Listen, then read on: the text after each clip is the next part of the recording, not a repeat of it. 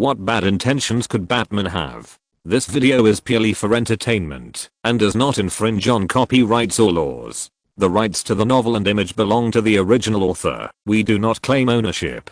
Don't like waiting and want to listen to this fanfic in full now? Subscribe to our Patreon, where you'll find the best fanfics. Chapter 201, where the wizard suffers from electrotherapy, Captain Cold's battle. It feels great, doesn't it? Marco stands alone at the top of the empire, just like we have always dreamed of. The weather wizard closed his eyes. The voice of his sister-in-law Elsa Madden was still echoing in his ears. The weather wizard whispered a little muffledly, "It's the dream of you and my brother." He sat in his room and took a sip of his drink, a little depressed. As his mood became low, the weather outside the window gradually gathered clouds and covered the sun in the sky.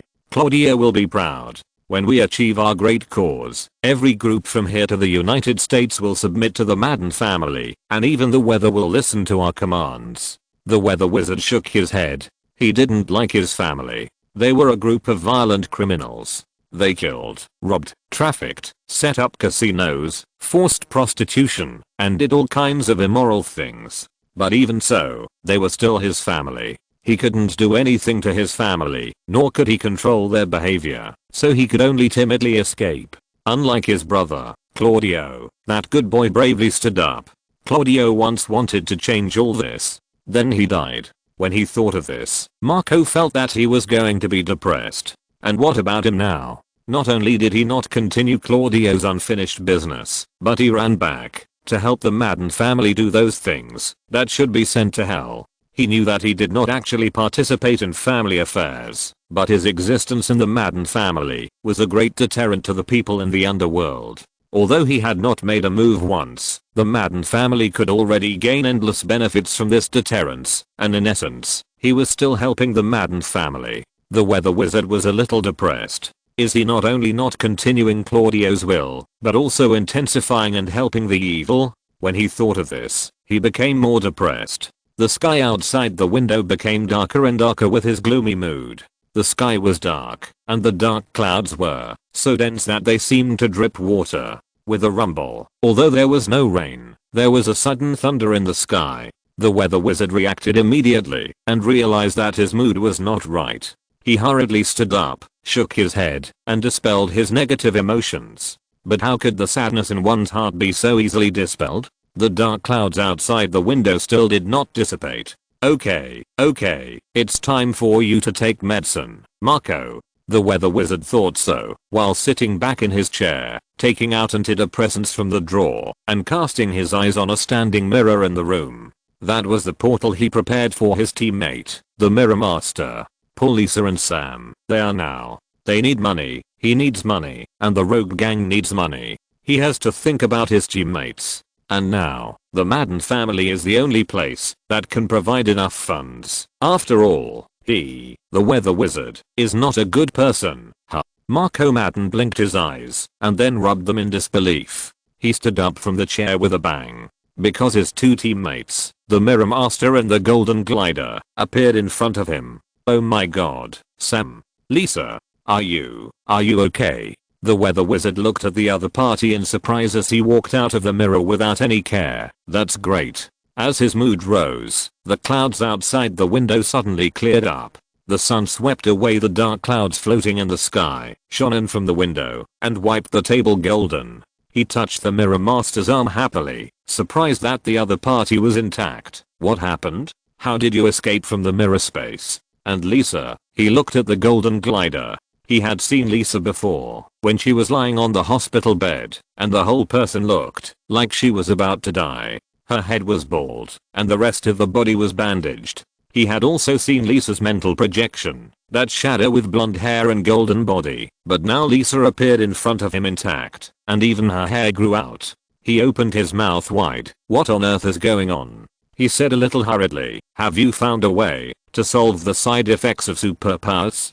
But the expressions of the Mirror Master and the Golden Glider were a little strange. They were laughing, but their laughter seemed a little forced. The weather wizard was confused. What happened? Marco. He heard the Mirror Master say, we have something important to tell you. You come to the mirror world first. Oh, okay. Although he was very surprised by the strange expressions of the Mirror Master and his wife, out of trust in them, the Weather Wizard still nodded and then walked into the mirror space while talking. I said, "Are we going to have a meeting in the mirror space again?" But Elsa is a trustworthy person. If you don't have any side effects, why don't we hold the meeting directly at the residence of the Madden family? Well, I'm not saying it's bad, it's actually okay. He was rambling and didn't notice that the guilt in the eyes of the couple who followed him into the mirror space was getting stronger and stronger. The Weather Wizard took the lead and the Mirror Master and the Golden Glider followed him.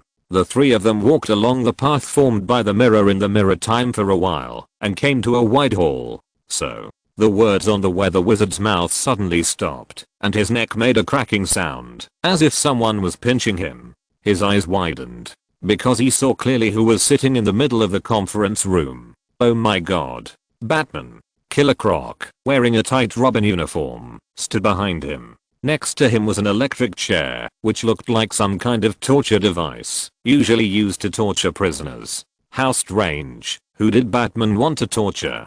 Bang. As soon as this thought came to the Weather Wizard's mind, he felt a pain at the back of his head and then fell straight down. The guilty looking Mirror Master and the Golden Glider held two sticks made of mirrors and stood timidly behind the gorgeous Weather Wizard who had fainted. "Oh, I really am. I'm so sorry, Marco. Ha ha ha ha ha ha." Then the two of them saw Batman running over with an evil laugh, rubbing his hands, and impatiently said, "New toys are here. Ahem. I mean the Weather Wizard is here. Quickly tie him to the electric chair." He excitedly picked up the Weather Wizard and enthusiastically tied the unconscious him to the electric chair and then fastened him with one belt after another and then took out a few lightning rods and a windshield. Don't mention how complete the preparations were. Then he rubbed his hands excitedly like a hamster and then snapped his fingers and several three-dimensional projections were immediately projected in front of the Weather Wizard on the electric chair. They were all evidence that Elsa Madden, the current head of the Madden family, killed her husband Claudio Madden, who was the Weather Wizard's younger brother. As there were no photos of some scenes, he specially asked Mudface to act them out and take photos. The miserable death of the Weather Wizard's brother was collected in 365 degrees, striving to give the Weather Wizard the greatest sensory stimulation. This is called desensitization therapy. The enthusiastic Dr. Batman really took great pains to treat the Weather Wizard's superpower out of control. Everything was ready, and Chintao clapped his hands happily. "Okay, Sam, come and wake up your good teammate." Captain Cold sat in a bar on the roadside. He drank with a sad face. The TV was broadcasting an interview of the news media with Professor Darwin Elias. "Oh my god, you invented a whole new energy source, enough to maintain the power supply for 100 years. It's amazing. Person of the year. You have been making great achievements. The new monorail you invented is also going to be put into operation. What do you think? This city needs practical solutions, and self-sufficient energy supply is just the beginning. Compared to the Flash protecting us, I did the research, incubation, and the data is obvious. The only merit of vigilantism is to stimulate the ugliest part of society. We have laws and codes of conduct. Anyone, even the Red Speedster or the Black Bat from Gotham. If it is true as you said, then who should solve those difficult problems that are difficult to deal with by law? The answer is obvious, me." Bang. A wine bottle wrapped in frost was driven by a huge force and directly penetrated the TV screen. The cold air condensed on it burst out and froze the TV into a lump of ice. Then the next second, the lump of ice shattered into powder and the TV fell down with it.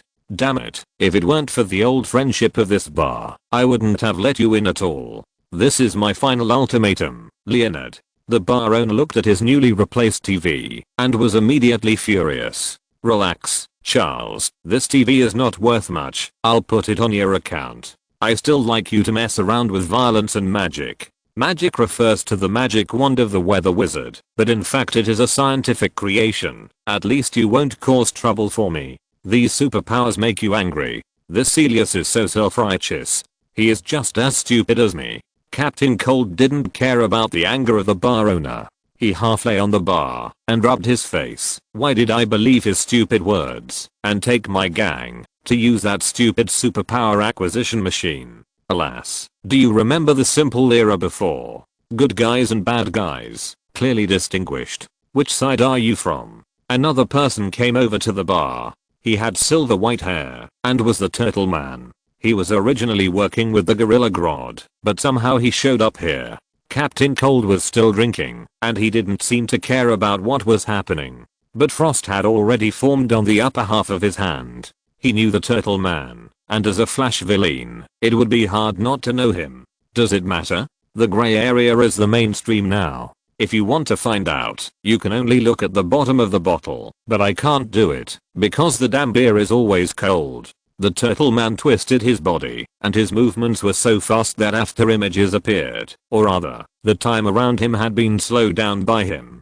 He mixed a glass of lemon juice in a flash and gently pushed him in front of Captain Cold. Half an ounce of lemon juice, half an ounce of vodka, half a teaspoon of syrup, and half a teaspoon of granulated sugar. I'm a master of cocktails, he said. The fine wine made with the perfect formula can withstand extremely low temperatures. Captain Cold was not stupid enough to drink the drink. Tell me, what are you here for? The Turtle Man laughed softly. Still so direct, snart, huh? He said concisely. Kill the Flash. Charles, the black-bearded bar owner, wisely did not intervene in their conversation. He turned around to sort out the wine on the counter behind him. I refuse. Captain Cold said. I have other things to do. His eyes lingered on the TV that he smashed into pieces with a bottle. The gene recombination machine is a masterpiece of Professor Darwinelius. After leaving Midtown for so long, he finally came back, and Captain Cold naturally had to take action. Hey, don't be so indifferent, Captain Cold. Boom.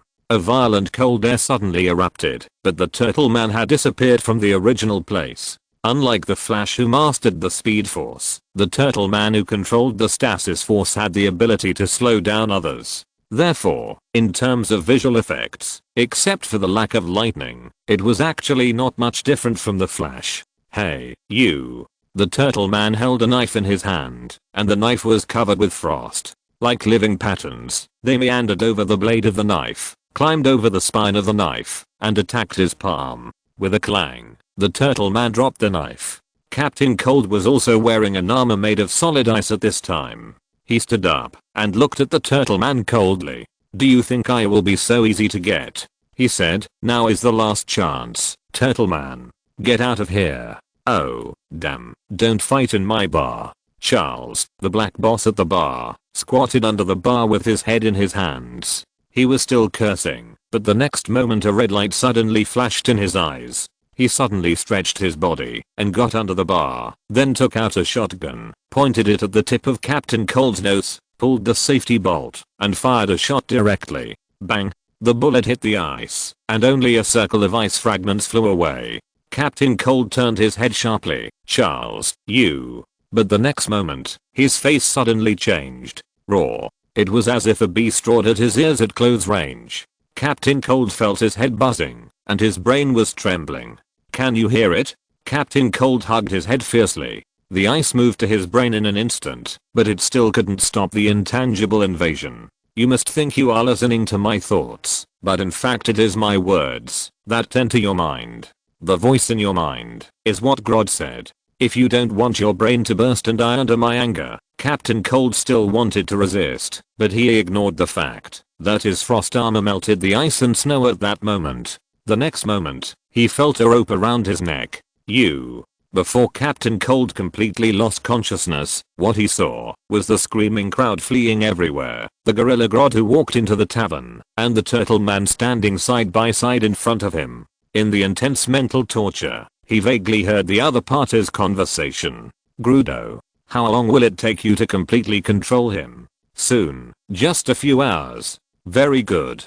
Captain Cold is now our man, as long as Elsa tells the weather wizard the truth about his killing Claudio Martin. No. No. Captain Cold immediately realized what the other party wanted to do. He suddenly shuddered and wanted to sit up from the ground excitedly, but he couldn't control a single finger of his own. He could only hear the other party say in despair, the weather wizard will definitely go berserk and kill everyone around him, as long as he kills Petty, the Flash's girlfriend. The endless war is about to begin. The Flash, Batman, the Rogues, everything is being played around by us. Chapter 202 The Key to the Battle. Splash. A large basin of cold water was poured on the face of the weather wizard, waking him up immediately. As soon as he opened his eyes, he saw the scary supervillain with two pointed ears grinning and showing him two new projected photos. One was his brother Claudio lying on the ground covered in blood. The other was Elsa Martin standing in front of the burned photo of Claudio. Batman's voice came to his ears. Your brother was killed by your brother's wife Elsa. Have you accepted this fact? The weather wizard was immediately furious, and endless anger and pain surged in his heart. I accept your mother rrrr. Chen Tao hurriedly pulled the switch, and the current instantly passed through the weather wizard's body, but he just stared at the photo. He couldn't believe that compared to the pain of being betrayed by his family, the electric torture he was suffering was just a drop in the bucket. He had only trusted one woman in his life. After his brother Claudio died, he had always regarded Elsa as a family member. He even went against the rules of the rogue state for her, even though he did not personally participate in the crimes of the Madden group.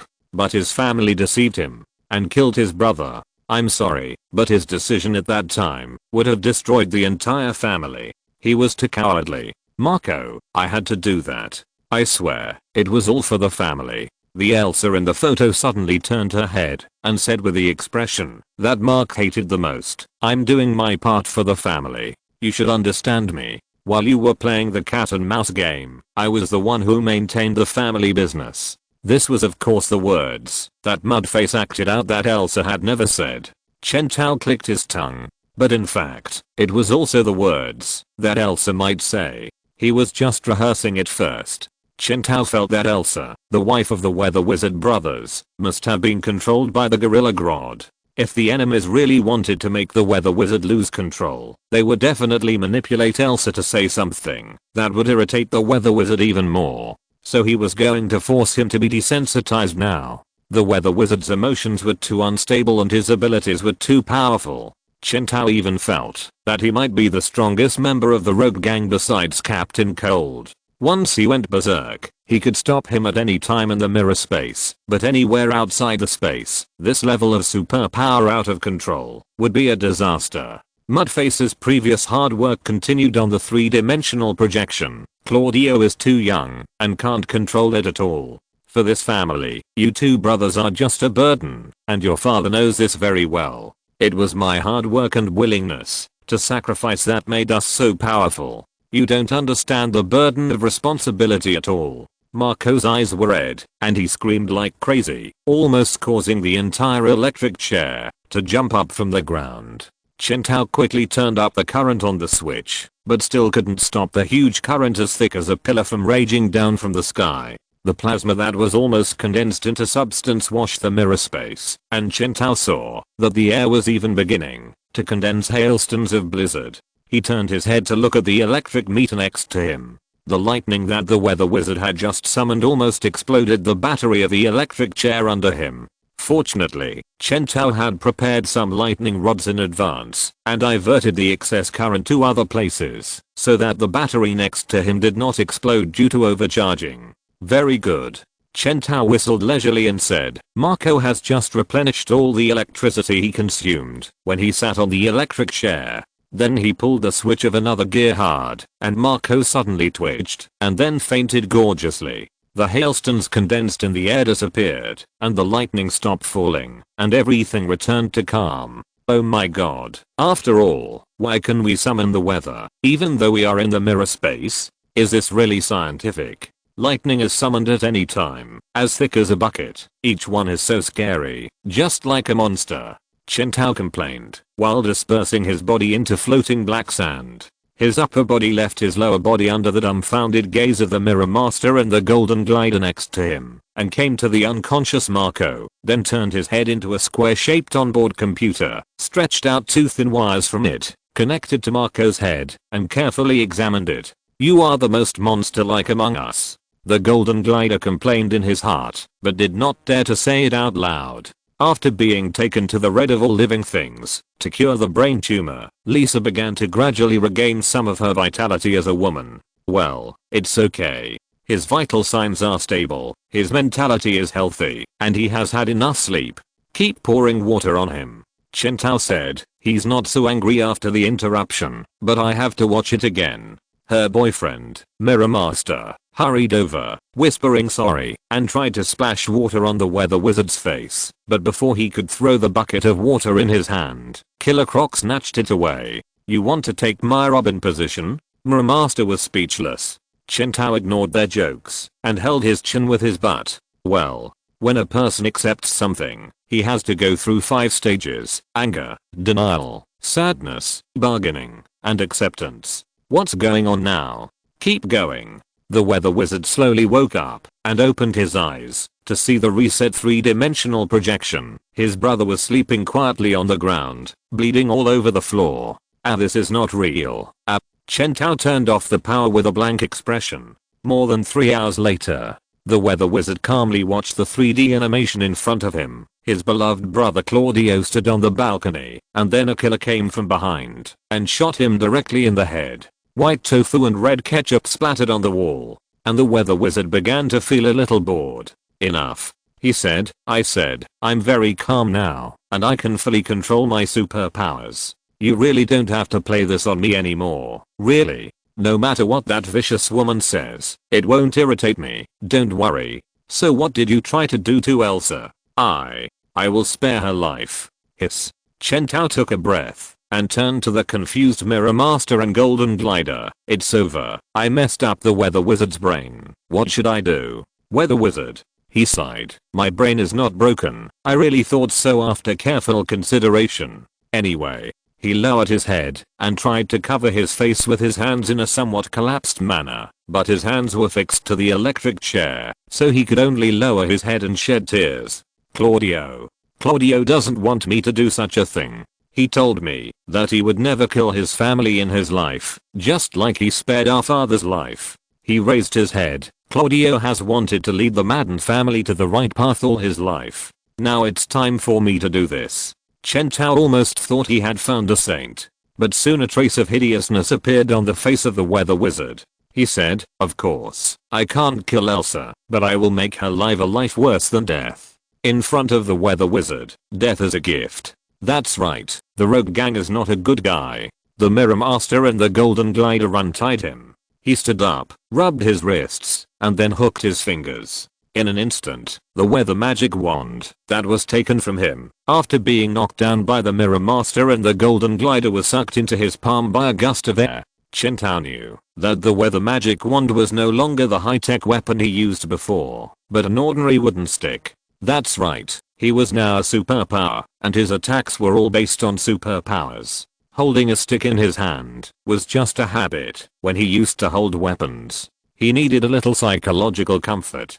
So, the weather wizard raised his head again and showed his cold face. Does anyone want to talk to me about the current situation? More than 10 minutes later, Chen Tao returned to the temporary base of the Flash team in Quetzalport. He saw the somewhat depressed Flash sitting on one side of the room, using his super speed to quickly look through the various materials of the Madden family. Reverse Flash was sitting in a wheelchair next to him to comfort him. Hey, Mr. Wayne, Batman. Barry saw Chen Tao coming in, whispered hello to him, and then continued to stuff his head into more files. What's going on? Chen Tao walked in. He saw Cisco and Catherine also appeared here. These 2 members of the Starlab team also came all the way to this port. Barry saved an entire village from the flood that the weather wizard lost control of, but he also lost the trace of the weather wizard. Catherine explained to Chen Tao in a low voice, and Barry thinks that the weather wizard knows nothing about Patty's affairs. He said that he knows the weather wizard, and his words don't seem to be fake, because the weather wizard really didn't know. And the reason you can't find it is very simple. He has been tricked by his good teammates Mirror Master and Golden Glider into the mirror space to receive electrotherapy. Of course, Chen Tao didn't tell Barry these words. Cisco sat at the computer. He had hacked into all the surveillance probes in the entire port and was checking all possible options. Chen Tao walked directly to the side of the Reverse Flash, who was still talking to the Flash in a gentle manner, folded his arms, and glanced under the wheelchair he was sitting in. We have to stop before we can see the truth. If Patty, the weather wizard, won't tell you the truth, do you really believe it? Good guy, you are still misleading Barry's judgment, right? Chintao was too lazy to talk nonsense with Reverse Flash. He came to verify one thing. He lowered his head and tried to put his head under Reverse Flash's wheelchair. A flash of lightning passed by, and Reverse Flash stood directly in front of Chintao, blocking the wheelchair behind him. What do you want to do? Barry looked at the two of them in confusion. Chintao ignored Reverse Flash at all, and he reached out to grab the wheelchair again. Reverse Flash's eyes flickered for a while, but in the end he did not do anything, and let Batman take the thing away. Then Chintao found a strange looking device under Reverse Flash's wheelchair as expected. Superluminal particles. He said concisely, it can increase speed. Reverse Flash relies on this 25th century scientific gadget to be faster than Barry. Barry's eyes next to him have already lit up. Listen carefully, Barry. All the tragedies in this world are caused by the lack of ability of the parties involved. Chintao put his hand on Barry Allen's shoulder. The tiny nanorobot in his hand quietly passed through his clothes and found some cell tissue residues in his epidermis. Then he pinched Barry hard, and when he jumped up in pain, the nanorobot went deep into the capillaries again and took away a small amount of blood. After doing all this, a small nanorobot also stayed in Barry's body. Chintao continued to say, if you want to find your girlfriend and defeat the weather wizard, run faster. The attention of Reverse Flash was completely attracted by Batman's possible use of superluminal particles. Superluminal particles will have certain side effects. If Chintao no longer cared about the Reverse Flash who was explaining to Barry, he quickly walked back and left outside. You need the guidance of Professor Wells or Professor Swan. Barry. He is a good teacher, don't let him go. Chintao said, I will continue to mobilize my connections to find out where your girlfriend may be imprisoned. He lied while leaving the room. He walked outside quickly, and Killer Croc was waiting for him next to the invisible plane in Robin's uniform. Where are we going next? He said skillfully. Valen Airlines is at your service. Let's go find Darwin. He is the scientist who gave Captain Cold the gene recombination device and gave the entire Rogue superpowers. Chintao said, we need scientists. He spread out his palm, and there was a small bottle of crystal blood in his palm. The blood of the speedster. He spread out his other hand, and a snow white hair appeared in his palm. Hair from a stasis user. That was the hair that Reverse Flash found at the scene, after he took him to the place where Gorilla Grodd and Turtle were conspiring. I don't need to be close to these two powers. I just need to be able to use them in a simple and rough way. Chintao narrowed his eyes. This may be able to change the situation. Central City. With a bang, another member of the Rogues, Heatwave, fell to the ground. After being besieged by Captain Cold, who was completely controlled by his mind, Turtle, and Gorilla Grodd, Heatwave had completely lost his ability to fight. He struggled and tried to get up from the ground again, but he only met Grodd's scalded eyes. It was a small accident, the turtle said, but it gave us an unexpected helper. Grodd turned his head and glanced at him. It's not important. He said, has the lightning rod been built? Almost. With the heat wave helping with welding, it will be faster. The turtle said, you don't have to tell me. I've been wary of those superheroes. Whether it's the Flash or Batman, their energy is tied up in Port Quetzal and the Weather Wizard. They have completely ignored the situation in Midtown. Our construction work is going smoothly. That's good. Soon, Grodd whispered, we will be able to drain the speed force contained in the entire city. The speed force, it's time to return it to its rightful owner. If you're listening to this novel on a channel other than Fanfic World, it means they downloaded and uploaded it without effort. We cordially invite you to visit our channel, Mundo Fanfic Novelos. There you'll find the original version of this story and you can explore many other novels of various genres. We're waiting for you to immerse yourself in a world of incredible novels. Chapter 203, The Flash Tied to the Batmobile. 5,000 words long chapter. Please read it. Woo woo. I'm Gorilla Grodd. I was born in the heart of Africa, near the Congo Basin. There lies Gorilla City, my hometown. Because of a meteorite carrying the Speed Force, our tribe's thinking was accelerated by the Speed Force, gaining super intelligence. Therefore, we have worshipped the Speed Force as a god for generations. This is a foolish act. Our ignorant ancestors thought that lightning contained gods, which was nonsense. The so-called speed force is just a natural phenomenon, just like water and fire. If he doesn't recognize us, then what we should do is to take action directly, to take it back. Gorilla Grodd stood on the top of the tallest building in the surrounding area, looking down at Midtown, the hometown of the Flash. The sky is blue and the clouds are white, and the years are quiet. This is really the best moment, Gorilla Grodd thought. People built a statue for the Flash, with a shining golden body and an inscription below it. People came and went, and countless people took photos under the statue, as if they were worshipping their gods. Grodd looked at the bank not far away across the street from the Flash Memorial, and then he turned his gaze to a cafe on the street. He knew that the weather wizard was there at this time, and Elsa, who had been controlled by him, was accompanying him. The turtle man not far away was also ready with Petty. Everything was leisurely, slow, and arranged. Gorilla Grodd began to like this feeling. Captain Cold and Heatwave began to create chaos on the street. They openly attacked the bank and pushed down the Flash statue not far away. The street was suddenly in chaos, just as King Grodd, expected. Grodd squinted his eyes, casually took out a banana from his arms and ate it, and then quietly threw the peel downstairs. He didn't want to be discovered by his collaborators that he was eating a banana.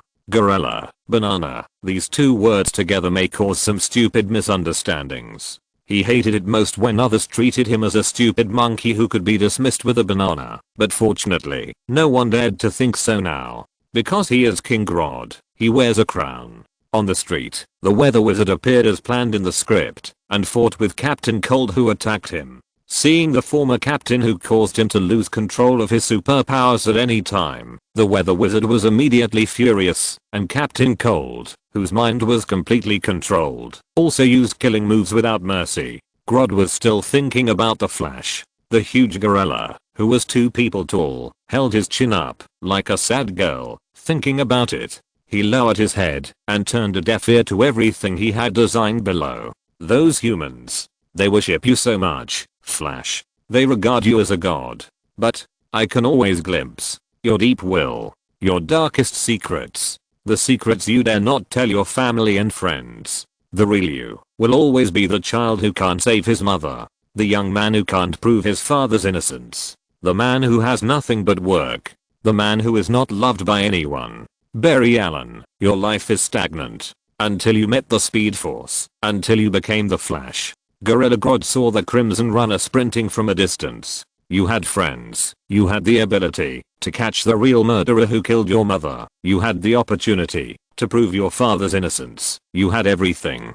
The Speed Force made you unique, and the Speed Force gave you the life you dreamed of. You concealed and cherished your ability, because deep down, you knew. Without the Speed Force, you are a waste. Grodd opened his mouth and grinned silently. He saw the Turtle Man and the Flash's girlfriend Patty appear next to the weather wizard, while the Flash was caught between Captain Cold and the heat wave. He stood up. Across hundreds of meters, he manipulated Elsa, and said the lines he had prepared long ago. You don't understand the burden of responsibility at all. I killed my husband for this family. Grodd laughed softly. He had already arranged the script. The other 2 members of the Rogues, Mirror Master and Golden Glider, had received the message he sent as Captain Cold, and all the actors were already in place. When the weather wizard killed Flash's girlfriend, they would become a deadly enemy. At this point, nothing could be said. He turned his head to look at the lightning rod next to him. The crazier the Flash was, the more speed force this device could absorb.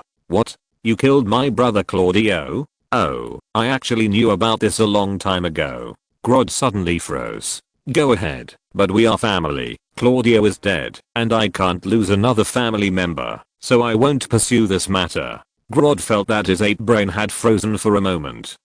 He shook his head and thought quickly. Because the weather wizard's superpowers needed to be completely out of control, he didn't dare to enter the weather wizard's brain. First, he was afraid that the other party would notice it, and second, because the weather wizard now relied on emotions to activate his superpowers. Once his thinking was interfered with, various unknown consequences might occur. So he hadn't thought about the possibility that the weather wizard might know what Elsa did. This was bad.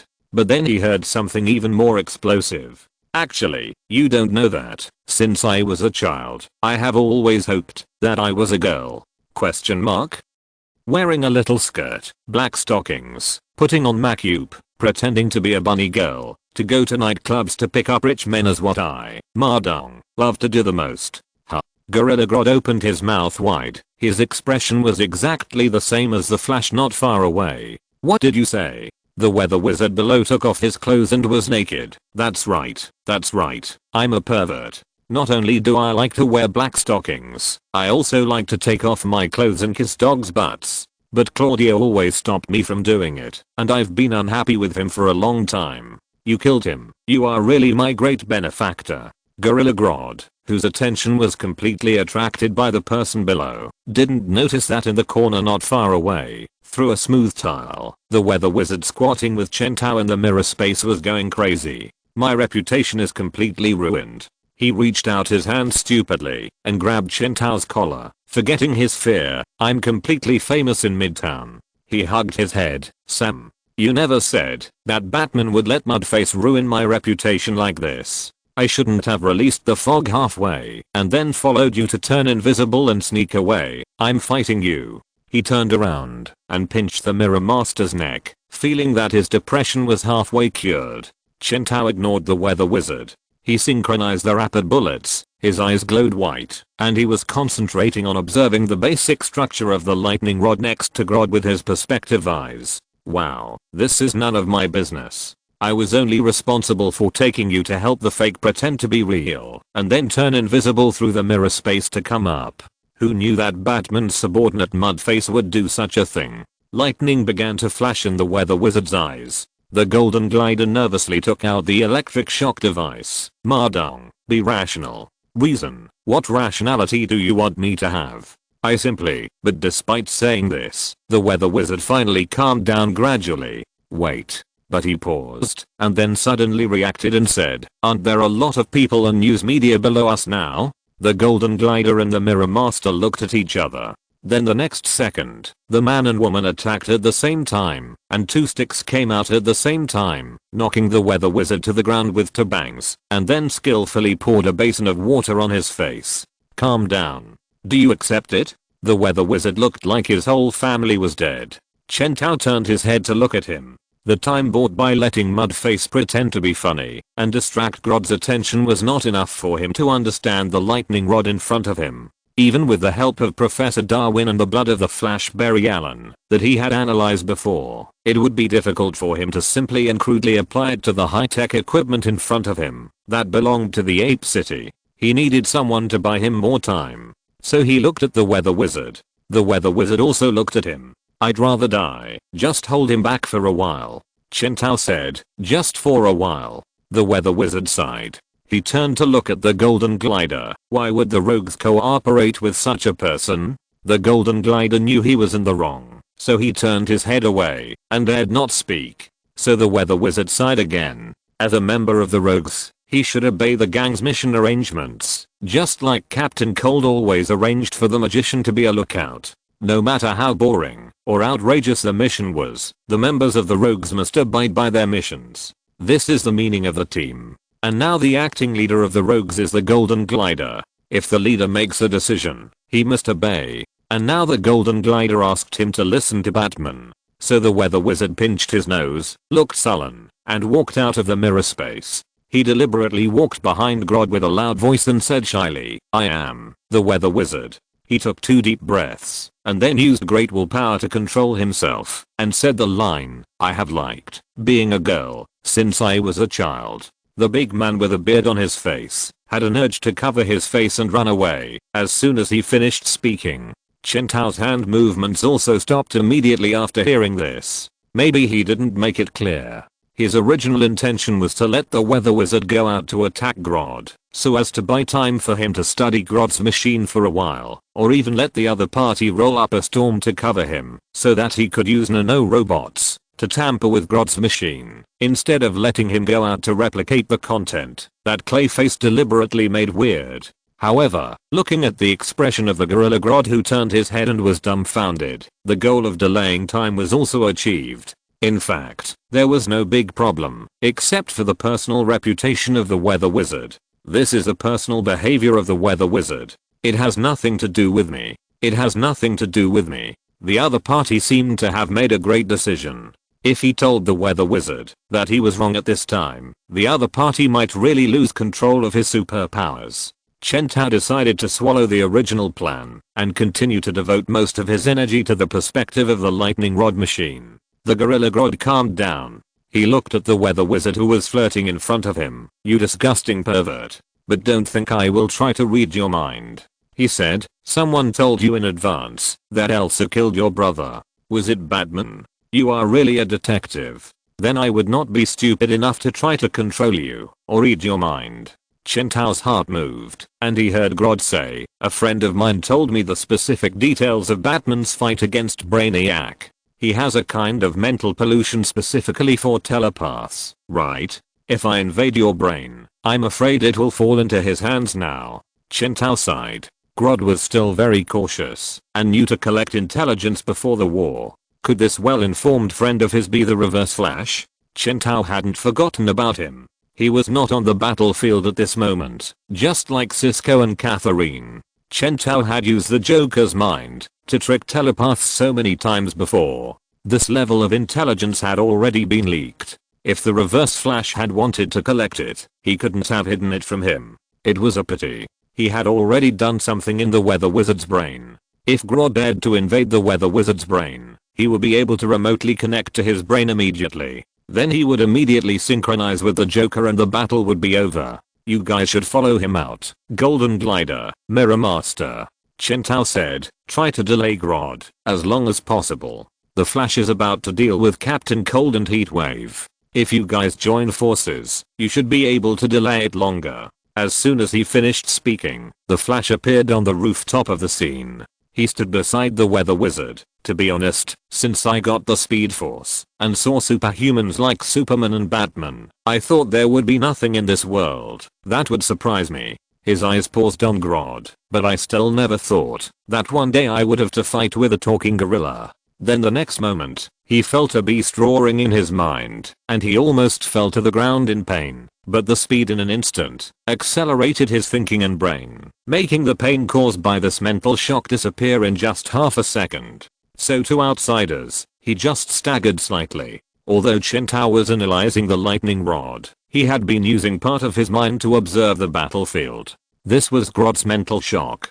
Grodd didn't dare to enter other people's homes at will, but he could still easily throw stones at other people's homes. Chen Tao released a small number of nanorobits and began to quietly move his hands and feet on Grodd's lightning rod. Reverse Flash still didn't appear. A small ball of blizzard rolled up in the hand of the weather wizard. The Speed Force began to entangle in Grodd's eyes. The Flash turned into a flash of lightning and rushed directly towards him. Then, he was hit by the mental shock of the ape in midair and groaned, and blood flowed out of his mouth and nose. A battle seemed to be about to break out, but the next second, "Grodd, stop talking nonsense to these people." Chen Tao was certain in his heart. "Speak of the devil will appear." The Reverse Flash who appeared in the battle was the most reassuring. He saw the yellow figure appear next to the lightning rod. "Hurry up and start it." He ignored the surprise of Barry the Flash and pressed the lightning rod twice. But, in an instant, everything stopped.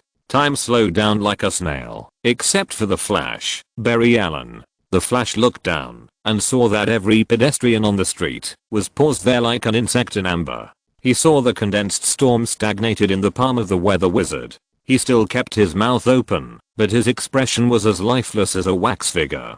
"Do you feel it, Flash?" He heard Grodd's voice. The Flash turned his head suddenly. "What did you do?" "That's a lightning rod, a technology you don't understand, Flash. It can attract the speedster." Grodd walked slowly, ignoring the weather wizard who stopped there, and walked towards the Flash. Midtown, which you cherish so much, is now solidified, because all the Speed Force contained in it has been drained. All the people in Midtown, including the love of your life, are trapped in this moment. And Batman, whom you regard as your greatest helper, even in the mirror space, there is no way he can escape. Gorilla Grodd turned his head and looked at Reverse Flash. "Do you think I didn't guess that Batman tried to spy on my equipment?" But Batman is just an ordinary human without speed force after all. He said, there is no way he can be in the speed force field. Idiot. He heard Reverse Flash say, smarty cheat, stupid gorilla. Reverse Flash grabbed the lightning rod and kept inputting speed force into it. He turned on the machine too early, and the device should have absorbed some more speed force from Barry. But now, it's enough. Gorilla Grodd turned his head suddenly and saw Flash appear in front of Batman, who crawled out of the mirror space like a snail. As soon as his hand fell on Chen-Tao's shoulder, Chen-Tao was also accelerated to Barry's speed. No time to talk, Barry. Flash heard Batman say, I have only one question now. Do you trust me? Of course, Mr. Wayne. Barry's eyes glanced at the two dangerous enemies standing there. He nodded suddenly, his eyes firm. We must work together to fight against them. Tell me, Mr. Wayne, what do you want me to do? No matter what you want me to do, I will obey unconditionally. He said, although you didn't tell me completely, you must have been prepared for the situation in front of you, right? Yes. Chen-Tao nodded. He whispered to Barry, quick, stand in front of me. He put his 2 feet together, and in a swish, they turned into wheels. Barry stared at Chen-Tao's feet, that turned into 2 wheels. Don't stand there stupidly. Oh. Barry saw that the Reverse Flash was already wrapped in red lightning, and rushed towards him. He immediately stood in front of Batman without thinking, and stretched out his hand, to try to block the attack of the Reverse Flash. Then the next moment, Barry only felt something hard pressing against his butt. He looked sideways, and found that Batman, Mr. Bruce Wayne, had turned into a Batmobile. Flash. Then the next second, countless tiny mechanical ropes stretched out from the front of the car, and tied up the Flash tightly. The wheels turned, and with a swish, before the attack of Reverse Flash arrived, the Flash tied to the front of the car and Chen-Tao, who had turned into the Batmobile, started running.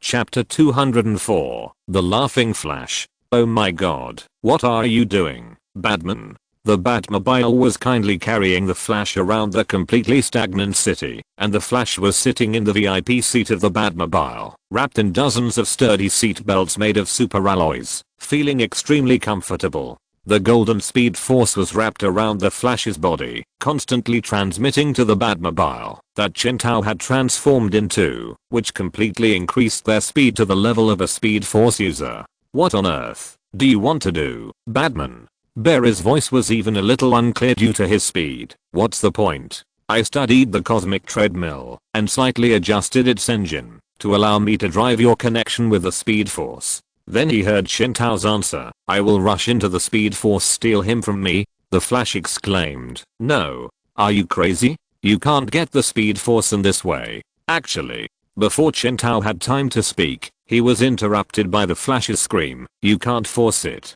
It will tear both of us apart. No. You didn't tell me that this is what you asked of me.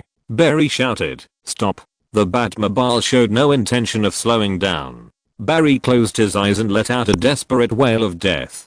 Don't help me, AHH. He said loudly, the speed force is electrical energy that exists in every dimension, every universe and every era, and it is connected to every part of the entity. I just plan to get my speed force back. The Flash was still screaming, but I feel the speed force passing through my body.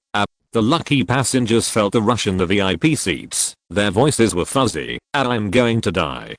Grodd used lightning rods to drain the connection between everything in Midtown and the speed force. Chen-Tao said, he stole the speed of the entire city. That's why time is suspended outside like in many book plots. As he spoke, he saw wisps of golden speed force slowly crawling out of Barry's body like earthworms, and then lingering on the front windshield of the Batmobile, as if confused about something. Only by connecting with the speed force, or mastering the stasis force like the Turtle Man, or mastering a small amount of the speed force like Gorilla Grodd, can one be immune to the effects of this speed stripping. Gorilla Grodd's super high IQ and telepathic ability are due to the fact that the speed force accelerates his thinking. A mechanical arm stretched out from the main control position in the car and took out a tube of medicine from under the seat. So I don't need to grab the speed force. I just need to let the speed force think I'm the Flash, so as to give me a little speed force that allows me to move freely.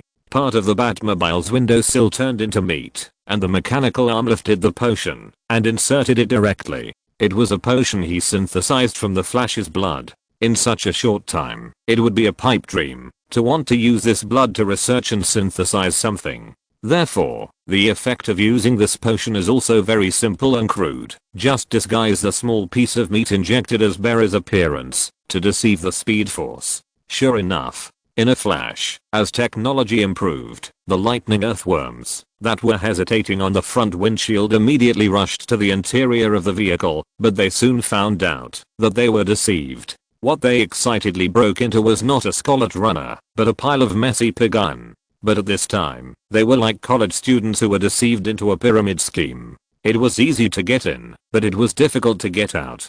Chen Tao shook his head. This speed was not enough. Barry, I'm going to start speeding up. Chen Tao said, I need you to create more gods. Humph. But before he finished speaking, he groaned and almost had a car accident. Chen Tao immediately changed his head into the Joker's. The head with purple hair appeared on the front windshield of the Batmobile, replacing the original onboard computer, and stood naked next to the steering wheel in the car. He had just been hit by some kind of mental shock from Gorilla Grodd. He originally tried to use the Joker's mind to fight back, but Gorilla Grodd seemed to know his ability and escaped immediately without fully entering his mind. He didn't fight Chen Tao one-on-one at all. Chen Tao's car lights flashed. But compared to this, another fact he noticed attracted his attention. You are getting slower and slower, Barry, he said in a deep voice. What? Why don't I feel it? What the asterisk asterisk asterisk? The Flash, who was tied up and rushing in front,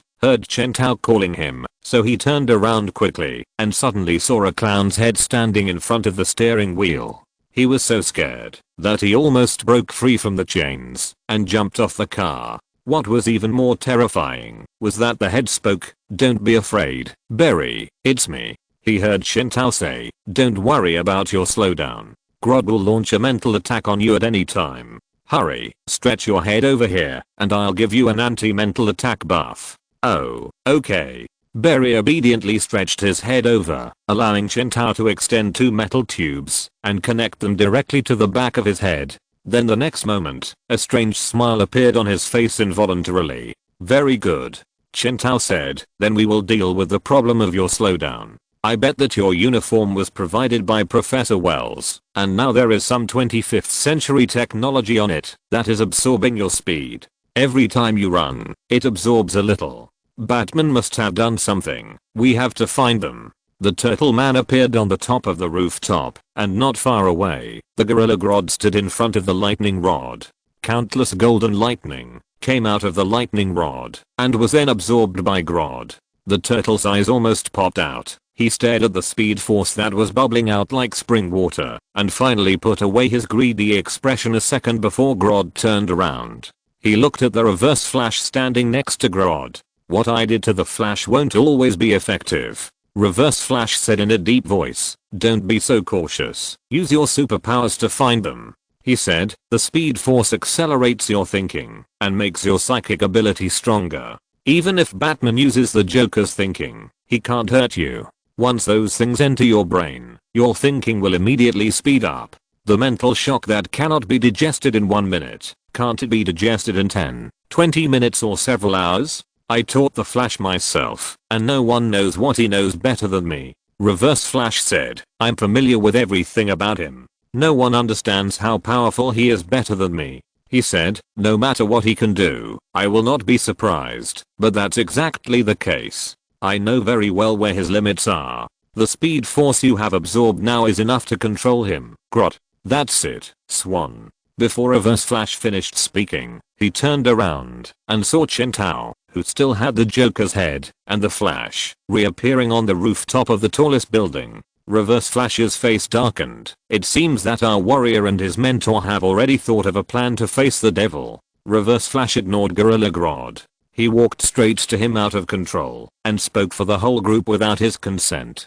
This was originally an unwise behavior. No matter how much Reverse Flash planned for Gorilla Grodd, he should not show his contempt for Grodd directly at this time. But Grodd was stupid, as if he didn't notice it at all. This was also an act to challenge Gorilla Grodd's leadership, but Grodd rolled his eyes and didn't care. Give me back the Speed Force you stole from me. The Flash immediately pounced on Grodd, trying to take back his stolen power. I stole from you. Ha ha ha ha Flash, stop it. The gorilla pulled back at a speed that was obviously beyond the normal gorilla's reaction. Are you crazy? He mocked without giving any face. Do you think I can do something with your uniform? Who do you think I am? The one who really betrayed you. Before Barry could get close to him, he was besieged by the turtle and the Reverse Flash. Grodd watched him kneel on the ground after being beaten by the two. The one who betrayed you was your leader. No, wait, what did you do?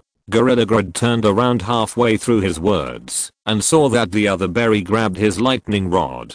Good job, Time Remnant. You have learned this trick, Flash. The Reverse Flash standing aside blurted out, and he looked at his apprentice with admiration, watching his apprentice play an interesting trick and bathe in the ocean of Speed Force. The Speed Force that flowed out of the lightning rod was stolen. It was not as difficult to absorb as ordinary Speed Force, but was placed in the basket lightly like the fruits that had been picked. This was originally a feast prepared by Gorilla Grodd for himself, but it was so easily taken back by Flash. What? Reverse Flash saw the golden Speed Force wandering, surging, and roaring on Barry's body. Barry's eyes flashed with lightning. And at this time, Gorilla Grodd began to slowly clap his hands. Well done, Flash. I'm already by your side, and you are just what I want. Alone. You have taken back more Speed Force, and you have got what you need.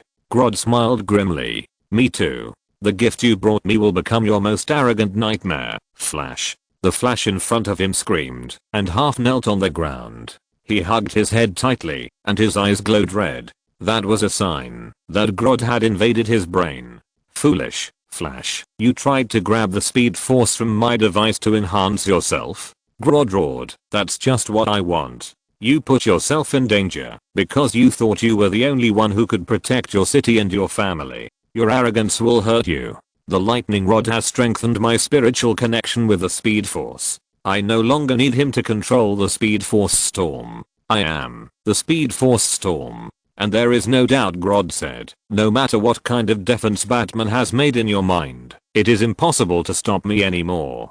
He looked at the Flash, who fell to the ground holding his head, and Batman, who was fighting with the turtle in the distance. He could feel his thoughts breaking through the hard shell of the Flash. Even the crazy circus was torn apart by him, reaching the deepest part of his heart. Don't you have anything to say to me, Barry? But the Reverse Flash once again exceeded the power of the team leader. The Gorilla Grodd looked at the Reverse Flash, who was blocking him and rushing towards the Flash, and said nothing. There was a deep malice in his animal eyes. Reverse Flash walked to the Flash, who was lying on the ground, and looked extremely painful. He was waiting for Barry to ask him why he betrayed him. He was very sure that Batman didn't have time to tell Barry about his past with Flash, which made him very happy. Ever since he saw that future and decided to rebel against the alliance with Batman, he has been looking forward to this moment. Tell Flash their story in person. Tell Flash in person that the stories he told him before about them being friends were just his lies, and then see the desperate expression on Flash's face. Just thinking about such things made him tremble with excitement. But the bad thing was that Barry didn't ask him a word. Reverse Flash couldn't bear it anymore. Batman was fighting fiercely with Turtle next to him. Turtle lacked the means of attack like supersonic hand knife, so it was difficult for him to break Batman, who turned into a Kryptonian body. But Reverse Flash knew that Batman's transformation was not unlimited. Do you know how I felt when I killed your mother? I will always miss the tenderness of my palm passing through fresh flesh and blood. Reverse Flash said. I am he? Question mark?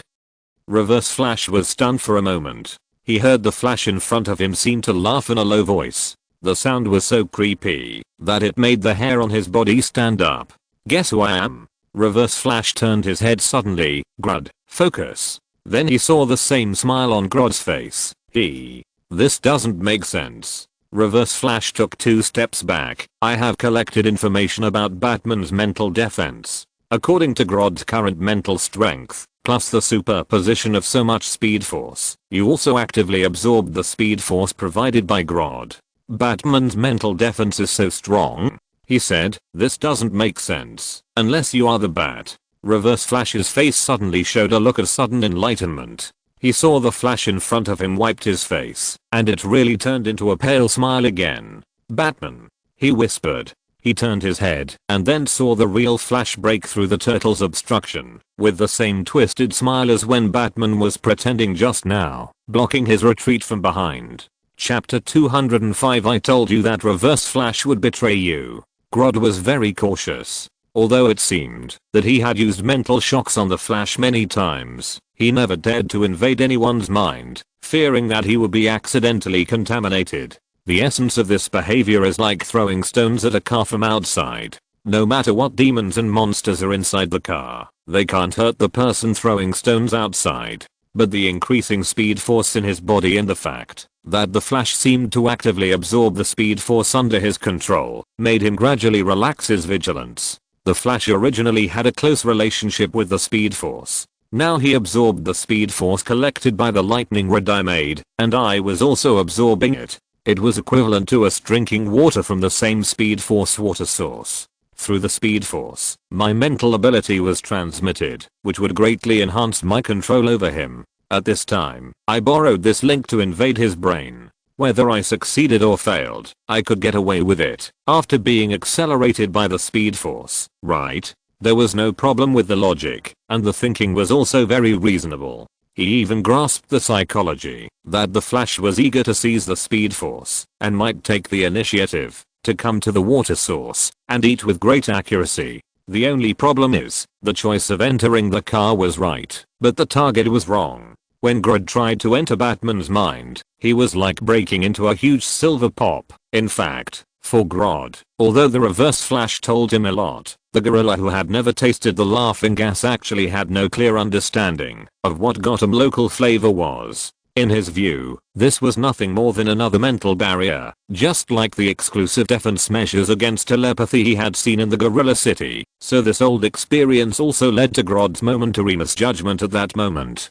People always judge new situations through inherent experience. Even gorillas are the same. Originally, we thought we came in to fight with real guns and real knives, facing guards wearing bulletproof vests, so we prepared bulletproof vests and Thompsons in advance. As a result, when we came in, we saw that it was indeed a guard, but he was naked and had nothing on. There was also a catalyzer burning in the air, and the main gorilla charm was used. The previous preparations were not for dealing with such a spicy scene at all. Even if he quits, his heart is dirty, his eyes are stained, and he has taken drugs. This is Grodd's current state. Well, it's also the Flash's state. Tick-tock. A drop of saliva dripped from the corner of his raised mouth, and Barry wiped it. Barry remembered that he had once thought about being the most friendly superhero. Now this laughing look seems to be okay. The Flash felt very happy when he thought of this. Great. I'm a good neighbor in Midtown. I use supersonic speed to bring smiles to others every day. I'm the most friendly superhero. Ha ha ha ha ha ha ha ha ha. The logical chain was established. The cause and effect were clear. He laughed legitimately and legally, and then immediately stopped talking because he was scared by himself. Too scary, brother. This was the after effect of Chintao sharing the Joker's frantic thoughts with them through nanorobots. Barry knew that Batman had to do that, otherwise Grodd, whose thoughts were accelerated by the speed force, would only need half a second to make everyone his puppets, just like the sluggish Captain Cold and Heatwave before. The two of them had just blocked him with the Turtle Man, but at this time they were also frozen by the speed force that was drained from Midtown. Only the Turtle Man, who had the speed force, was not affected and could still participate in the battle on the rooftop. But Barry guessed that Grodd would not leave the powerful fighting power of the two rogues unused. He would definitely.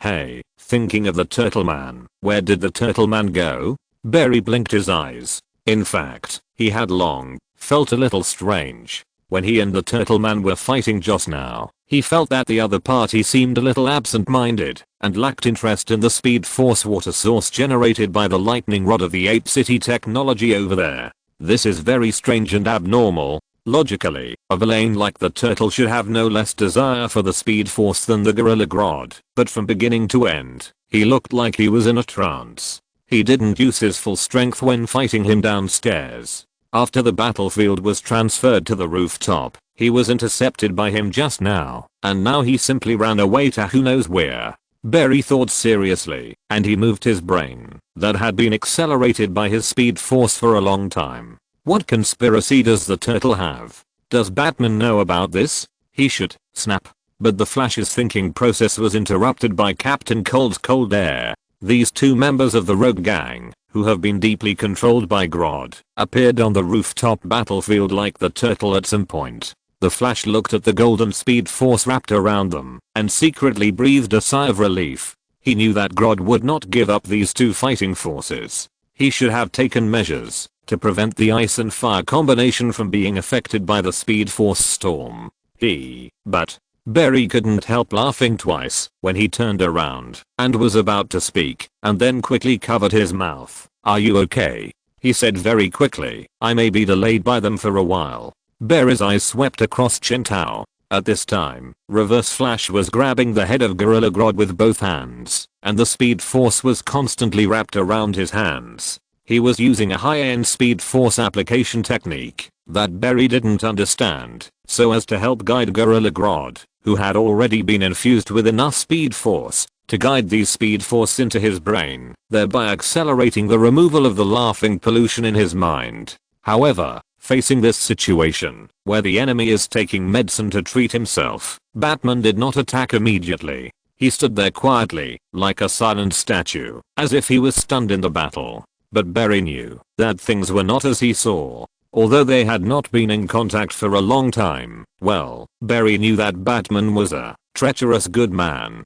He was always planning something that he was not aware of. Barry guessed that he was definitely not idle at the moment and must be doing something that neither he nor the enemy had discovered. However, there was one thing that he had to remind Batman: never destroy the lightning rod directly. Barry said loudly while fighting with his old friend Captain Cold. "Batman, this may be complicated to explain, but the machine must be shut down in a normal way. The machine is essentially like a huge vacuum cleaner, constantly blowing wind, thereby draining the speed force of the entire Midtown and creating a speed force storm, but at the same time it is also a limiter of the speed force storm. Cisco told me that this machine is like controlled nuclear fusion, as if there is an invisible speedster running around the entire storm, using the speed force to limit it, and then stealing the speed force from the storm, so as to maintain the storm at a speed that continuously drains the entire Midtown, but at the same time it can be like a water source supplying water." With a bang, the heat wave created a huge explosion next to Barry. Barry jumped up and then created a hurricane with both hands, blowing away Captain Cold, who followed the attack. But if the limiter is suddenly broken, the speed force storm will lose its restraint and begin to expand recklessly. The speed will soon be enough to cover Midtown and then Keystone City. It's only a matter of time before the whole world is threatened. Barry repeated, "Absolutely, absolutely do not destroy this machine. Otherwise, he will be like the Red Death in the Dark Multiverse, watching the out-of-control speed force storm destroy his world." Chintao thought. Then he replied to the Flash, "I know." The next moment, he was a little distracted and was hit and flew backwards. It was the telekinesis of Gorilla Grodd. As time went on, Gorilla Grodd continued to absorb the speed force infused into his body. Under the acceleration of the speed force, his mental ability and telekinesis also increased. "Thank you, Swan. You've been a great help." The gorilla, who had lost his smile, regained his serious look. Then, he dodged Chintao's heat vision with a reaction speed beyond his normal limit, and once again used invisible telekinesis to bombard Chintao, who was suspended in the air. "Thank you." He thanked Reverse Flash again. "It's nothing. You just need to buy time."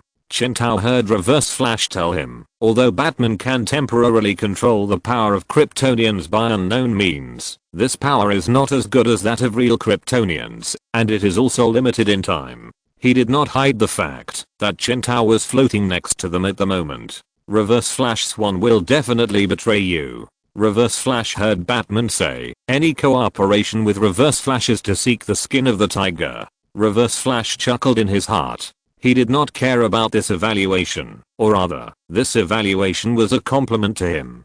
Don't try to alienate the relationship between Grodd and his allies. Gorilla Grodd said in a muffled voice. His face seemed to be full of complete trust in Reverse Flash. Under his control, several energy guns firing kryptonite rays rose from several corners of the rooftop, focusing fire on Chintao, who was synchronized with the high-speed bullets, and knocked him flying. Do you think that Grodd's allies told Grodd this key information, that you can temporarily transform into a Kryptonian, but Grodd won't make a relevant response? He roared. Grodd was prepared. Kryptonite energy guns produced by the military? Chintao was hit by the kryptonite rays and couldn't help but complain. They can actually appear here. It's as easy as if they were just bought from a convenience store. Your judgment is correct, Reverse Flash. This does work on Batman. As Grodd spoke, he took a gun directly from a rising automatic aiming machine next to him and aimed it at Chintao. It's not that easy to dodge. He fired a shot directly and then transformed into a black after image with the blessing of super speed, ran to the side of another kryptonite energy gun, and also manually assisted aiming. He could obviously mobilize telekinesis to complete such assisted aiming, but he was too excited and would rather use this more speed force user method to achieve the same goal. As more and more speed force accumulated in his body, Gorilla Grodd's speed became faster and faster. Now this almost teleporting speed is almost the same as that of a real speedster. Faster, stronger, more agile. The speed that exceeds the limit of all biological reactions and breaks countless physical laws. The connection of the speed force belongs to me. Grodd roared in a low voice. Grodd will be the master of all speed forces. More and more golden lightnings, more and more, wrapped around Gorilla Grodd's body, combined with the crown on his head and the expression of returning to the original place after launching an attack, opening his arms and roaring to the sky, made him look like a very handsome gorilla. Perhaps it is difficult for humans to appreciate how majestic Gorilla Grodd is at this moment. At the same time, Reverse Flash did the same thing as Gorilla Grodd. Beep, beep, beep. In an instant, countless green rays almost formed a net in the air. No matter how fast Batman was, he could not avoid so many energy gun volleys. But with a flash of silver white particles, Bizarro Batman's grey, disfigured face appeared in front of Grodd and Reverse Flash. Chintao opened his arms and let the green kryptonite energy gun hit his chest without even dodging.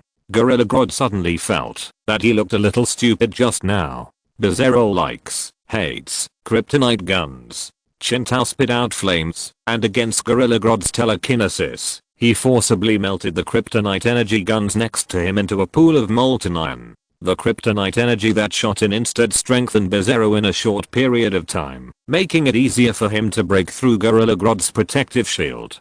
Chintao said, Grudo, you should always be close to, guard against, the guy next to you. In fact, to be honest, he didn't like synchronizing with Bizarro. Being forced to speak ironically, and having his IQ reduced by 50% seriously interfered with his brain.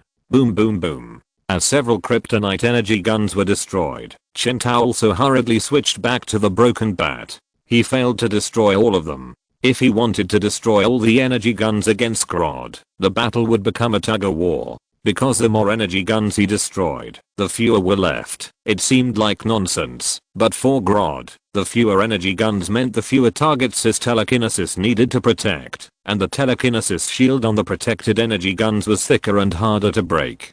Chintao's time to synchronize with Bizarro Batman was limited. Once things became a tug-of-war, who would suffer the most? Obviously, it was him. Therefore, the kryptonite gun was never the focus of the matter. As long as Chintao did not use the Kryptonian system, these weapons would not threaten him. So why did he have to rush in and forcefully synchronize with the high-speed bullets? He could have used other off-screen means to destroy the kryptonite guns and then synchronize the speed bullets. There was no need to try to forcibly destroy all the guns now and waste precious synchronization time on a tug-of-war. Moreover, Reverse Flash will definitely betray you. Chintao repeated to Grodd again. Cooperating with him is courting disaster. Ha, what a joke. Reverse Flash next to Grodd immediately said, Albert Swan is not such a person. Ha, what a joke. Gorilla Grodd also said, such alienation is too low level, but Reverse Flash has no reason to attack Grodd. Grodd and Reverse Flash cooperate happily, and our alliance is unbreakable. Before he finished speaking, His whole body trembled, and countless speed force currents were drawn from his body and gathered on Reverse Flash, who stabbed him in the back. Grodd fell to the ground. I wanted to do that after I met you for 5 minutes, Reverse Flash said. A small scepter appeared in his hand with a lightning symbol on it. Even though Grodd fell to the ground, there was still more speed force flowing from him to Reverse Flash. Reverse Flash smiled and said, "You are really good at judging people, Batman." Chen Tao was speechless. He cursed in a low voice. I knew it. I finally finished writing. The night sky at 3 AM is so beautiful. Chapter 206. First, we break the Flash's legs. 5,000 words long chapter. Chen Tao sighed.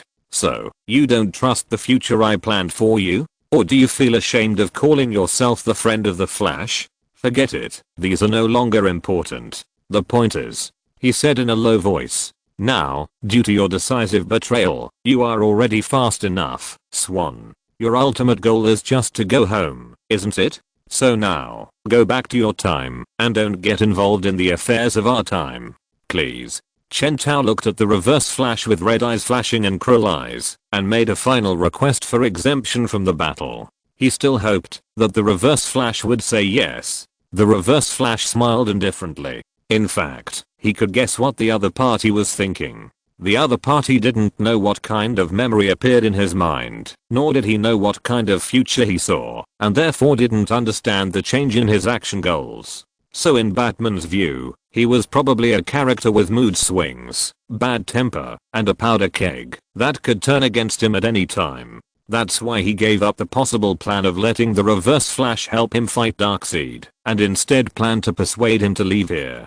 But unfortunately, I refuse. That's a pity, Chen Tao said. Reverse Flash saw Batman's expressionless face, and this indifferent look actually aroused his interest. You know, I have been calculating the time from the time you appeared here to fight against Gorilla Grodd and use the ability to turn yourself into a Kryptonian until now, Reverse Flash said. It's almost time, right? You can't use this ability for a long time.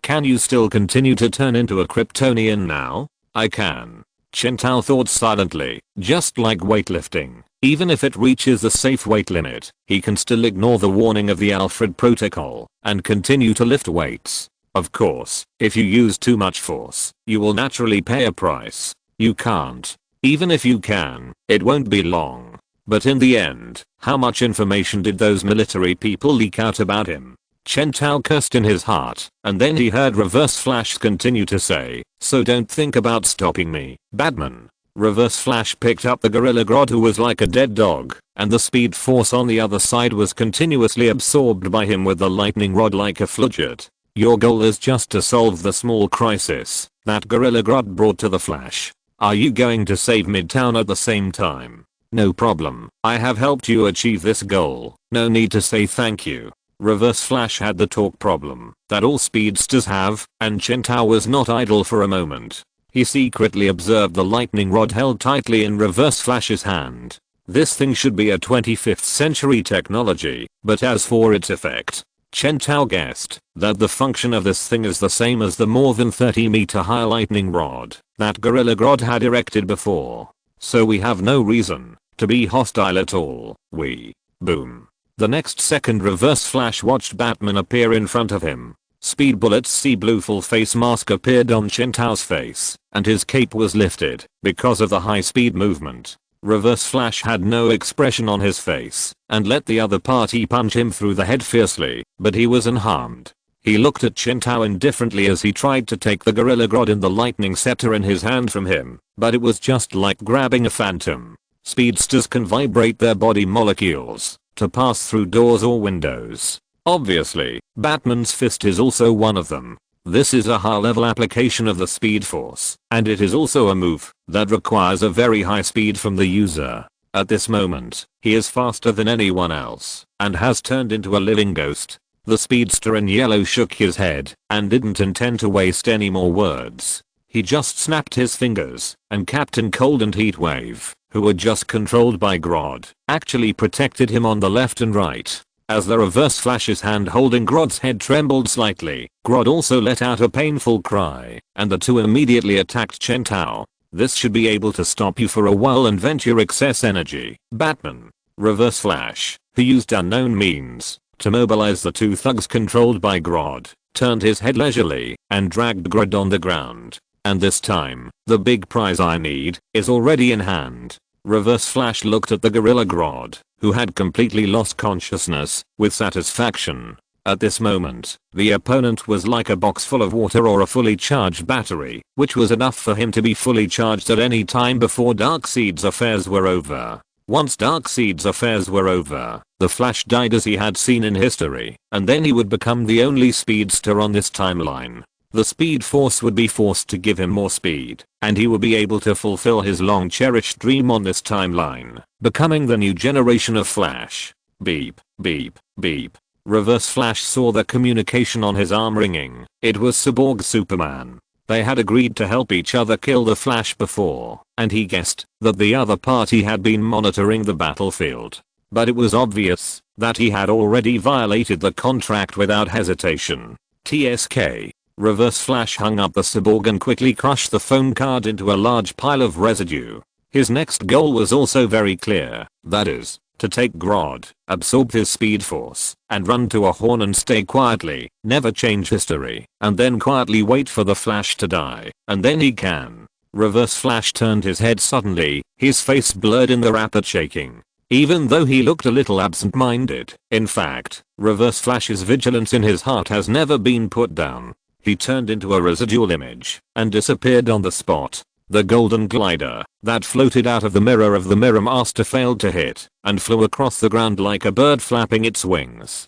A ribbon that could restrict the speedster fluttered like a flag blowing in the spring breeze. The flag read, "The Rogue Gang is here." The speedster, with red eyes, pulled the head of the gorilla Grodd, like Perseus holding the head of Medusa. Note: Perseus, a Greek mythological hero, once cut off the head of Medusa, the Gorgon, and used the head's ability to petrify others to defeat the enemy. The huge mental shock hit the golden glider at that moment, and was interrupted by the hysterical laughter transmitted from Batman's mind in the other's mind. Reverse Flash's face darkened. He saw the Mirror Master appear not far away, with the same uncomfortable and disgusting twisted smile as Batman on his face. This has almost become the symbol of Batman, and Reverse Flash feels heartbroken when he sees it. He lowered his head and saw that the gorilla Grodd in his hand also had the same expression, with the corners of his mouth grinning from ear to ear, which made him almost throw his trophy away. Well, Grodd absorbed too many crazy wills. Even if he was trapped by himself, by using the lightning scepter to extract the speed of the Speed Force, as long as he used his mental ability to invade others, he would inevitably be backlashed by methods like Batman.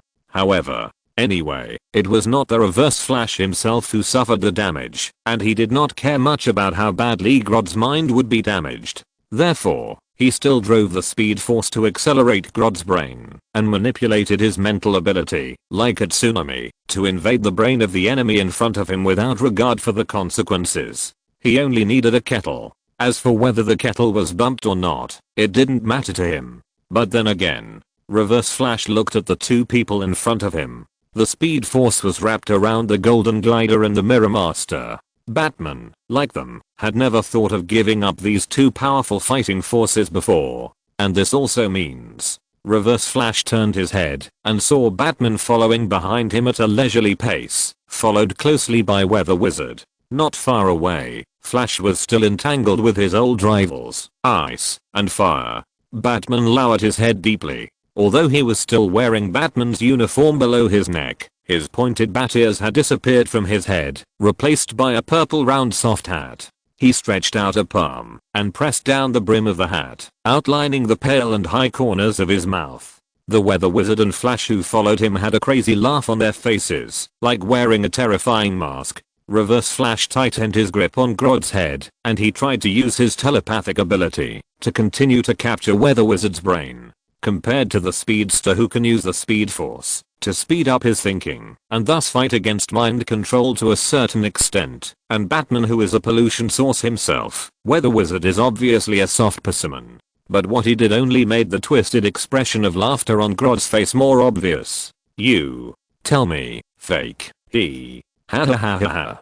He heard the voice of the golden glider floating from all directions, like a sea fish swimming in the air. Reverse Flash turned his head and saw two other laughing faces. "Now, tell me, Swan. Why are you so serious?" At that moment, the sky suddenly brightened. Reverse Flash's alarm bells rang. This was a joint attack by the rogue gang of only 3 people. The dark clouds above his head disappeared without a trace in an instant, and some unusually toxic sun shone down, reflected by the countless mirrors of the Mirror Master. Reverse Flash just tried to escape from this shrouded area, and was attacked by the golden glider again. He waved a high-frequency vibration hand knife to force back the glider covered in golden light, and then was surrounded by a large number of mirrors and violent reflections. Suddenly, the Reverse Flash, who was enveloped by the light, raised his fist and smashed one of the mirrors with one punch, but this was absolutely the wrong choice in the battle. The Mirror Master might restore these mirrors faster than he broke them.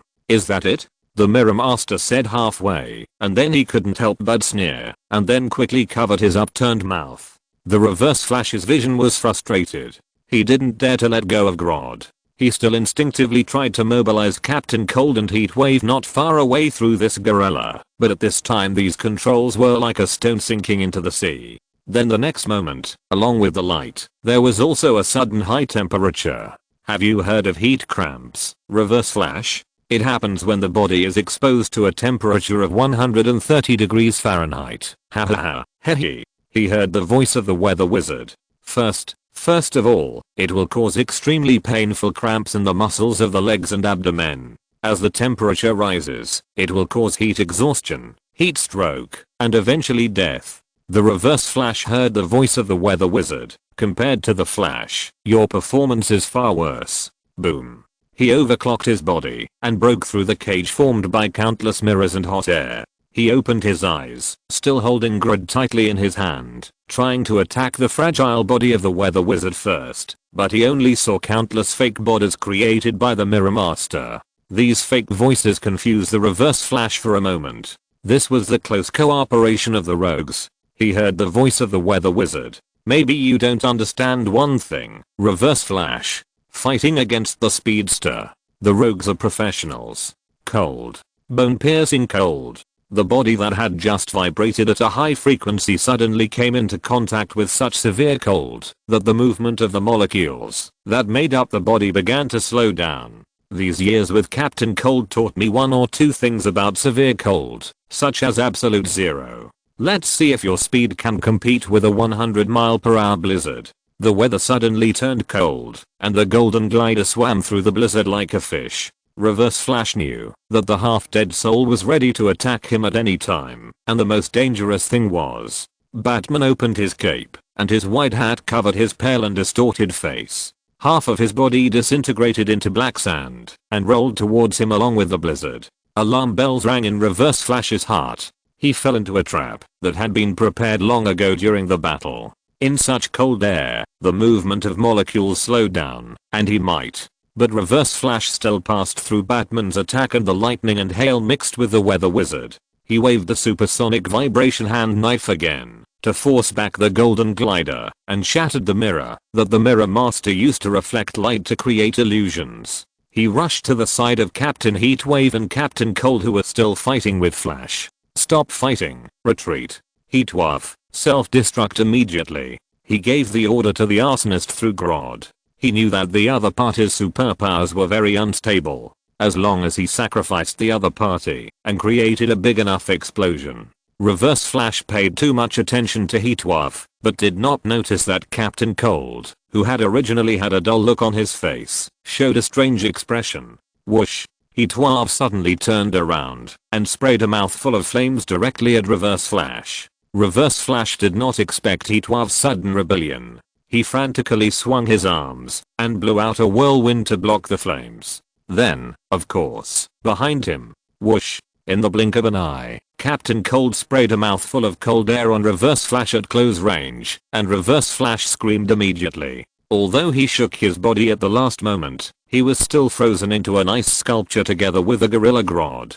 Captain Cold showed a dull smile on his face. The second before Reverse Flash was frozen, he still saw that disgusting smile. Reverse Flash is trapped. Barry panted, feeling a bit complicated. The other party still had the face of Professor Wells. Yes, Chintao said. He patted the Flash on the shoulder. Well done, Barry. Without hurting Captain Cold and Heatwave, you did a good job of hiding the equipment that transmits the mental protection program on their backs from Reverse Flash. The Flash touched the corners of his mouth that were still rising uncontrollably. You call this a mental protection program? But he still breathed a sigh of relief. But in short, it's finally over. He said, next, we should see how to stop this lightning rod and return the speed to the residents of Midtown. Barry. But before the Flash finished speaking, a nice female voice interrupted him. He turned around and saw Patty appearing at the stairs to the rooftop in shock, as if she was not affected by the speed of the lightning rod. Barry, what happened? Chintao frowned immediately. It seemed that something was wrong with the other party appearing here. He was about to speak when he heard a cracking sound, and the frost on Grodd's body suddenly cracked. The timing of this coordination was so clever that before Chintao could speak, Barry had already appeared beside his girlfriend. Before he could open his mouth, he found himself in a stasis field that had been set up long ago. Snap, snap, snap, snap, snap. The cracks on the Gorilla Grodd's body became more and more dense, spreading out like a spider web, and the long-lost Turtle Man also appeared behind Barry, holding the crowbar in his hand. Be careful, Patty. The Flash wanted to protect his girlfriend in his arms. He stretched out his hand and hugged his girlfriend's waist. Then he wanted to activate the Speed Force and take her out of the stasis field set up by the Turtle Man. But when his hand touched his girlfriend, countless golden lightning was sucked into Patty's body from this contact point. Barry's eyes widened. He stared at the stunned Patty in astonishment, and then his legs went weak, and he was almost sucked dry by his girlfriend. Just as he paused, the turtle swung the crowbar violently and hit Barry's leg hard. Ah! Barry screamed loudly, and his leg was broken on the spot. Chintao turned his head and looked at the Gorilla Grodd who had escaped from the ice. His beastly face was full of pride that his conspiracy had succeeded. The Reverse Flash, who was sealed in the ice, wailed silently, and a large amount of Speed Force was poured back into Grodd's body, rendering his hair golden. You stupid humans. When Chintao heard the Gorilla Grodd say this, he wanted to reach out and touch his arms. He had not only collected the blood of the Flash, but also the hair of the turtle. Although Grodd's conspiracy succeeded, he had other preparations in advance. He could still use the stasis force completely, but Chintao stopped reaching into his arms. He silently looked at the silver white words appearing on his retina. Warning. Warning. Anchored item detected. Blood spurting out of the Flash's broken leg. Warning. Please hold the anchored item immediately. Warning. A Batman file that the anchored item can target has been found. Red Death. Danger level. SS. I accidentally fell asleep halfway through writing last night. Sorry. And pie trading. Chapter 207. The Red Death is coming. The Turtle Man is tied to the Batmobile. Please read it later. Help me, Batman. My leg is broken. AHH. Aren't you here to help me, Batman? Chintao was in no mood to pay attention to the Flash's surprise. The most important thing now was to touch the blood dripping from the Flash before Grodd and the turtle could react. He grabbed the blood and watched it sink into his body. Buzz. Chintao held his head. Things are getting worse. Midtown is going to fall apart. He heard Barry's voice. No, this Barry's voice was more mature and more desperate. He was wailing in despair. We shouldn't fight each other. Time is running out. You are the smartest person I know. This matter is more important than you and me. We must take action now. It's not too late. As always, you are already a step late, Flash. Chintao heard himself say. He lowered his head and saw that he was wearing Captain Cold's glasses, holding the weather wand in his right hand and the freezing gun in his left hand, with the muzzle facing the Flash in front of him. Flash. Chintao said, it's time to give the Speed Force to someone else. No, I refuse. He heard the Flash, who was entangled with the Speed Force, answer him. Batman, I told you, I will not give the Speed Force to you. I also lost the person I love, but, warning.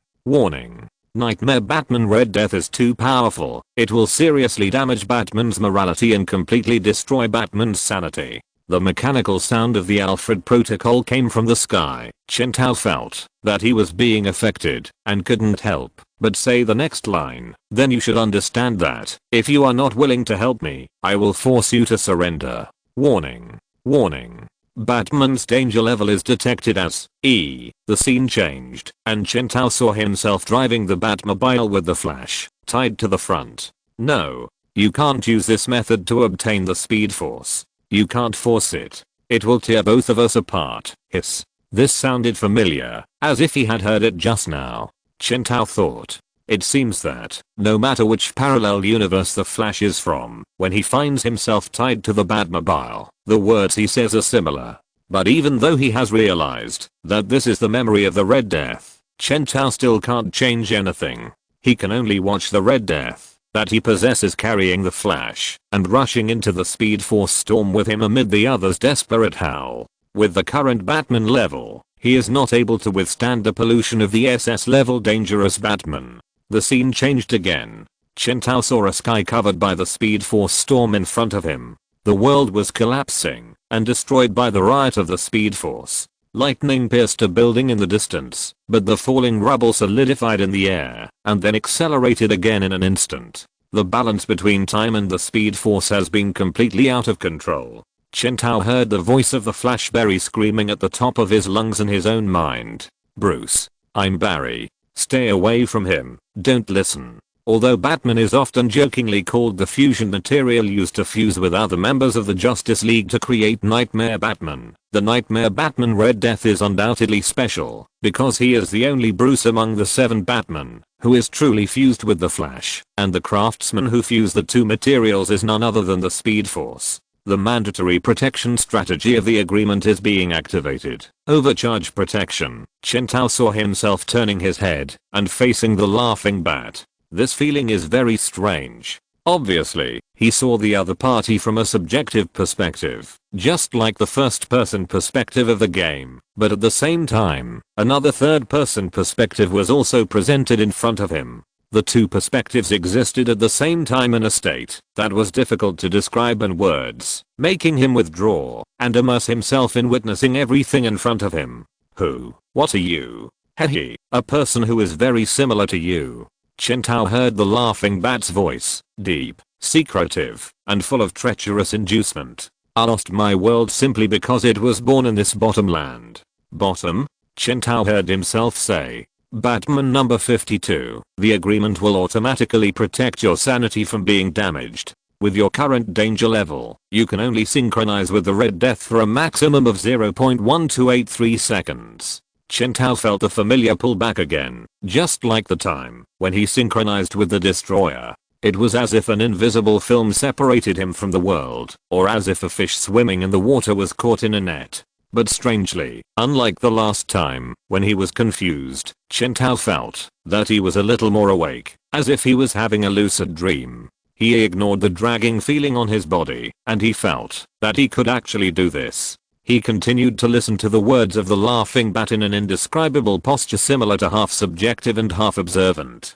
Chen Tao could even see the wrinkles on the corners of the other's raised mouth. Our world will not last long from the beginning. They are destined to perish. This is the cruel natural law here. Chen Tao tried to control himself, that is, the Red Death to speak, but his mouth seemed to be welded by glue, and he couldn't say a single dirty word. You can feel it yourself, right? Right now. Your deadline is almost up, but what if I tell you that there is a world beyond our reach that is destined to survive? Chen Tao found that he had finally regained the right to speak. He wanted to try to say something strange, like you are right, but hehehe, or snort. In fact, he did not dare to do anything too extreme, fearing that it would cause some unknown consequences. His main purpose was to try to control the body of the Red Death. However, he still said the lines that the Red Death should have said uncontrollably. Tell me in detail. My master Barbatus sent me to find several powerful heroes. Chen Tao felt that the pulling force behind him suddenly began to grow stronger, and he knew that he should leave. Let them conquer that world and turn it into the home of all of us dark orphans. What do you say? Have we made a deal? Deal. Ha ha ha. Welcome. Welcome. My new friend. Welcome to the Dark Nights. Chen Tao heard the laughter of the laughing bat. This laughter was so contagious. The confusion and madness contained in it made Chen Tao feel the same way. It was so familiar that he almost laughed along subconsciously. Ha ha, ha ha, ah ha ha ha ha. The laughter of the laughing bat stopped abruptly. Chen Tao looked at the Red Death who was holding his stomach and laughing so hard that he couldn't straighten his waist. Why are you like the Destroyer? Don't laugh like me. I warn you. No, it's not the Flash who is spying on me. It's who is watching me. This is definitely not an illusion. And this was the last sentence Chen Tao heard. Boom. Boom. Boom. Boom.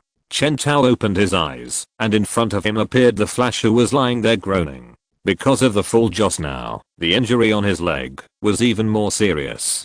Because he lost too much blood in a short period of time, his face under the mask was a little pale. Chen Tao blinked his eyes. Oh, who hurt my good brother Flash like this? He said indignantly. Look, I'll avenge you. No, it's no need anymore. Flash's voice was a little trembling, and Chen Tao realized that the paleness on the other's face did not seem to be entirely due to blood loss. Chen Tao turned around and saw that the turtle man who had just broken Flash's leg with a crowbar was now twisted and bloody. There was a crowbar that had been twisted by use beside him. The iron rod that was as thick as a finger was twisted at this moment. Oh no, this degree of twisting seemed to be caused by hitting someone hard, and it was beaten hard. In short, the rod was like a twisted dough stick and could no longer be used. Chen Tao looked at the turtle man, and he realized that the other's face was actually covered with wrinkles and age spots. Although the turtle man always had white hair, Chen Tao clearly remembered that his face had always been that of a middle-aged man, not an old man.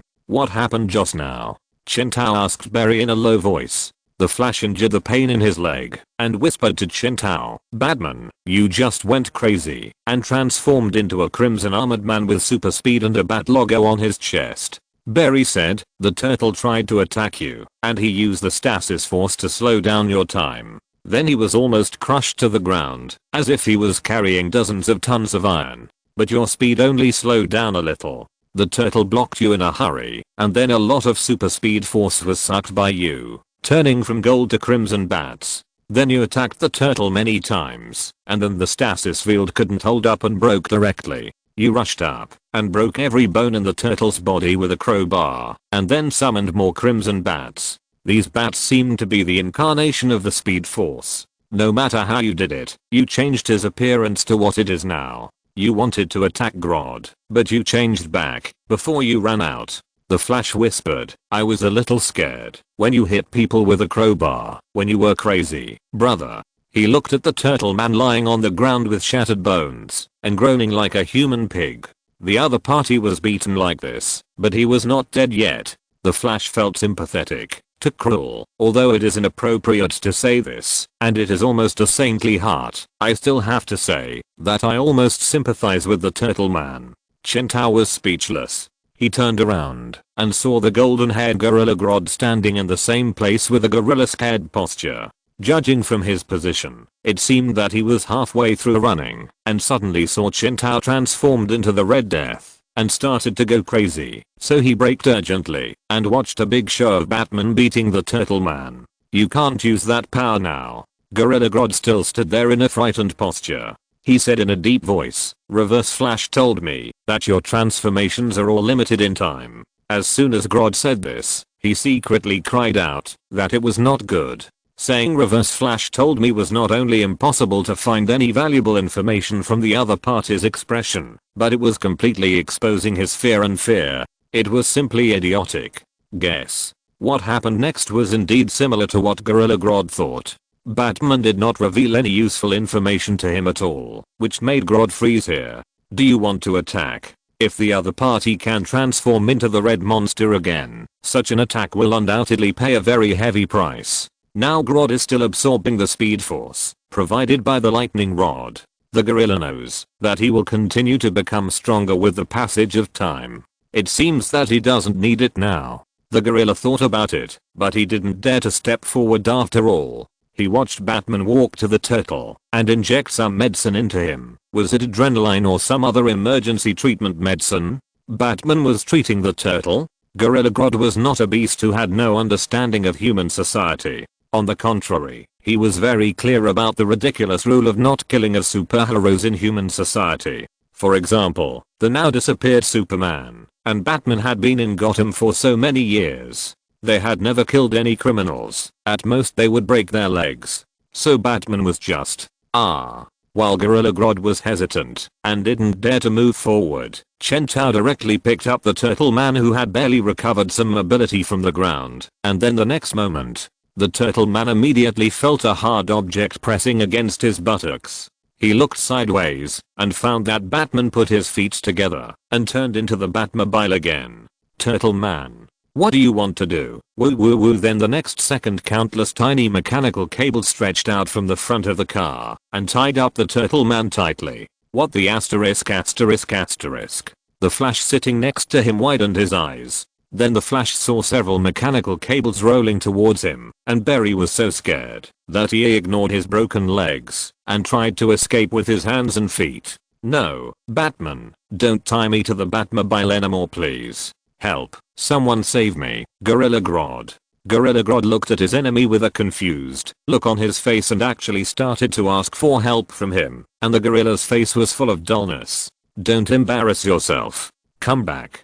Chen Tao, who had turned into the Batmobile, was speechless. He rolled up the mechanical rope and pulled the Flash, who had not climbed far, back. Barry looked like he was about to be dragged into the abyss and scratched the ground with his hands randomly. Mom. He turned his head and begged Chen Tao for mercy. Let me go. I really can't rush. I just put you in the back seat of the car to prevent me from not paying attention to you when I grab the static force and letting you be killed by Grodd. Why is there so much drama? Chen Tao threw him into the back seat of the car speechlessly and then changed his head into that of the Joker, ready to fight against the mental impact of the Gorilla Grodd at any time. Are you ready? He showed a crazy smile to the Turtle Man. In the eyes of the Turtle Man, this smile is more terrifying than anything in the world. Ready, let's go together. With the Turtle Man's scream, Batman's car immediately started again. Chapter 208. 2 minutes. Grodd saw Batman turned into a car and ran away from the battlefield at lightning speed. He threw Reverse Flash to the ground. The speed force in Reverse Flash's body had begun to be guided into his body, just like the siphon principle of water flow. He no longer needed to grab the other party to steal speed. But the escaping car, Grodd just wanted to chase it with the whole gorilla, but was blocked by an ice wall in front of him. Captain Cold. Grodd looked at Captain Cold with a gloomy face, who had a weird twisted smile on his face, and said, I don't have time to waste with you now. He passed Captain Cold and wanted to chase Batman and Flash, but he soon heard Captain Cold's suppressed anger. You manipulated me and fooled me like a fool for so long. You ignored me for so long in front of me. Crack, crack, crack, crack. Countless frost condensed from the ground. Grodd was surprised to find that even a body that had been accelerated by the speed force began to slow down in such severe cold. He was forced to turn his head suddenly and look at Captain Cold. Whoosh. Standing aside, smiling quietly, the beautiful weather wizard subconsciously rolled up a blizzard as in the past. The frost and blizzard swept up by Captain Cold instantly covered Grodd's whole body. Hehe. Ha ha ha. Grodd was impressed by Captain Cold's high smile. Facing this group of almost savage enemies, he tried to launch a mental attack on them again, just like he had done before, but those simple attacks were all in vain. Grodd did not dare to rush his consciousness into the opponent's brain again. He heard Captain Cold's angry voice. May I ask, do you think I'm a minion?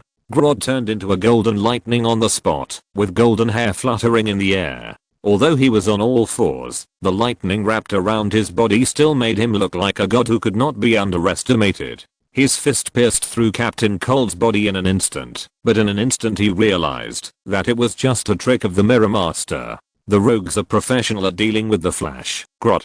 He turned around and saw countless images of Captain Cold, controlled by the Mirror Master, covering the entire rooftop, making it impossible to tell which one was the real one. You are no longer a member of the rogues. The golden glider scolded his brother while drilling out from the wall next to him. Since you almost killed all of us with that gene recombination machine. But at least now the rogues and I are facing the same enemy. Captain Cold said, dealing with the enemy in front of us is the most important thing. The rogues never waste time on revenge. Captain Cold is right. Before the golden glider could speak, he heard his lover, Mirror Master Sam, project an image not far from them, and then said in an extremely calm manner, Grud will destroy Midtown, and the rogues will never allow this to happen.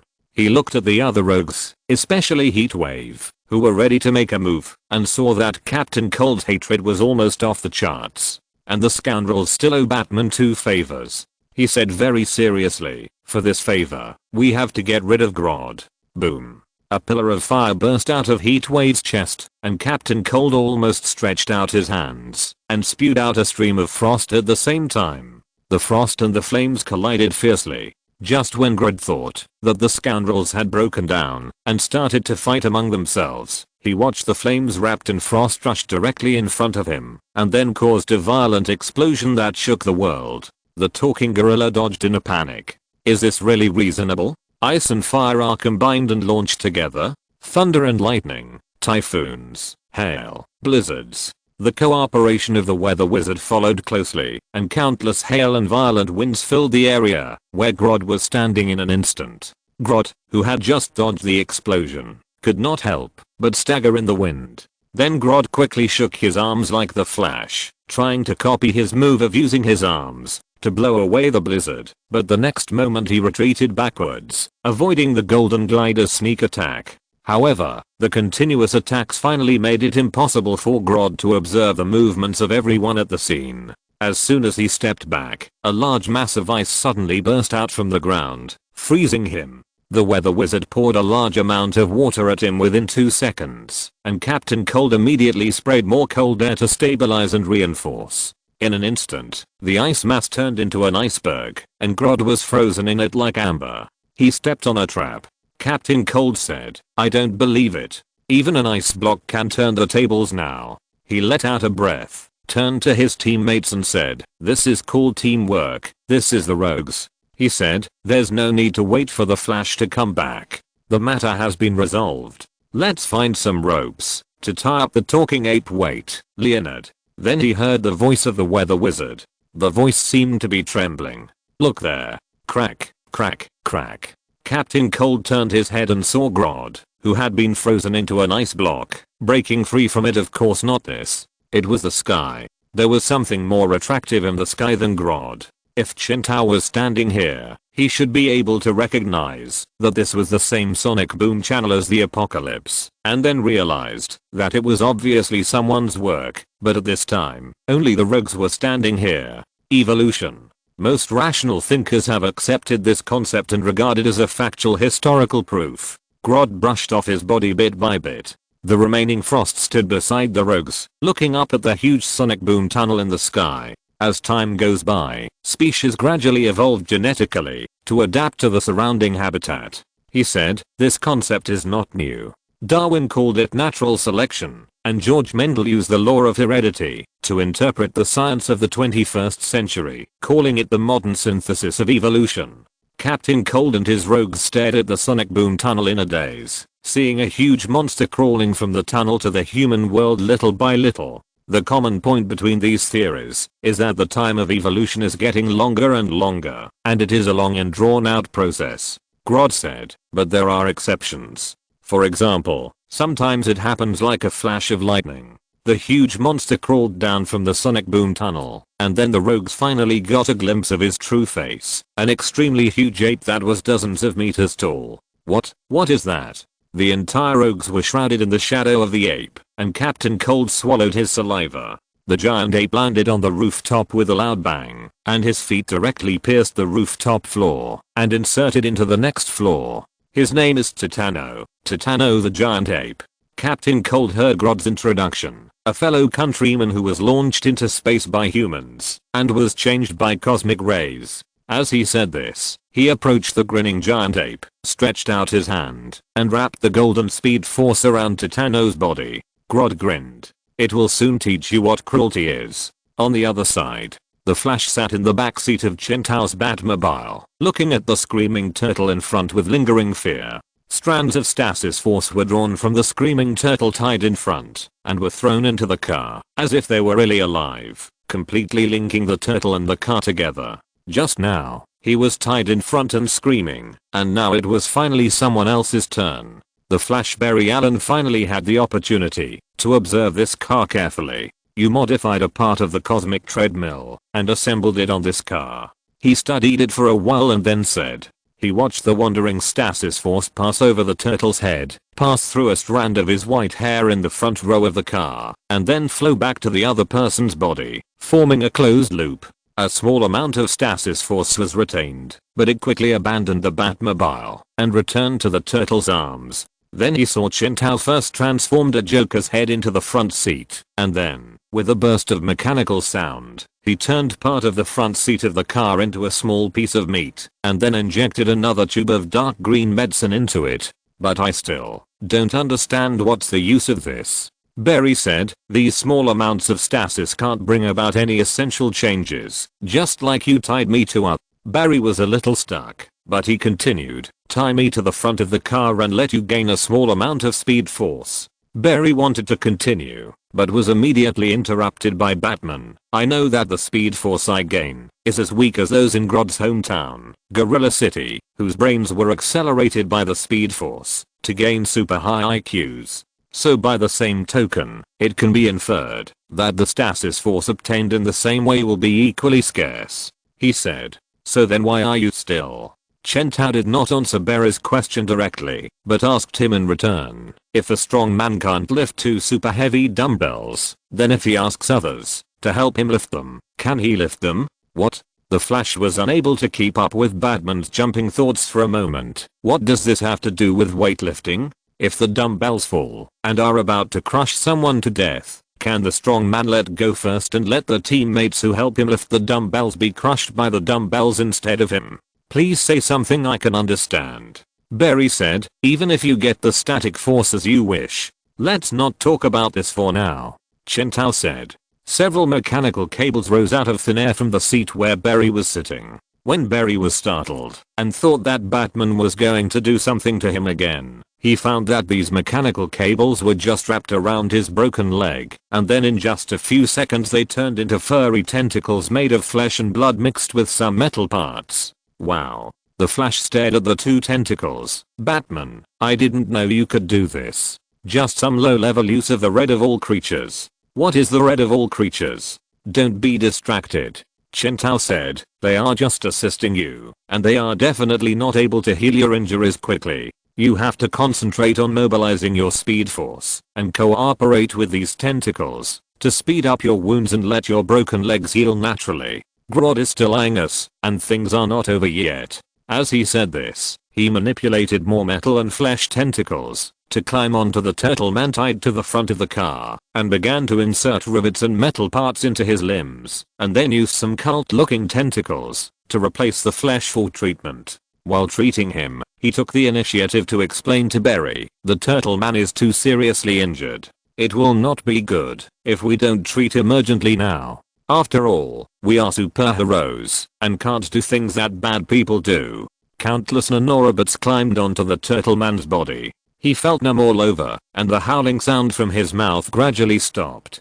He looked at his body, which had recovered somewhat, and couldn't help but be overjoyed. The free flattery immediately gushed out. Yes, you are superheroes. You have a bottom line. You did the right thing. His eyes rolled around, hiding his vicious look behind his white hair, and he kept saying corny flattery. You are a very nice person. I knew that the famous Batman still has a bottom line when doing things. I apologize for thinking you didn't have one before. It's okay. It's okay. Chintao shook his head, and he muttered in a low voice, mainly because I'm afraid that I will use you two as tools and end up using too much force to kill people. Aha. Barry blinked beside him. Wait, what did you say just now? Nothing. I'm saying that, no matter its teammates or enemies, life is the most important. Click, click, click, click, click.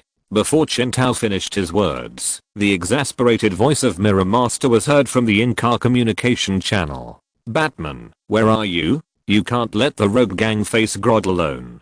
Damn, where did this guy get such a big one, and so fast? Ha ha ha ha ha ha. Master's words were followed by 2 wild laughs. This was a small side effect of the Joker's mind being connected to their brains and protecting them. With a bang, there was a loud noise from the other side of the communication channel, and the sound of mirror being stepped onto powder. Barry and Shintao looked at each other. Hold on a little longer. Just a little while. He shouted loudly into the communication channel, and then quickly glanced at the half-dead turtle man in front of him. With the metal spirit as the skeleton and the red of all living things repairing the flesh and blood, the opponent's limbs are now slightly more human. Shintao estimated the time in his mind. Hold on for another 2 minutes, I will be almost ready in 2 minutes. He said loudly to the Mirror Master, no matter what, we have to hold on for 2 minutes. I found the Pi power again. Chapter 209, The Red Death. Sorry, I finally finished updating. Boom. The violent blizzard rolled up Captain Cold's frost, combining into a huge hail tornado, protecting the rogues in the middle, giving them a precious chance to breathe.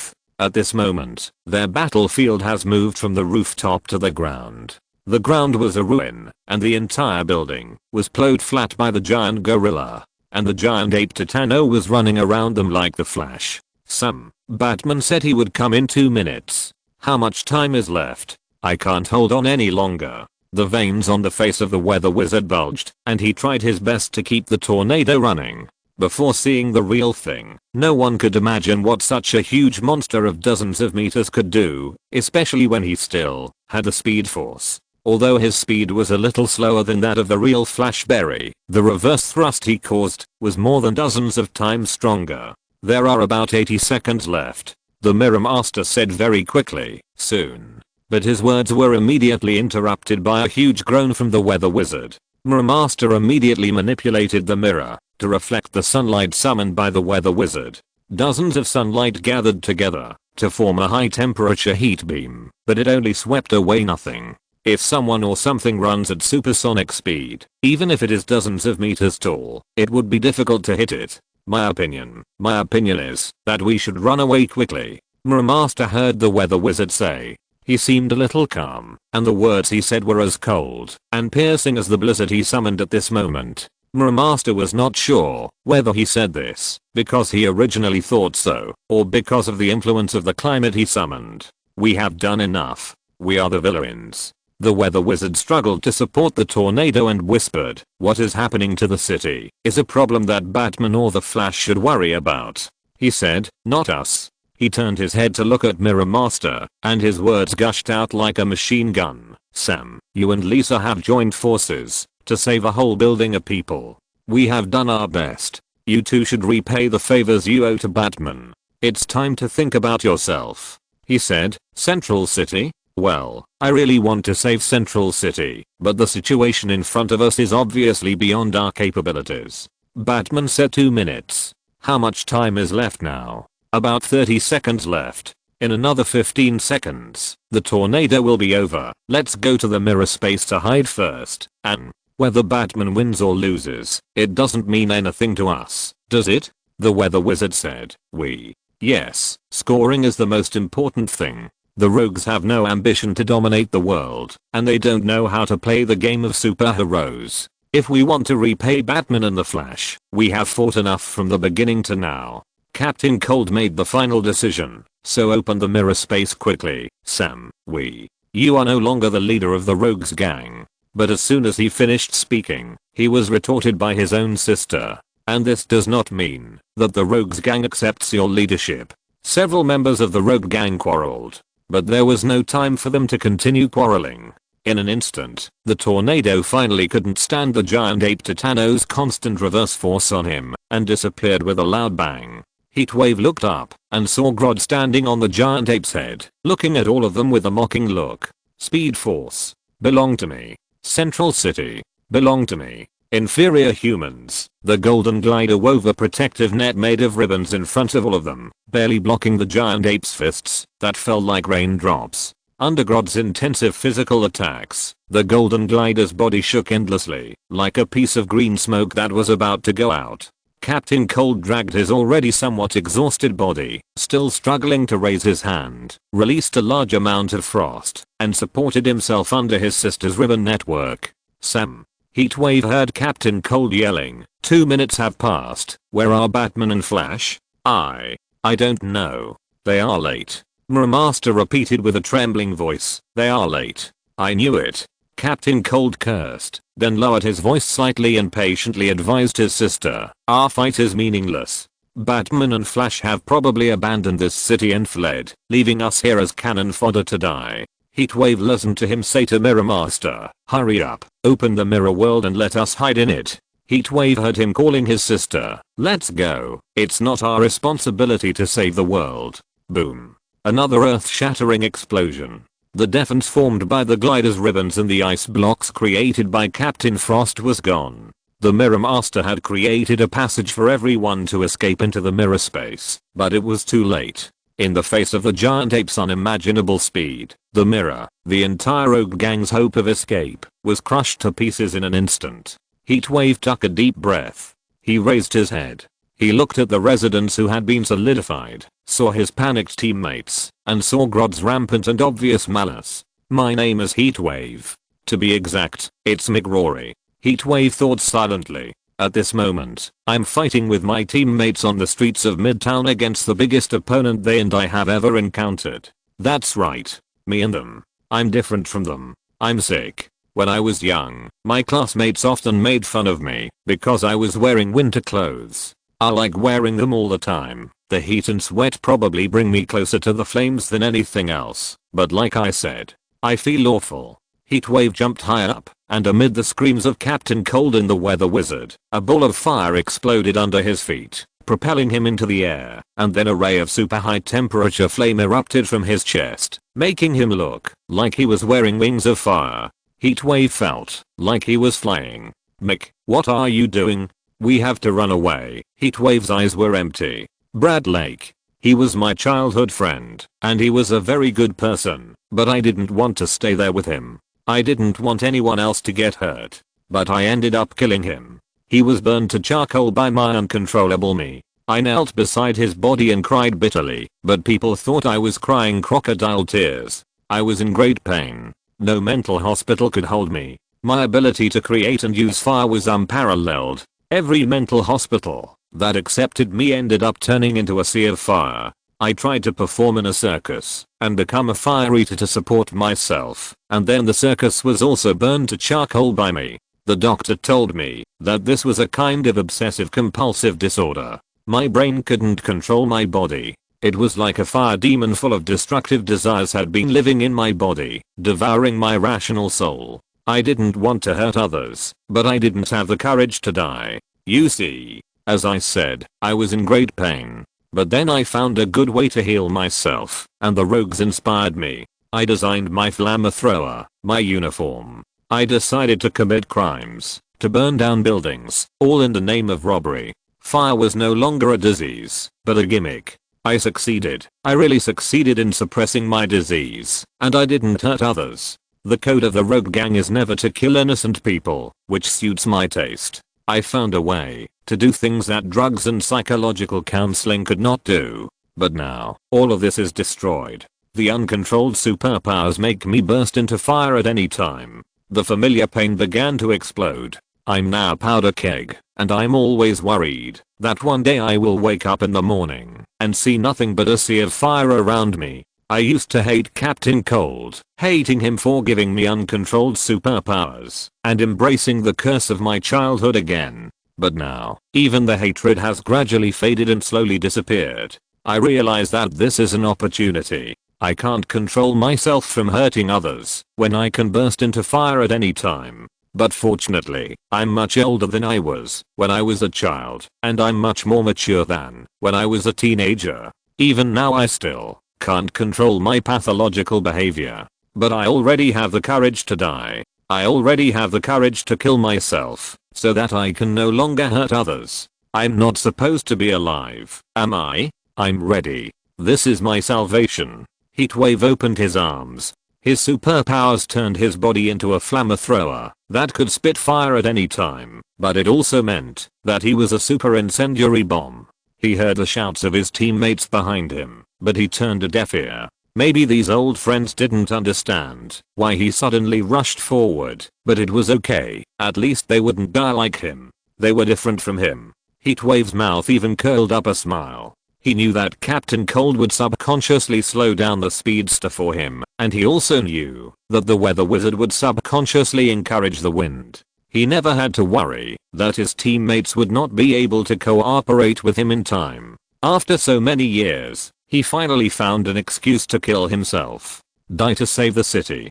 Die to protect teammates. How great. How sacred. Although Heatwave knew that his starting point was not noble, he just wanted to commit suicide. But it didn't matter, right? No. Mick. Heatwave heard his teammates shouting his name. Do you think this will work? Stupid human. He heard the Gorilla Grodd say, it's all over. Over? Heatwave said, do you know what the end is? Dead family, dead friends, dead work, dead everything. This is the end. I set off the fire. I always set off the fire, but this time, for you, for everyone. So, at this moment, the 31-year-old supervillain, Heatwave, McRory, ushered in the burning moment. Burn, baby, burn. But he didn't explode like he imagined. He felt himself gradually slowing down, as if the speed force that Batman had given him before, which allowed him to maintain his movement in the speed storm, was being extracted by something invisible. He felt like an insect falling into amber, solidifying bit by bit. Heatwave's eyes met with Grodd standing on the head of the giant ape titan Lono, and the mockery flashing in the beast's eyes made Heatwave powerless. He turned his head with great effort. He saw that the Mirror Master had created a new mirror. He knew that soon his teammates would be able to escape successfully. No, what are you doing? But none of his teammates rushed into the mirror space to escape. They rushed towards him together. The rogues will not abandon any member. No. Don't do this again. Don't let me see people around me die again. Idiots. Idiots. Grodd is already strong enough to drain the speed force in our bodies. Even if we all come together, we can't stop him. Run. Run. But it was useless. Heatwave could only watch his thoughts gradually slow down and be condensed in the amber of time. That's right. Then, he heard a voice. The voice seemed to be far away from them, but it seemed to be right next to their ears. Grodd turned his head and saw that in 300ths of a second, the turtle tied to the Batmobile rushed towards it from the farthest horizon. He saw the Batmobile gradually transforming into a human form while running. A red helmet, a ferocious armor on the chest, and a bat logo, and black bat lightning floating in the air. Batman, hurry up. Chen Tao held the turtle in one hand and the Flash who was running with him in the other. Barry's voice seemed distant and long under the wrapping of the speed force. I can't hold on any longer. It will be fine soon. He heard Chen Tao's voice mixed with the turtle's screams. The stasis force is about to tear me apart. Why does slowing down your time make me so painful? It will be fine soon. Chen Tao told him, ignoring the turtle's expression that was about to burst into tears. The green stasis force and the golden speed force linked and intertwined, like a lever, distributing the weight of the dumbbell, Red Death, that Chen Tao lifted high to the turtle and Barry. Batman's body climbed higher and higher. Bone spurs constantly emerged from his body in the refreshing of silver white particles, and the black speed force bats were still wandering on his body, making his body surface appear a kind of deep red like burnt. Blood was overflowing from the mouth and nose of the turtle man. During the time that was infinitely slowed down by the static force, he yelled something at the top of his lungs, but Chen Tao couldn't hear it clearly. Then soon, his yelling stopped. Flashberry was better than him. He gritted his teeth and said nothing. It's the speed force again. Why don't you understand? Grodd's voice was earth-shaking. He controlled the huge ape, and the two voices resonated at the same frequency. The speed force is the innate power of our race, just like birds are born to fly, and fish are born to dive deep into the sea. We are born superior to humans. We are the race chosen by the speed force. Too many speed forces. Golden lightning shot out of Grodd's eyes. He looked at Batman, whose body had grown to nearly 3 meters, with bony spurs all over his body and black bat-shaped speed force lightning wrapped around him. He controlled Titano to swing his fist. He felt the speed force leaping and surging in his palm. What new tricks have you come up with? It's useless, human. This is a power you can't imagine. King Grodd will. Batman. I really can't hold on any longer. Grodd's laughter was mixed with Barry's wailing. At that moment, Chen Tao's sandbag-sized fist lightly collided with the giant ape's heavy fist as big as a building. Pop. In an instant, based on the point of contact between the two fists, the giant ape's arm exploded in an instant. Bones, meridians, muscle fibers, ambition, arrogance, and confidence in victory, everything, all collapsed in an instant, and then this power continued to burst out, sweeping across Titano's body like a hurricane. Everything stopped. Click. Titano's eyeballs fell from his sockets, hit the ground, and rolled out. Then, the entire body of the giant ape, which was dozens of meters high, collapsed like a lump of soft cream. Chen Tao landed lightly and caught the almost exhausted Flash and the Turtle Man, who had just been healed and turned into a bloody man again, without any injury. He put them both on the ground. He walked forward and looked down at Grodd, who fell into a pile of mincemeat, with a listless face, blood oozing from his mouth and nose, and his eyes wide open. It's a beautiful day today. Woo woo woo, I finally finished my work. I accidentally fell asleep again yesterday. Woo woo woo. I worked hard to finish the manuscript at work today. HMM. If you're listening to this novel on a channel other than Fanfic World, it means they downloaded and uploaded it without effort. We cordially invite you to visit our channel, Mundo Fanfic Novelos. There you'll find the original version of this story and you can explore many other novels of various genres. We're waiting for you to immerse yourself in a world of incredible novels. Chapter 210. Batman knelt down crying and begged me not to die. Photo of skeleton women's clothing will be given as a gift on Kixie Festival. Woo woo woo. Grodd, please don't die. The Flash. Barry Allen sat nearby, watching Batman kneel on the ground, desperately hugging the half-dead Grodd, crying so hard that he couldn't even describe how sad he was. Barry touched his broken leg. His leg was broken again in the battle with the Turtle Man, forced to speed up Batman. He had never been completely healed. Even if the speed force could speed up his self-healing, it was definitely not as easy as eating and drinking to regenerate a broken leg. He was able to run just now thanks to the help of Chen Tao's tentacles, but as soon as he exerted force, it broke again. In short, Barry hugged his leg and sat there blankly, looking at the giant ape corpse that had been killed by the strange force and was as soft as a melted cream cake, and Grodd covered in blood on it, and felt tired, painful, and innocent. He won inexplicably, and he was confused about his broken leg. He felt like he was forced to use like a tool and then thrown away. He watched Batman run to the bloody turtle again and kept injecting various drugs into him. Even Barry, who was a speedster, could not react for a moment to where the other party took these drugs from. I'm so stupid, really. Chen Tao babbled and sat there lamenting. I shouldn't have tried it. I only knew that the turtle could use stasis to share the burden and extend the use time of the Red Death, but I didn't think that synchronizing two at the same time would far exceed the turtle's limit of use. You're overdoing it. Don't die. Fortunately, after Batman used various drugs and used nanorobits to temporarily maintain vital signs when his organs failed, the turtle finally recovered from the look of being about to die.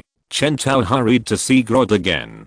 Compared with the serious condition of the turtle, Grodd was in a better condition. This was not only because Titano, the giant ape controlled by Grodd, took most of the shockwaves on his behalf, but also because Grodd accelerated himself through the speed force at the last moment, decisively breaking away from the physical contact between himself and Titano, thus saving half of his life. Although he was still seriously injured, it was good to be alive. It was good to be alive. Chen Tao thought silently, while stroking Grodd's hair dyed golden by the speed force, turning his palm into the red bat, claw of all living things. Most of what Grodd said was wrong, but he was right about one thing. The gorillas were really loved by the speed force. Although they loved it, they were not completely loved. However, everything is afraid of comparison.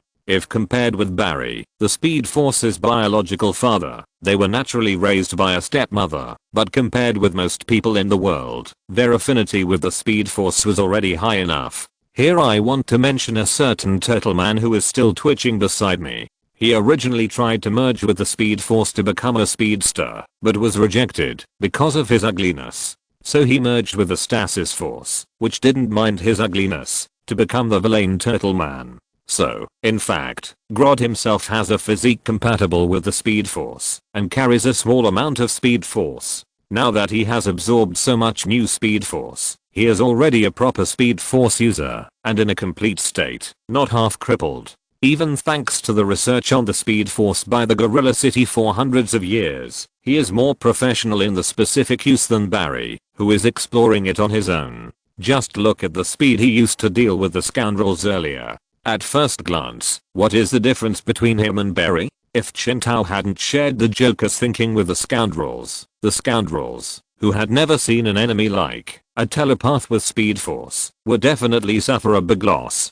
Chintao continued to touch Grodd's hair while thinking about it, and was a little dazed. In fact, he could have found a way to force Grodd to use the Speed Force like Barry did, to help him share the weight of synchronizing with those Batmen who were beyond his ability. Barry and the turtle teamed up. One slowed down the time around him, and the other accelerated his own speed, creating the miracle of synchronizing the Red Death and the Destroyer at the same time. But the price was that he only threw one punch and the turtle was almost on the verge of death. Although, there was a reason why he deliberately distributed more weight to the turtle, because he was afraid of causing irreversible damage to the Flash Barry, but it can still be inferred that it would be impossible for the turtle and Barry alone to synchronize him for a long time. It was already very difficult to synchronize the Red Death. He had been trying to load the Destroyer before, and the silver particles kept popping up, but he only synchronized some of the Destroyer's bone spurs on his body, just like a weightlifter who couldn't lift another dumbbell while lifting one dumbbell, but only lifted it slightly off the ground.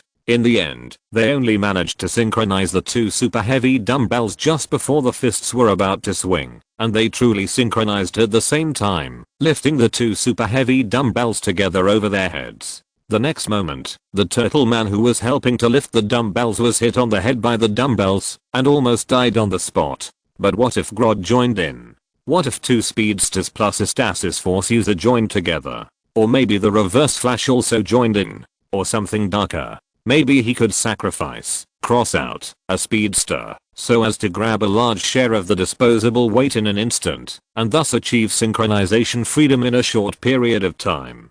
Chintao thought, frowning, squinting, shaking his head, as if thinking about something, and his face involuntarily revealed a ferocious look. Chintao was touching, and suddenly felt a chill on his hand, and couldn't help but pause slightly. He spread his hand, and found that he had touched Grodd's wound, and his hand was covered with blood. He wiped his bloody hands on his body carelessly, wiping them clean and shiny. With a ferocious look on his face, he continued to caress Grodd. What was he thinking of just now? Yes, it would be better to pull the Reverse Flash over as well, so that the four of them could share the weight with him. That would be the leader of the Feng Leng Yuang sect coming to the mortal world, and the brother would enter the game suit and hold Darkseid's neck to teach him how to write the word death. Hiss. Chintao shook his head violently, pulling himself out of his fantasies. If only it were that simple. The turtle, the Flash, and myself, the three of them only lasted less than half a second. 5 people couldn't possibly last much longer. Of course, if he could sacrifice one of the 5 people. Chintao's face was filled with murderous intent, and he let out an evil laugh. Ha ha ha ha ha ha ha ha ha. For example, recklessly injecting a large amount of speed force into a speedster's body, temporarily strengthening him, and forcing him to become a lever capable of prying weight, although doing so is very likely to make the other party disappear into ashes afterwards. Objectively, doesn't it increase the total share of weight that the 5 of them can pry? For another example, draining the speed force from the bodies of other speedsters, gathering them in the body of a speedster, and then suddenly lifting a weight that far exceeds what all of them can bear in an instant, and then letting that speedster bear the backlash on behalf of everyone. Although this will cause that speedster to die on the spot, objectively, won't it allow them to exert power beyond their imagination?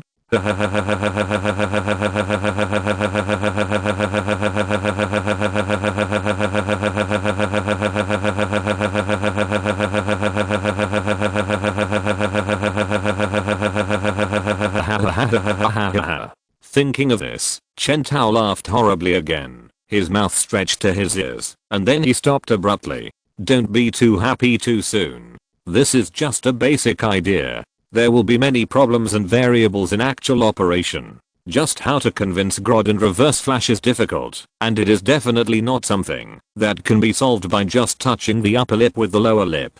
This basic idea can only provide guidance when doing bad things, and it is still far from the real plan. And in the final analysis, if possible, Chen Tao doesn't want to do something that will actively sacrifice others. This is too supervillain. I'm a superhero, a superhero, a super anti. Chen Tao shook his head. In fact, 5 people helping to share the weight should be enough to synchronize the Destroyer and the Red Death in a very short time. As for sacrifice, it's not that serious. Chen Tao soon stopped dwelling on this problem. It is precisely because we want to avoid such a situation as synchronizing the Destroyer and the Red Death in a short time, but still unable to solve Darkseid, that we have to make a good plan to avoid it. Chen Tao's face returned to that cold expression. He looked up and saw the Flash, Barry Allen and the Rogues, the biggest enemies, hugging each other in fear and trembling. Oh, I saw it wrong. Chen Tao blinked his eyes. It was just the Rogues who lifted the broken-legged Flash up on a stretcher. This was normal. What the hell, are superheroes and villains so harmonious? Chen Tao realized that his sly smile just now might have scared them. Don't be afraid.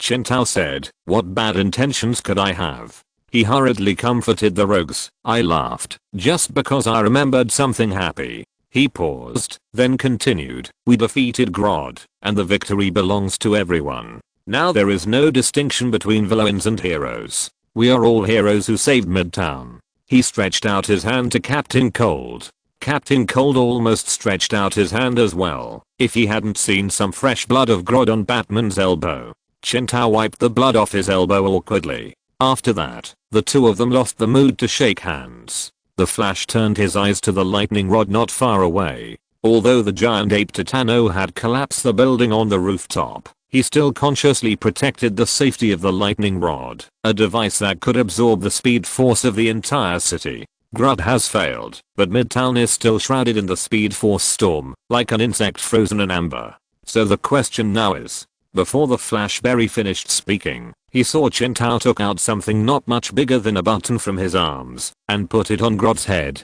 The thing seemed to have life. It continued to expand and extend in just a few seconds, and finally turned into a headband.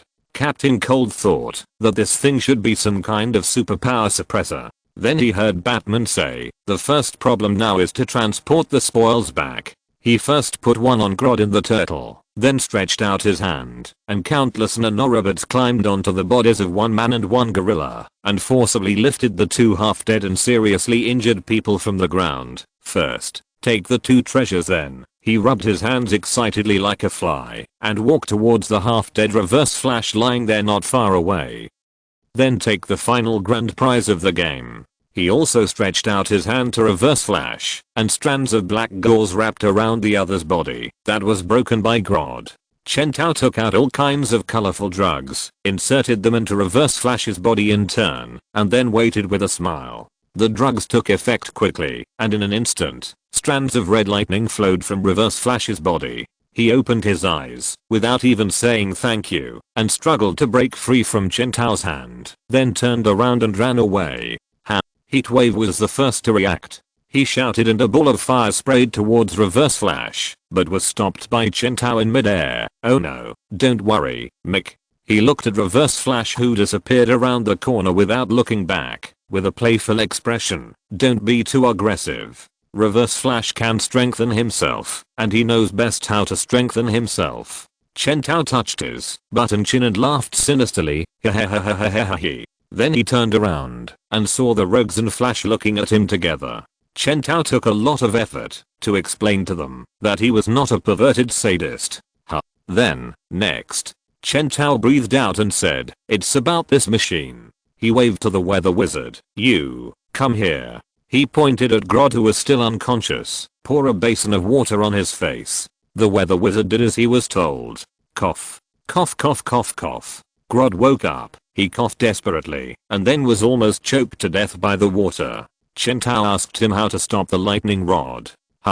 Do you think I'll tell you, Batman? We need to talk to him." Barry said beside him. "Maybe we are. That's no use." Chen Tao still kept a smiling expression. He said, "Dealing with a stubborn character like Grodd." Then he smiled and picked up a steel bar from the ground and inserted it into Grodd's wound and then stirred it, causing Grodd to scream in pain. Chen Tao pulled out the steel bar with his backhand, bent the top of the steel bar into a crowbar, and hit Grodd's forehead hard again. "Tell me or not? Tell me or not?" He swung the stick in a circle and knocked out one of Grodd's teeth in one go. Stop hitting me." Hearing Grodd's screams, the rogues and their enemy, the Flash, all swallowed their saliva and huddled together in fear. Ape City. This is the hometown of the gorilla Grodd, an invisible city built by a group of highly intelligent gorillas in Africa. But at this moment, the city has welcomed an uninvited guest. Countless demons blocked out the sky and the air. Steppenwolf threw his axe aside and stepped on the head of a gorilla that was still dying. "Well done," he said to a shadow not far away. "Your plan was successful. After so long, we can finally reach the earth." The low-level creature named Grodd helped a lot. "Don't be happy too soon." Cyborg Superman walked out of the shadow. The danger of the earth should not be underestimated. He held a still twitching gorilla in one hand, and the next moment, the sharp mechanical rope in his hand pierced the gorilla's head, and then he lightly shook off the brain matter on his hand. Cyborg Superman said, "Go and bring back the mother box, Steppenwolf." "Of course." Steppenwolf said, "I've checked. The mother box is now kept in the hands of the government." He opened his 9-fingered palm. Everything for Darkseid. At the same time, the mother box transformed by Clayface lay quietly in the government's research laboratory. Several white-bearded men in white coats surrounded him, puzzled. "What's going on? Why doesn't the mother box have any reaction, no matter how we do the experiment? This is not normal." It clearly had some feedback to various rays before. What did Dr. Stone say? Drive Stone went home to accompany his son. He went to watch his son's football game today. Damn, I don't understand it at all. What the hell is this experimental data? Is this scientific? Chapter 211 Mother Box, but identified as pure Clayface. I finally finished it. Woo woo. As the lightning rods were shut down, the storm stopped, and the Speed Force continued to fill the gaps in Midtown from the void. Then the world came alive. Barry had already safely put all the residents who were thrown out of the buildings on the ground, and then he and the rogues worked together to collect all the building fragments that were pushed down and collapsed by the giant ape Titano, and piled them into a mountain of ruins on the wide road to prevent them from falling and killing innocent residents after the flow of time. So at this moment, the years are quiet. From the perspective of the residents of Midtown, they were just in a trance for a moment, and then they found that their old and dilapidated apartment buildings, which had not yet paid off their mortgages, were all turned into ruins and fragments in an instant, neatly stacked on the street outside, with 3 words "You're welcome" written on them by Captain Cold and Frost. And he was wearing shorts, shirtless, standing on the street like a fool. A gust of wind blew, and he shrank his neck in the cold. Of course, this is only the relatively lucky part. Some residents were hit by the building when time stopped, holding their bodies and wailing with blood. Chen Tao used the red of all living things to treat them urgently. After working with Barry for a long time, he finally settled them one by one. Barry breathed a sigh of relief and wiped the sweat from his forehead. Not far away, an ambulance with a long whistle was forcibly carrying an old man into the car. The old man, who looked haggard and as haggard as a skeleton, was very excited. "No, let me go. Don't take me to the hospital. I can't pay the medical bills. Woohoo. I work as a gasman during the day and write novels at night. I finally bought the house with a loan. Woohoo. My butt hurts so much. I'm only 23 years old. Wow wow wow." But he was still forcibly carried up by the nurse. With a bang, the car door closed, and he was dragged away. Chen Tao wanted to shout that all the consumption on the spot would be paid by Master Wei, but it seemed a bit inappropriate at this occasion. Then, I will help the unlucky guys here to pay their bills in the name of Bruce Wayne. Fortunately, the scope of their battle was not too wide, and not the entire Midtown was affected. But Midtown is really a magical city. If it were Gotham, there would be piles of corpses and rivers of blood, but their casualties were not particularly serious. Can we only say that the style of painting is completely on a different channel? He turned his head and saw Barry's serious face, so he coughed lightly and said in a voice that seemed to be stuck with phlegm, "There is basically nothing for us here.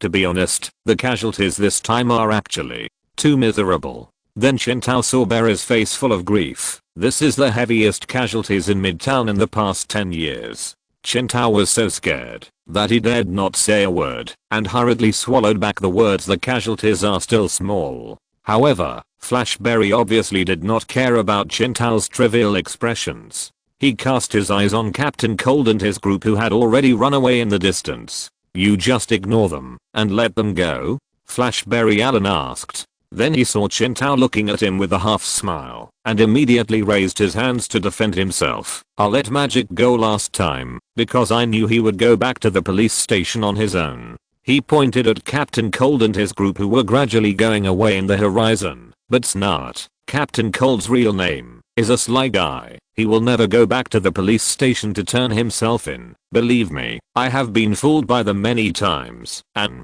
he looked at the dead giant ape Titano's eyeball that was bigger than a basketball in Chen Tao's hand. "Please, can you stop playing with the giant ape's eyeball? You got it all over your hands." He tilted his head as if he was about to vomit. "Listen, Batman, I believe from the bottom of my heart that you are not a pervert, but your behavior." Ugh. Chen Tao paused and put down the huge eyeball in his hand with a wry smile. He also realized that it seemed a bit strange to hold an eyeball and touch it. The death of the giant ape Titano provided him with a target, Batman, who was actually an ape, the Bat Ape Detective. It looks like a fusion of another magic side superhero, the Gorilla Detective, and Batman, with the ability to communicate with all creatures and extraordinary detective skills. But what's the use of this? It probably won't be used. Chen Tao quickly put the gorilla behind his mind. He threw the eyeball into the air like a basketball and then used his shoulder to push it away, which attracted a shout of "No littering" from the Midtown police nearby.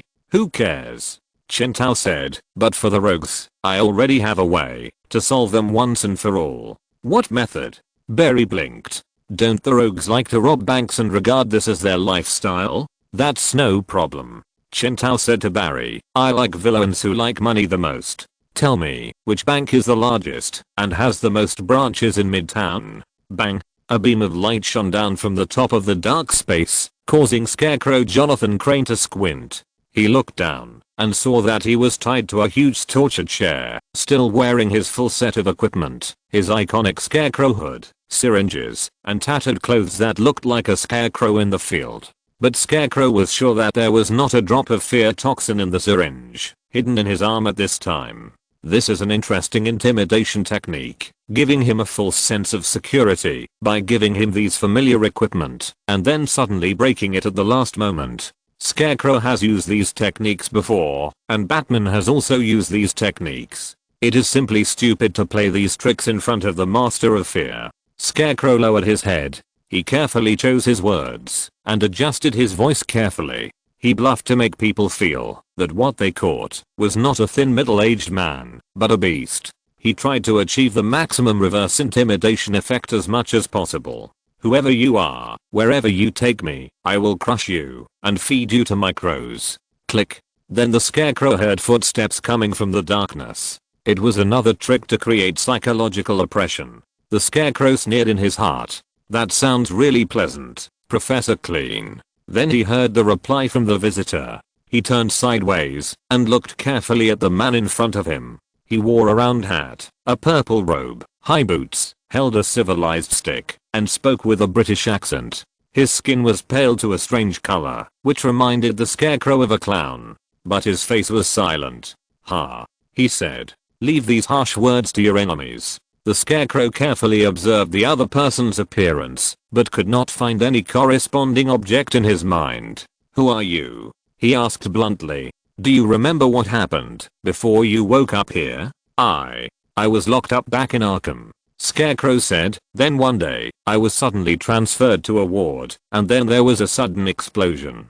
"Indeed, there was a big explosion, and then I saved you." Scarecrow's face was gloomy, "And I have been exerting psychological suggestion on an Arkham guard for more than 3 months, and I can escape from prison through him soon. There is no need for you to be so rough." Then Scarecrow saw the man in front of him, whom he didn't know, snapped his fingers lightly, and a 3-dimensional projection appeared in front of him. "You have used the same trick too many times, Clean. The guard you thought you controlled was discovered as early as 3 weeks after you intimidated him, and then he was immediately suspended and sent for psychological treatment." Scarecrow pursed his lips. Then they specially convened a team of psychologists who are good at dealing with psychological suggestion, and they gave the guard special training. "You see, Professor Clean, you may be one of the top psychologists on this planet, and every member of that team of psychologists is almost much worse than you. But if they put their heads together, it will be enough to deceive me. It is almost impossible for my jailbreak to succeed, and even if it succeeds, I will soon be found by Nightwing and the Suicide Squad who are maintaining law and order in Gotham. You helped me a lot," Scarecrow admitted. "What do you want from me, Ann?" Scarecrow deliberately looked the other person up and down. "What's your name?" "Outsider. You can call me an outsider, Professor Clean. Note, Outsider, the evil version of Alfred from the parallel universe Earth 3. He and the evil version of the Justice League crime syndicate in that universe caused a major event in the original comics, Evil Forever. This is just a prelude, and it will not affect the reading of students who don't understand the comics." Scarecrow heard the man in front of him say, "If you get into trouble again, get arrested or face danger, you can contact me, and I will save you like I did today. I'm happy to help dangerous characters like you just like I provided nuclear weapons to Bane before." Scarecrow was immediately shocked. He observed the other party's words and expressions, and was almost sure that what the other party said was true and not false. He didn't know before that the nuclear bombs that Bane had detonated in Gotham before had such a origin. "In exchange, I want you to do something for me, and then, one day in the distant future, I will need you. I ask you to respond to my call without hesitation." He heard the man called the Outsider say. Scarecrow was silent for a while, and said slowly, "What if I say no?" The Outsider twisted off the top of the civilized stick, and it turned out to be a hidden pistol. He pointed the muzzle of the gun at Scarecrow's head without saying a word. "Then I'm afraid your lifelong struggle as the bully of Gotham will end here." The atmosphere was a little tense. "I'm not afraid of death," Scarecrow answered him. "But you like to feel fear, don't you? Isn't that the original purpose of your fear gas? Until it is no longer effective on you," the man named Outsider said. He screwed the cane gun back onto the stick and opened his arms. "That's why you no longer use those chemicals on yourself, but start to hurt innocent citizens, so that the huge and terrifying Batman will chase you," he said. "You are afraid of Batman, and the taste of fear is so sweet.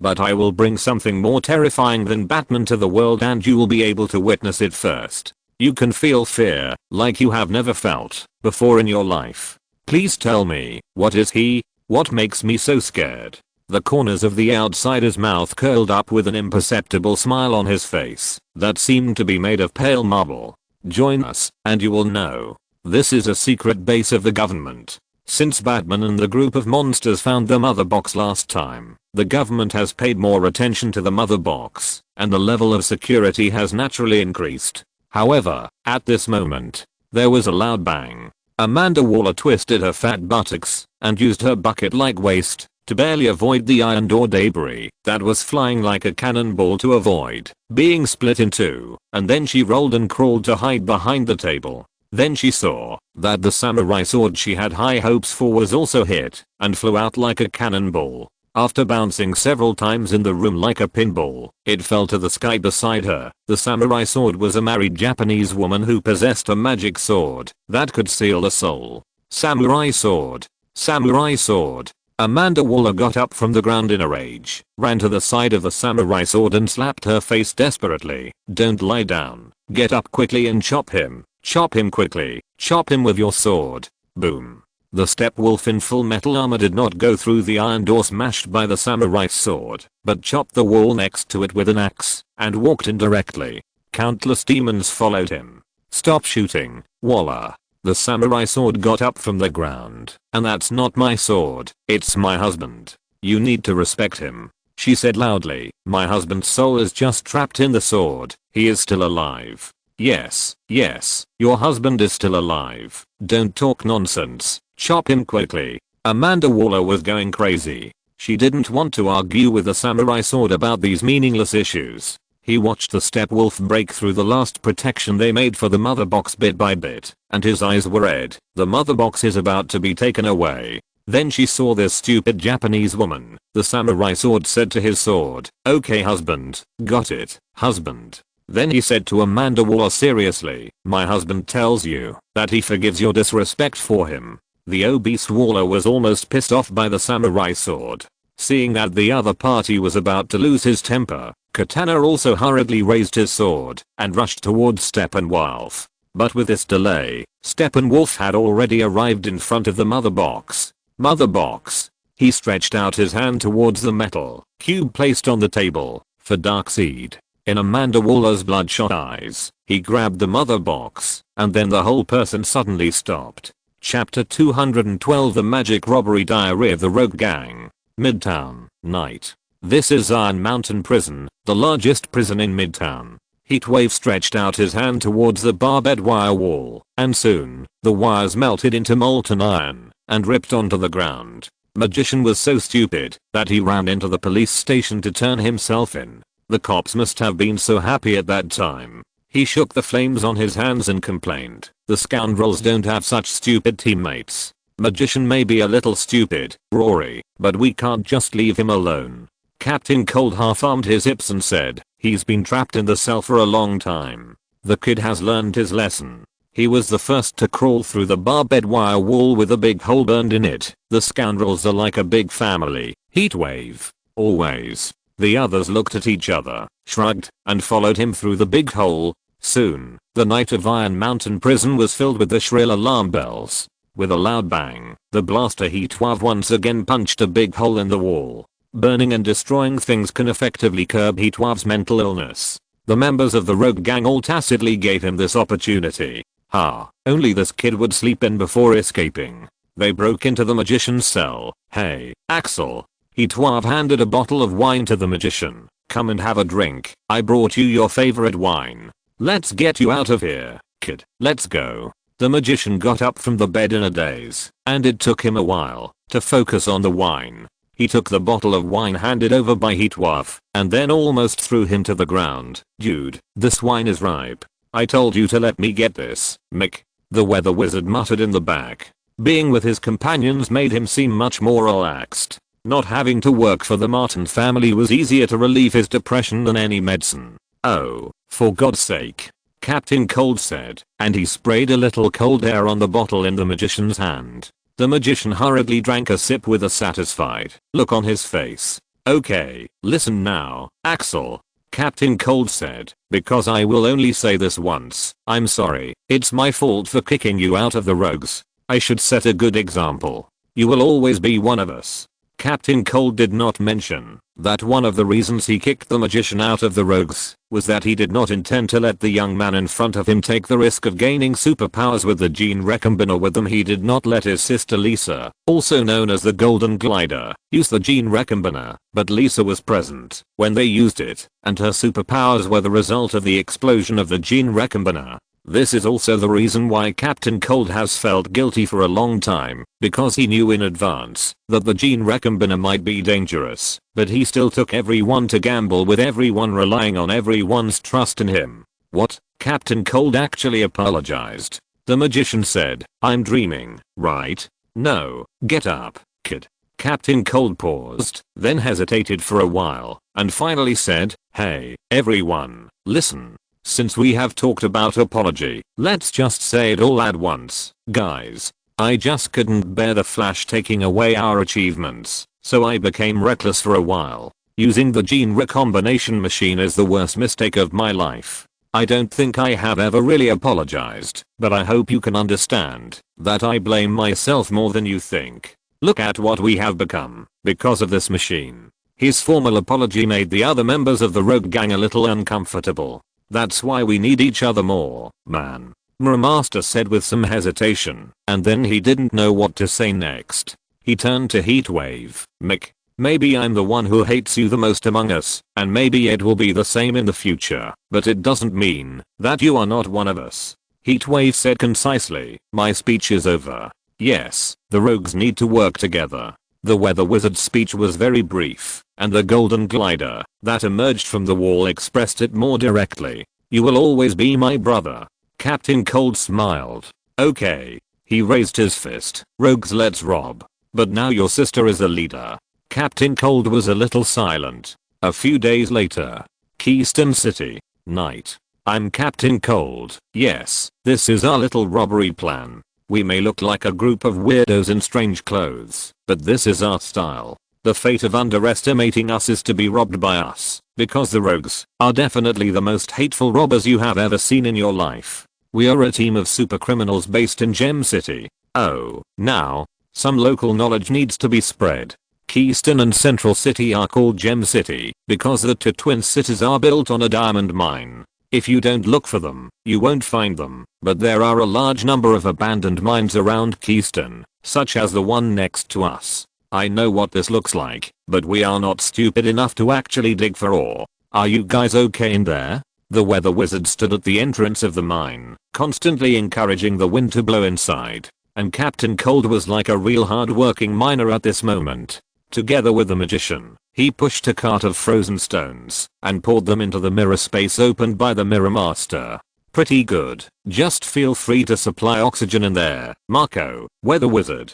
Hey, don't answer for us blindly, Cold. Marco, more oxygen. I need more oxygen to help burn. Heatwave shot another jet of flame at the top. You see, I didn't expect that Heatwave would be powerless, huh? Captain Cold said. You're the only one who talks too much, Snow Rabbit. Stop arguing, guys. The voice of the golden glider came from above. Of course, sister. How long will we have to dig? Another 10 meters will get us into the bank vault. The translucent golden body of the golden glider emerged from the top of the mine. I've counted it. There's a full $1 million in the vault, divided into 5 parts. We can pay this ticket. Okay, it's your turn. Heatwave stepped aside, and Captain Cold sprayed frost from his hand, hitting the place where Heatwave had just sprayed fire, and a lot of soil began to flutter down. Boom. The mine shook violently. What's going on? The Mirror Master came to the glass door of the bank through the mirror space, and was surprised to see a crack on the ground. What's going on? The golden glider also asked the same question, and poked his head out from the ceiling of the mine. Captain Cold swallowed his saliva. It doesn't look good, Lisa, golden glider. The whole mine is going to collapse. It may not collapse. Heatwave said. It may not collapse. We should pause first. Wait, she is the boss, not you. Heatwave said. We have been busy for so long. We can't give up. We have studied it before. We just need to dig a big hole and install a mirror, and Sam, Mirror Master, can take care of the rest. If it collapses after this, who will take care of it? There is enough time now, but Heatwave's words were quickly interrupted by Captain Cold. It's not a question of whether there is enough time, Mick. There is a 12-story building full of people above our heads. Heatwave was speechless. So, this has nothing to do with us. Who are we, criminals or good guys? Although he said this, Heatwave still threw the shovel and pickaxe in his hand to the ground in frustration. We are a gang of rogues. And the gang of rogues don't kill innocent people.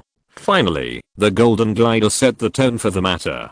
I'm afraid that's the only way. We have to stop and reinforce the crack. Sorry, guys, this team mission is a failure, but we have to give up the original plan. F******.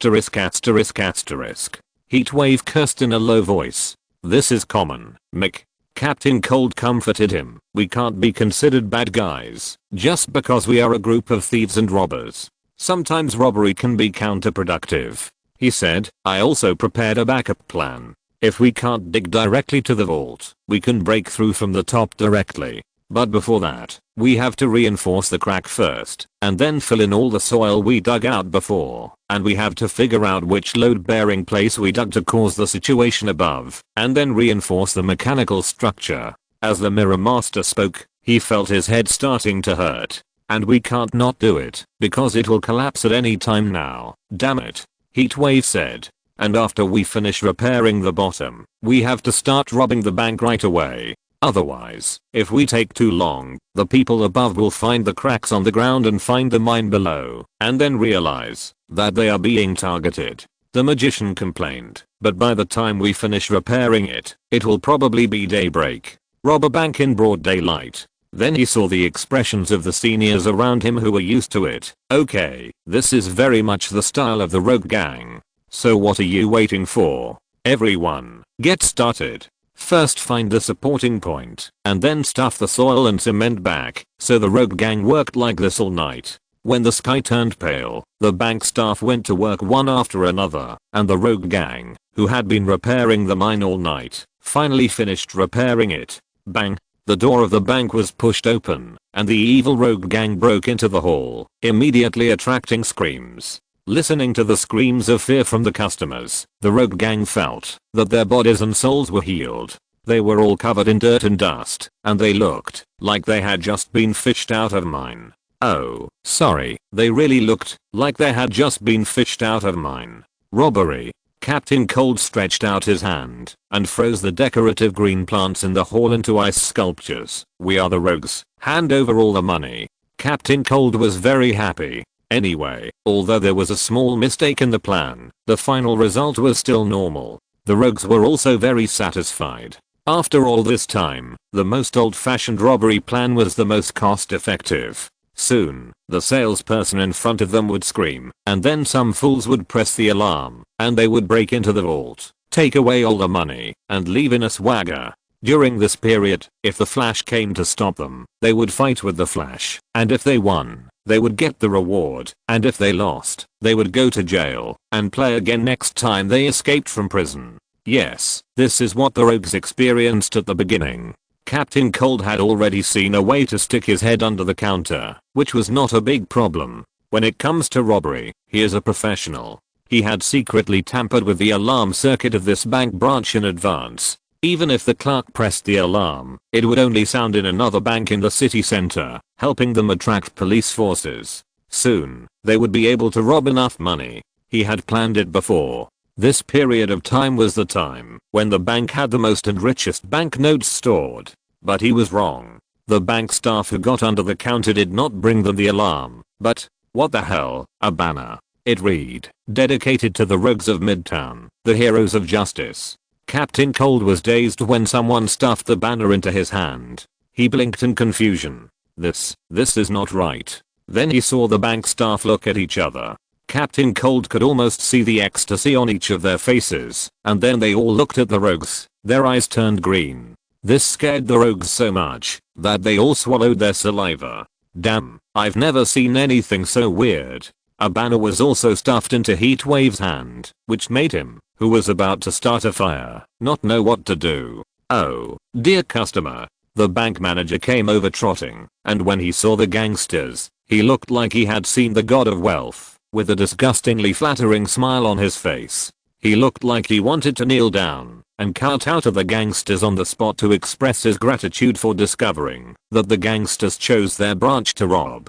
Quick, quick, quick, this way. The weather wizard was pulled to sit on the stool in a daze. The black security guard with a gun had a simple smile on his face and even used his sleeve to wipe the seat of the chair for the weather wizard. While the manager was enthusiastically greeting the members of the rogue gang, he shouted at the stunt teller next to him, "What are you still standing there for? Why don't you serve tea to all of you gentlemen?" Then he nodded and bowed. "Boss, your money will be delivered right away." Our money? The mirror master was a little confused, but he didn't dare to say a word. All the members of the rogue gang didn't dare to say a word. They just watched the bank manager and his employees serve the rogue gang members with the highest standards and emperor-like treatment. Then a few minutes later, without the rogue gang having to do anything, millions of dollars were neatly stacked and placed in front of the rogue gang, and the bank manager bowed flatteringly along with the banknotes. Heroes of the Rogue Gang, please be sure to accept this money.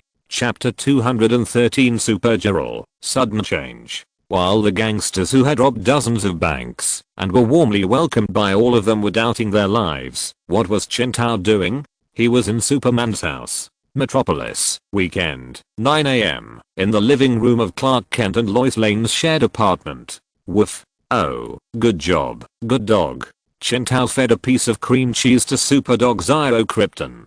God knows why Clark would feed such a thing to a dog, but it doesn't matter. He has been waiting for Lois and Superman to finish for 72 minutes, and he has to pretend that they just happened to come to the door. It's so tiring. Why can Superman be so leisurely? The more Chintao thought about it, the angrier he got. Without paying attention, he directly stabbed the triangle of cheese into Zio Krypton's mouth, almost choking the dog to death. Woof woof woof. Chintao heard Clark's footsteps coming from behind, and he stood up. How is your recovery, Clark? Same old. Clark was wearing casual home clothes, holding a cup of American-style Chinese tea, which was soaked with wolfberries and various messy plants. He yawned, and the Superdog floated to his forehead, floating around like a ball of flying cotton. You don't have superpowers now, so don't worry about being accidentally crushed by your dog one day. Chintao saw the Superdog Zio-K squatting on Clark's forehead intimately. He knew that Zio-K was not actually using any force, but was just floating, but this posture was still very dangerous. You know, the probability of a pet killing a person may be very low, but it is definitely not zero. Zio-K's humanized dog face immediately rolled his eyes. It's okay, little Krypton has adapted well. Clark touched little Krypton's head, then yawned again, wiped his tears, and said, so, what do you want to talk to me about? If there's nothing, can't I talk to you? Well, there are indeed new problems. Chintao said, something happened again. He looked a little serious, and Superman quickly received the signals emanating from his body language, drove away little Krypton who was still on his forehead, and then sat up slightly. You continue. Steppenwolf attacked the location where the government stored the mother box, and then left quietly. Mudface told me that the clone he left there pretending to be the mother box was completely destroyed, which means that both the government and Steppenwolf knew that I had faked the mother box. And the strange thing about this matter is, how did Steppenwolf know where the mother box was stored? I have used technical means to isolate the possibility of the real mother box responding to Steppenwolf's message, so Steppenwolf mistakenly thought that the real thing was in the hands of the government, but he was able to find the location accurately. Superman nodded, and he continued, this shows that the government has been infiltrated like a sieve. Whether it is our people, Darkseid's people, or any other powerful role, the government has no secrets in front of them. This is why I'm willing to forge the mother box away from the government. Chintao said, they have no ability to keep it, but they are holding on to it. But now the problem is that I can't negotiate with them, so I just make a fake one, which is undoubtedly a complete deception of them. After this situation was discovered, our relationship immediately dropped to freezing point. This not only had a great impact on my subsequent plans, but also posed a problem for me now. Chintao took a deep breath. Facing Clark's body gesture of you continue, Chintao told him, we have welcomed a new Kryptonian spaceship. With a bang, Clark suddenly stood up, and the wolfberry tea on the table was knocked over by him, and it fell to the ground with a bang and shattered. Clark, what happened? Louise's voice came from the bedroom. Clark told her, it's okay. I just knocked over the cup by accident. He sat down with a forced calmness. He was in no mood to clean up. It's not a large spaceship like General Zeddy, nor is it a pet-specific escape pod like Superdog Zio Krypton. Chintao said, it's a real adult escape pod. Clark felt a little trembling. My parents. No, it's your cousin. Chintao told him, your cousin, Kara Zor-El. She came at a delicate time. Now I guess the government is almost driven crazy by insecurity. Wait, how do you know her name? Is she in your hands now? Under my surveillance. I used technical means to make this escape pod land on Earth before the government found out, to ensure that your cousin faced an empty wilderness instead of fully armed soldiers when she got off the spacecraft and had enough time to escape before they arrived. Chintao said, but they are not blind. and the technology now is not the same as it was in your era more than 20 years ago. Such a large spacecraft crashed, no matter how deceived, when it broke through the atmosphere, the government would find it, no matter how slow it was. Chen Tao said, then they will do their best to hunt down the creatures that are still at large in this Kryptonian escape pod that has just arrived on Earth, at all costs. And before, I gave the government a fake mother box, which brought our relationship to a freezing point. So this time, they will most likely not be as easy to talk to as they were before regarding the issue of Superdog Little Krypton. What can I do? It's comfortable to talk to smart people. Without Chen Tao asking, Clark directly told him the purpose of his visit. The close relationship with Lois did not drain his brain. Prove my identity to the new Kryptonian. Absolutely correct. Chen Tao said, we need Superman. Without Superman, Supergirl is also fine. 20 minutes later, Chen Tao left Clark's house, but his mood was far more turbulent than he appeared on the surface. The possibility of Superwoman's existence, the impact of this event on him was no less than that of his previous life, before he traveled through time, when Warner announced to everyone, we have decided to replace Superman with Superwoman, and the DCEU is officially over. Note, DCEU is the series of movies that started with the 2013 Superman Man of Steel. Originally, because Superman lost his superpowers, he had almost given up pinning his hopes on him, and even began to look for the next person to entrust Gotham to. He even thought about training Bane to be Robin, and then turning him into Batman. Then reality slapped him hard in the face. When Bane heard that he was going to be Batman, his first reaction was not ecstasy but fear. Now he didn't know where on the earth he had gone to live a pastoral life with a bald zombie Blake. He didn't want to do what he wanted. Now Gotham basically depends on Nightwing, Deadshot, Poison Ivy and other members of the Suicide Squad to maintain it. Otherwise, the more he suppressed with Superman before, the more violent the rebound would be now. But now, the appearance of Supergirl has given him hope again. He can completely train her and replicate the set of things he prepared for Superman on Supergirl, and then, his idea of retirement all along seemed no longer out of reach. The plan that was interrupted by Superman's loss of superpowers, a smooth handover transition. This temptation was so strong that Chen Tao almost began to imagine what effect he would get after doing this. But at this moment, a call ring interrupted Chen Tao's thoughts. He answered the phone, and the long-lost image of Alfred came on the stereo projection screen. Master Bruce, your date with Miss Diana Prince is about to. I won't be late. And, Alfred, that's obviously not a date. Chen Tao said, I just asked her for help, and did some experiments. Maybe I'll help her, if I have a chance. I'll test her attitude and discuss some things. Finally, let her train me, or others for a while. That's all. Ah, right. Alfred said, so I advise you not to be late. If I hadn't waited for Clark and Louis for a long time, forget it. Chen Tao shook his head, but I'm in time. He looked at his watch. I came out at least 30 to 20 minutes earlier than expected. Gulp. At the same time, Clark looked at Louis, who walked out of the room. The steel man who wouldn't blink even when facing doomsday swallowed his saliva and shed a drop of cold sweat. Clark. Then he heard Louise holding a cell phone and saying to him, look, the store has recently released a Superman-style wedding dress and groom's tuxedo. So beautiful. Clark immediately understood the girl's hint. So, how can an ordinary person who intends to assassinate the President of the United States approach the President of the United States? The mechanical Superman stood thousands of meters above the sky, observing the ground below with his extraordinary vision. It was early morning, and the misty fog enveloped the White House, the highest power center of the country, and it was hazy. In the field of humanities, there is a new way to divide the times. Before Superman appeared, and after Superman appeared.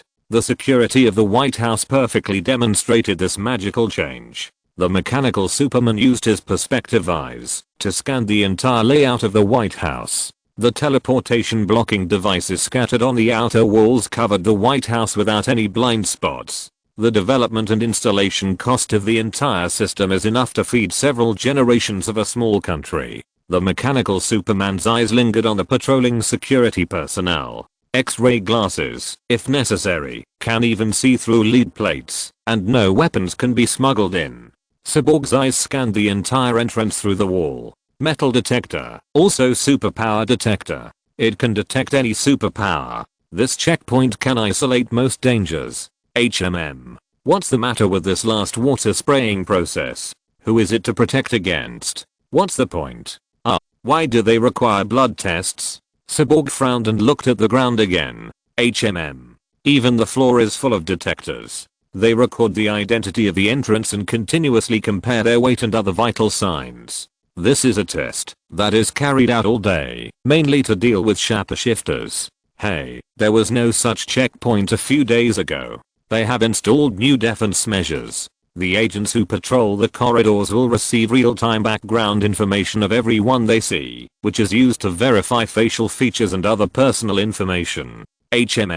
It is watertight, and it is also a defense against shapeshifters. But why do we have to be so defensive against shapeshifters? Cyborg stood silently in the air. Who is my target? Of course, the president. Why do I do this? We will know soon. How can I achieve my goal? Obviously not very easy, but I can still control them. This doesn't even require superpowers. All it takes is some small inducements. The most basic rhetoric, pictures, videos, audios, news obtained from various media channels. These information are so easily manipulated by me, and it is easy to guide the recipient in the direction you want. The so-called brainwashing is to preset an answer and then instill it into other people's minds. The cyborg's eyes penetrated the layers of buildings and stopped in the conference room. I tell you, General Ealing, the president will not agree. Cyborg heard someone say, the whole country is worried that the superpower of law enforcement will put the whole country under fascist rule.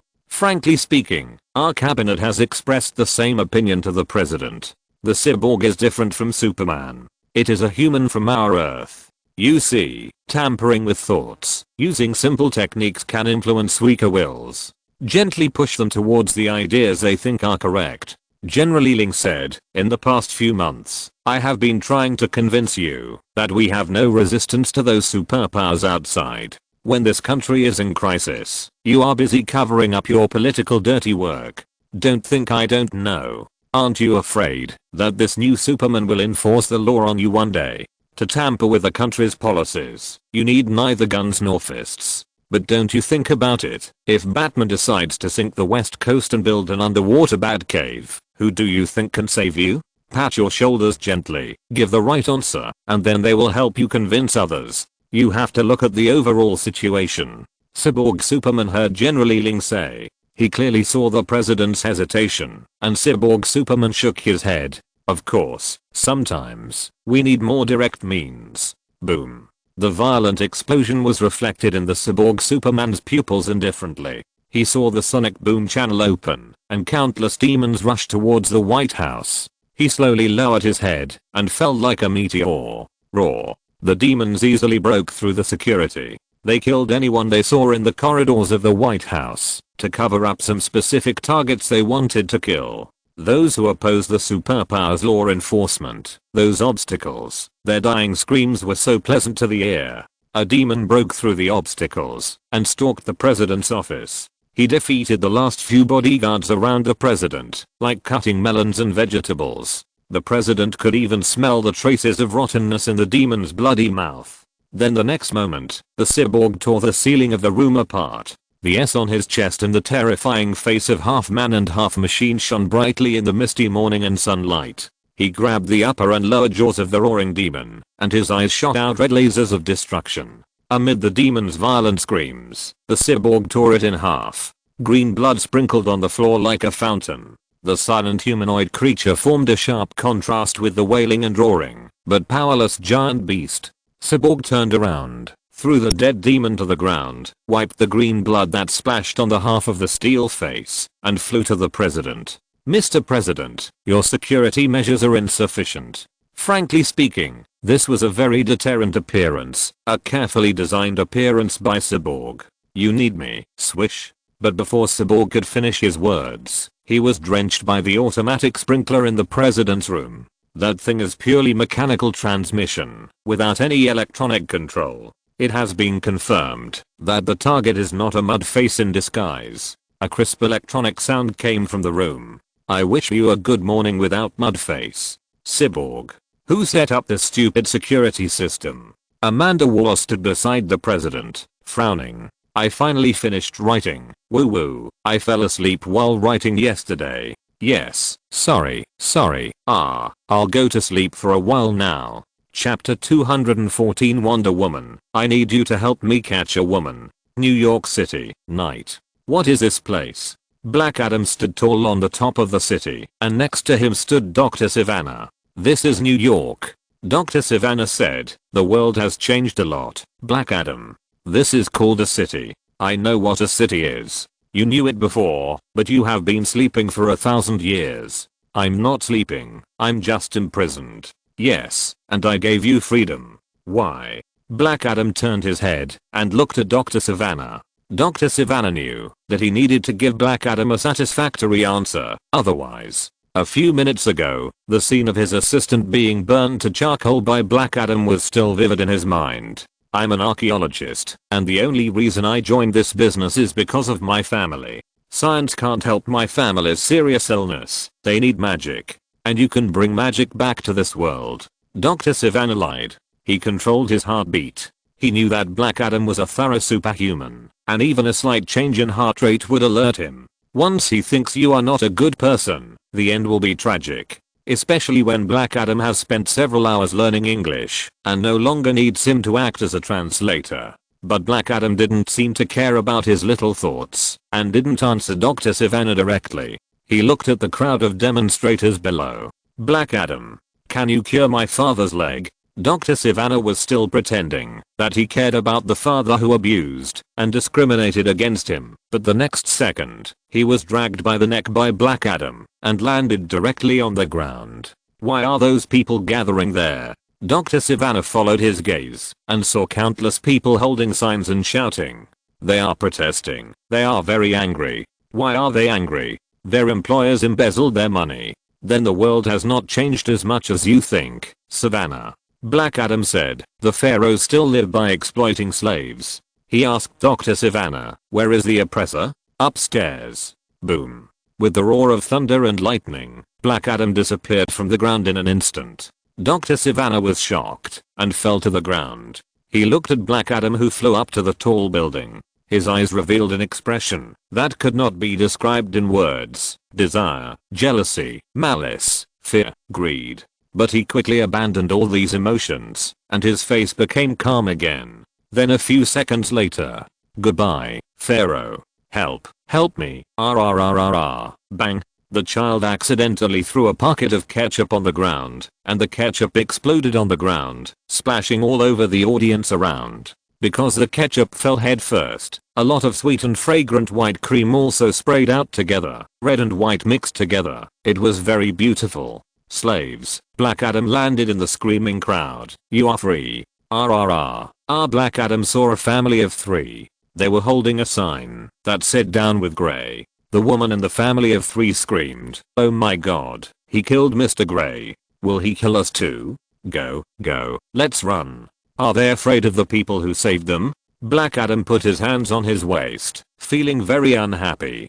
Dr. Savannah said, we have to go. Yes, I have observed this world enough and know what to do next. Black Adam said, we have been to the Eternal Stone Castle. The wizard has selected his new magic guard. And no matter who that guard is, blue lightning flashed in Black Adam's eyes. We will find him. Alfred sat in the Batcave with satisfaction, happily monitoring his Bruce and Diana's first date. The location was carefully selected by him. Across the street from the restaurant was the famous Lovers Avenue, where men and women holding hands and walking around, and there were vendors selling flowers. Sitting in the restaurant, you can eat dog food to your heart's content. A little further away, there is the amusement park, and there are ice cream shops everywhere. Alfred knows that Miss Diana Prince's favorite thing to eat is ice cream. He has used money to let the owner of the ice cream shop prepare an exclusive event. As long as the couple takes a photo together, they can get free ice cream and limited ice cream pendants. In order to prevent Miss Prince from resisting, he also asked the owner of the ice cream shop to set up a lottery, and his Bruce and Diana will just happen to win the first prize. As long as they take a couple photo, they can get a Haagen-Dazs ice cream free lifetime coupon. Heh heh. Alfred laughed in a low voice, and then stopped. TSK, I often hear Bruce laugh like this recently. Even he has been brainwashed by this laughter. He actually laughed like this. It's too outrageous. Across half a street is the third largest open-air stadium in the metropolis. Alfred has booked this place for a week. Bruce can practice with Miss Prince here. Bruce once said that he wanted Wonder Woman to teach him some fighting skills suitable for superhumans, right? He had an idea when he heard this request. Well, everyone knows, whispering in each other's ears, teaching and training hand in hand, etc. Many young women cheat on their fitness coaches because, cough. Anyway, the stadium is empty today, and he has made sure that not even a chicken will come to disturb them. Things should have ended at this point, but how can Alfred be satisfied with this? He has arranged an artificial rainfall. He knows that Bruce and Miss Prince should not bring umbrellas, and he happened to have acquired the nearest hotels to them a few days ago. The rain will continue until the next morning. If they take shelter in the hotel, there will be only one room left. Hehehehe. Of course, if Miss Prince resists, it can be changed to 2 rooms. In short, this is the perfect script that Alfred has planned for his Bruce. Since his Bruce came back, he has become much more shy. But Alfred likes him more this way. In the past, although Bruce was unruly and a womanizer, every time Alfred saw the smile on Batman's face completely disappear and reveal that pensive expression, he would immediately realize cruelly that everything before was just Bruce played by Batman. But now, even though his Bruce wears Batman's uniform every day, he is either practicing moves, or sighing after coming back, or making plans. But for the first time in so many years, Alfred feels that the current situation is Bruce playing Batman. Compared with Batman playing Bruce, this is such a huge change. How can he not be happy? Oh. Alfred sat up straight and saw his Bruce walking into the restaurant in a decent suit. Great. He originally thought that with Bruce's mental state, he would run into the restaurant directly in Batman's uniform. He quickly picked up the microphone next to him and gave orders to the mud faces who were acting as everyone in the restaurant. Quick, Robin. Send a waiter to stand next to them. I want to see the expressions on their faces when they talk. Okay, Robin got it. Mudface said in the communication. At the same time, the real Robin Tim was teaching in the classroom. Turn to page 52. To be honest, your class is the worst I have ever taught. Achoo. Tim sneezed. Alfred saw Bruce sitting down facing Diana. He greeted her, which was the most basic social etiquette. Alfred nodded happily. He poured himself a cup of steaming coffee and took a sip with satisfaction. Well done, Bruce. Then he saw Bruce exchanged a few pleasantries with the other party and then invited Diana to have lunch with him. Yes, that's it. Make the atmosphere a little more casual and don't be too tense. Alfred thought enjoying the food first is a good way. Then you can start a pleasant chat, and when the time is right, you can make a request or invite her. Diana, time is tight, so I won't waste any more words and just get straight to the point. Question mark? Then Alfred heard Bruce say this. His eyes widened all of a sudden, and the action of drinking coffee that he was halfway through stopped there. I have an uninvited request. You say. Diana lifted the hair beside her earlobe. Then I'll say it. Wonder Woman, I need you to help me catch a woman back. Puff. Alfred sprayed a mouthful of coffee directly on the monitor screen, and the waiter disguised as Mudface next to him dropped the plate with a bang, and then gasped. Even Mudface couldn't stand such straightforward words. What did you say? Diana felt her head buzzing for a moment. The Amazon female warrior was not a fool. Since she came to the agreed place for the conversation in casual clothes, she thought that Batman might make some requests to her. As one of the few powerful fighting forces that the government can mobilize, Amanda Waller and Steve had already told her how Batman used pretentious negotiations and a mother box made of mud to fool the government. It was not only Steppenwolf who left that day with a gloomy face and a handful of mud. Diana thought that Batman specifically found her in private this time. Maybe he wanted her to be a peacemaker, or maybe he wanted to test which side Wonder Woman would support if he had a conflict with the government, or even to use their personal relationship to try to persuade her to help him. But no matter how the smart and heroic Amazon warrior guessed, she never expected Batman to ask him to help her as a human trafficker. Chintao also quickly realized that Diana had misunderstood, so he quickly told her about Supergirl Kara. No, the government will never. Diana subconsciously wanted to refuse, which was completely against the government, but she soon thought of some things she knew, and she couldn't help but get stuck in her words. But Steve and Waller will stop these things. Wonder Woman finally said hesitantly, maybe, right? She added an uncertain question word at the end. Chintao easily read her subtext. What evidence do you have to prove that the government will use the new Kryptonian to experiment on Earth? Fortunately, Chintao had made detailed preparations for this problem. He successfully took out several intelligence reports on various human experiments conducted by the government. At the earliest time, he left nanorobots in Luthor's lair, and the things they collected came in handy in this situation. Moreover, the child named Kara who is about to get off the spaceship is a relative of Superman. Seeing Diana wavering, Chintao immediately struck. While the iron was hot, Superman can take good care of him and guide him to use his abilities well. The government and the habitual use of guns and attempts to arrest to restrain a Kryptonian, I personally think it is very dangerous. Chintao finally added fuel to the fire. You should know how eager the government is to achieve quick success. If they cultivate a Kryptonian who has ill intentions towards the entire planet, frankly, I don't know what to do. Diana was finally convinced. Okay, when are we going to catch a female superwoman? Now, she heard the other party say. Alfred behind the monitor slapped himself on the head, and all his previous preparations were ruined. Alfred, where is my invisible plane? Batman asked in his headset. Alfred finally struggled. There are too many people on the street. There is no place to park. I can't push the invisible plane into the downtown area. Even if it keeps no sound when hovering, it is still too loud when it flies. Then why did you choose the place? Alfred knew that his reason did not make sense. He quickly said, I have parked the plane at the corner of the street on your left. You and Miss Diana should leave that area on foot first. Hey, Bruce, why are they walking hand in hand?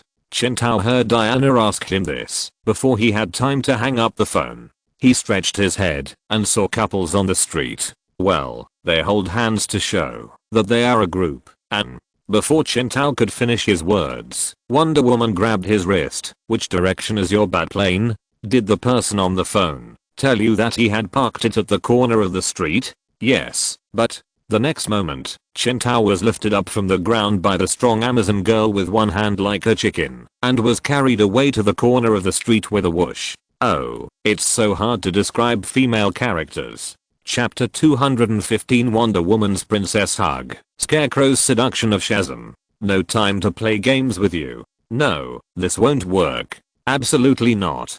Billy felt like he was back to that night. The hazy fog, the squeak of the tram, the roar of the monster outside the window, like the deepest dream of the boy curled up in the quilt every midsummer night. And then, the confused boy pushed open the door of the carriage and saw the old wizard sitting high at the top of the hall. His hair was like flowing seaweed, and he was wearing a linen robe. His staff was leaning on the crook of his right arm, and he supported his head with one hand, looking carefully at the boy in front of him.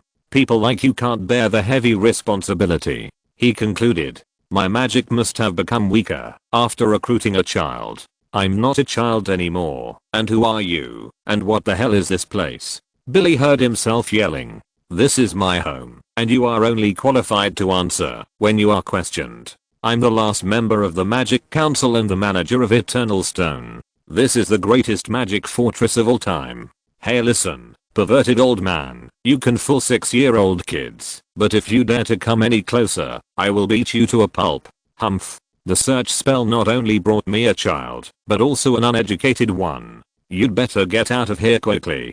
Billy's pupils reflected the wizard raising his staff, with lightning wrapped around it, and piercing his body. Will this boy be the magic warrior I'm looking for? Is this boy the existence of supreme goodness? Boom.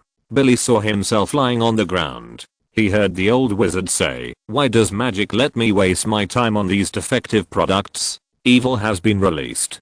God, please forgive me. Black Adam will be free soon. What did you just do to me? Billy looked up and saw that the old wizard was bleeding from all his orifices while speaking. His already skinny head gradually began to show a blue-black color that only dead people would see. Maggots emerged from his eye sockets and gnawed half of his face to bones in just a few seconds, but he still said as if he had noticed nothing, "Just as I have done with many people, I have read through your life experience, looking for a perfect person. But you are as imperfect as the souls I have brought before. No, more than imperfect, you are simply full of poison." The withered wizard grabbed Billy by the collar. "You liar. Liar. You used the ability I gave you to steal money from the bank's cash machine. A coward like you, if he really saw Black Adam, would only run away. You don't have any good qualities in you. You stole my power with sweet words. Give me back the power. Give it back. You can't bear the burden at all. You are a waste, a liar. I made the wrong choice. Ah." Billy stood up and yelled. He hugged his head, fell to the ground with a bang, and used his hard skull to knock the table out on the smooth floor. He got up in a panic and saw his classmates and teachers looking at him. "Ah, Billy, are you feeling unwell?" He heard his teacher, Mr. Wilson, whispering to him from the podium. If it were a few weeks ago, this middle-aged male complainer with a big belly would have been yelling at him loudly or mocking him in a sarcastic way for doing such unnormal behavior in class. But at this moment, his face, which was full of wrinkles like fesses, was full of disgusting flattery and flattery. Instead of calling him Billy, he might as well call him Dad. Mr. Wayne's funding for this school made all the teachers and students recognize Billy's status. After just a few weeks, Billy became the most untouchable person in the school. Even the most sarcastic teachers would become kind and pleasant under the deterrence of money and power. Even kind to the point of being a little disgusting.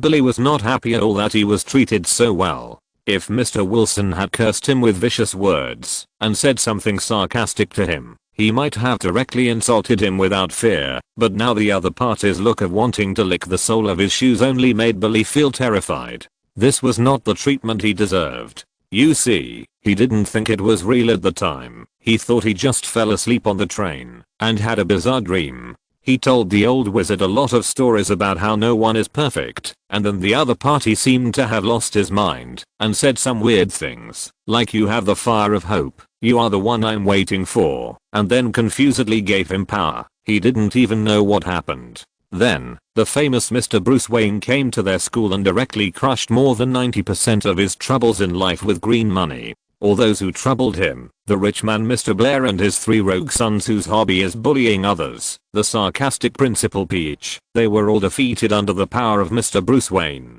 Billy knew that his condition was very wrong. Normal people should be happy when they find out that they have superpowers and have made super friends. Super friends can help you improve your life with just a flick of their fingers, right? But Billy often thinks about those who put their hopes on him.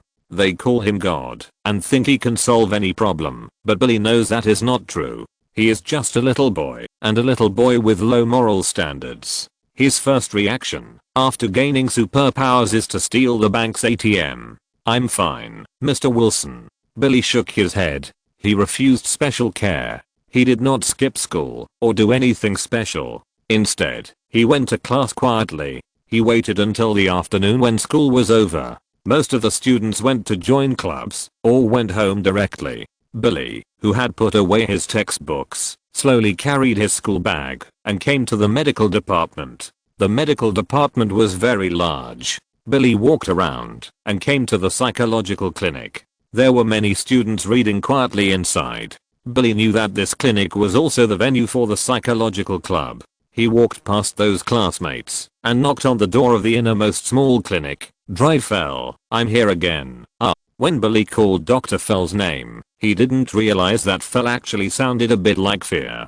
Just a little bit similar, neither too much nor too little, not enough to make people associate. Diagnosis. Billy heard Dr. Fell's voice coming from the small clinic. Warm, kind, and powerful. A little free diagnosis, Billy. There is no need to be ashamed of it. Modern people have always been under great mental pressure. The voice dispelled Billy's shyness with just a few words. The boy breathed a sigh of relief. He pushed open the door and saw the tall and thin Dr. Fell sitting in the main seat. His limbs were skinny, like the arms of a scarecrow. "Ah, you're here, Billy." Dr. Phil politely asked Billy to sit down, but without the slightest flattery. This made Billy feel very comfortable. The other party is indeed a psychologist. His every move makes people feel like spring breeze, without any displeasure. "So, where were we talking about?" "Dr. Phil, aren't you going to sit down?" Billy asked. He saw Dr. Phil walk to the window with some excitement, straightening his thin and long body, like a scarecrow watching crows in the wheat field. "I'm fine, I can stand.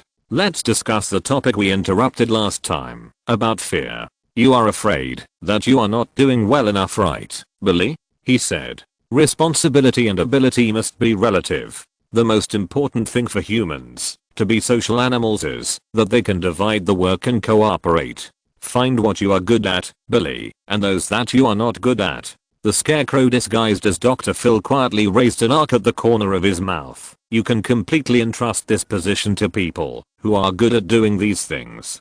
Kara Zor-El has been on Earth for more than 37 hours. Chen Tao said. "Yes. That means she has absorbed enough yellow sunlight to turn her into a powerful girl." "Yes. Okay, Diana, I admit that the reason I was talking was because I hoped you could carry me in a different position." Chen Tao finally spoke helplessly. When Diana carried him to the invisible plane, they found that the plane's fuel tank was inexplicably broken, and there was not a drop of fuel in it. Alfred showed great surprise and regret in the communication channel. Chen Tao completely believed that this was not his work, haha. At first, Chen Tao tried to transform into a broken bat and fly by himself. Yes, it was a good idea to run shoulder to shoulder with Wonder Woman.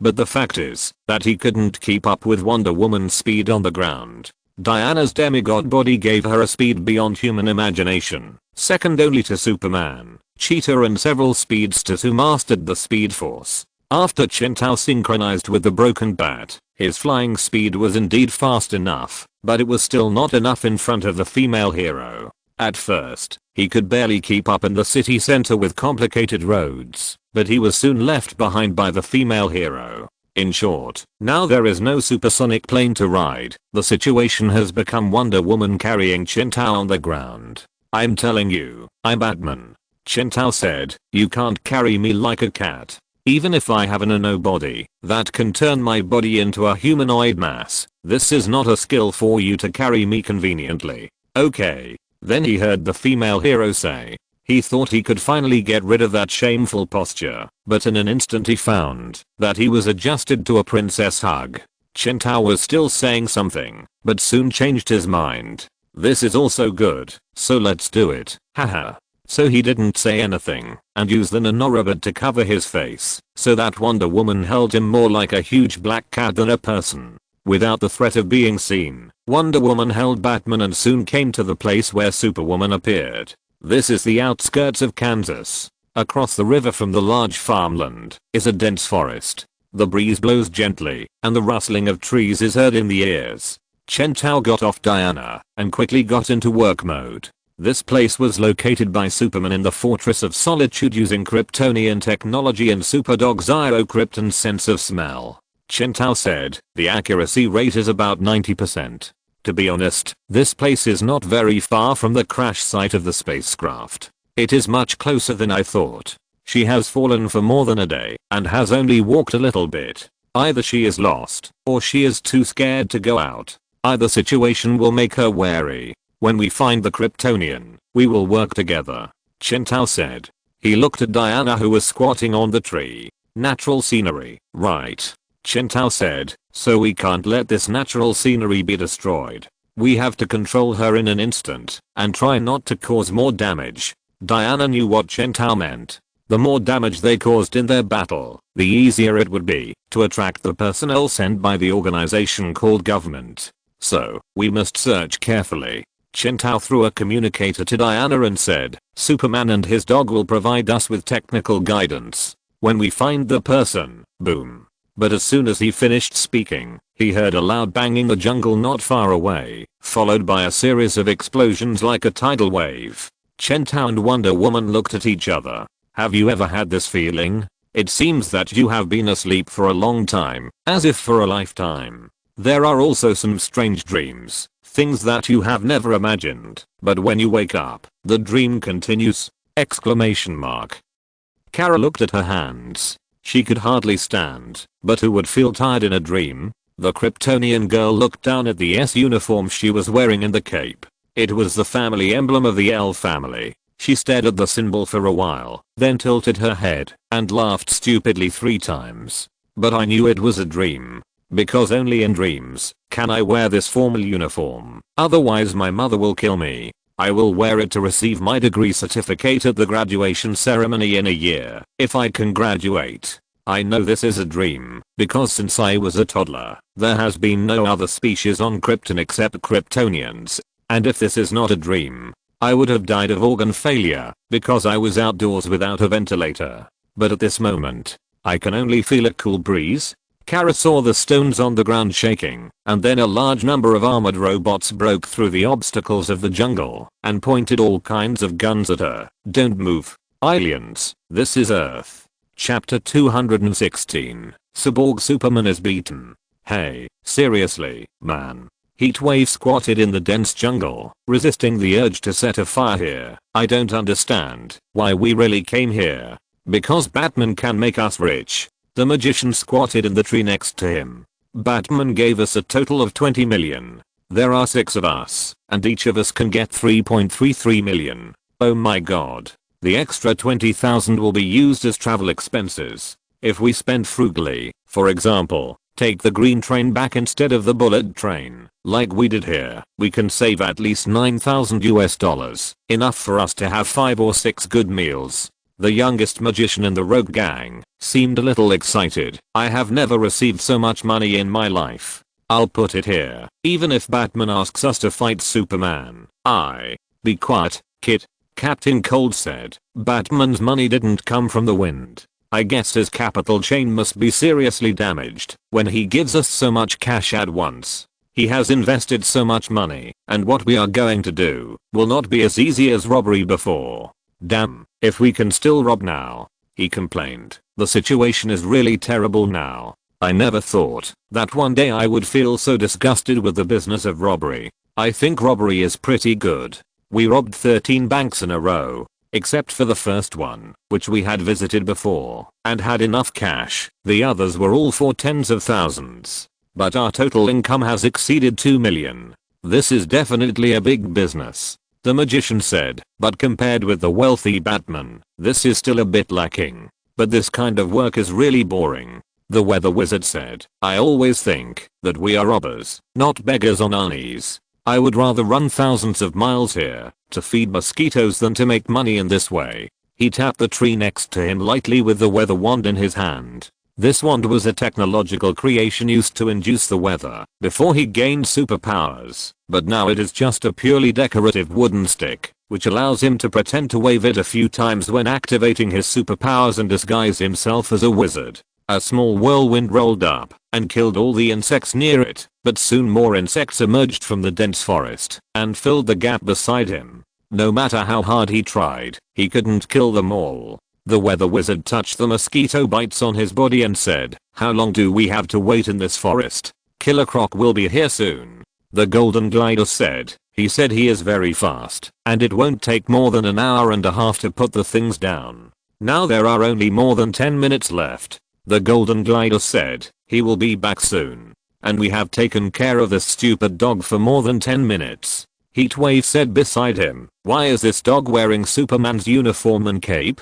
I'm hungry. Can I roast it and make dog meat hot pot? Little Krypton, who had been squatting beside him as a good dog since the beginning of the conversation, looked at him in horror and barked angrily. Lisa was speechless. He ignored the 2 jokers and turned to look at the Mirror Master who had not spoken since then. Sam, do you want to drink some water and rest for a while? No, you should rest too, Lisa. We will have a tough battle later. The Mirror Master sat on the tree with his arms folded.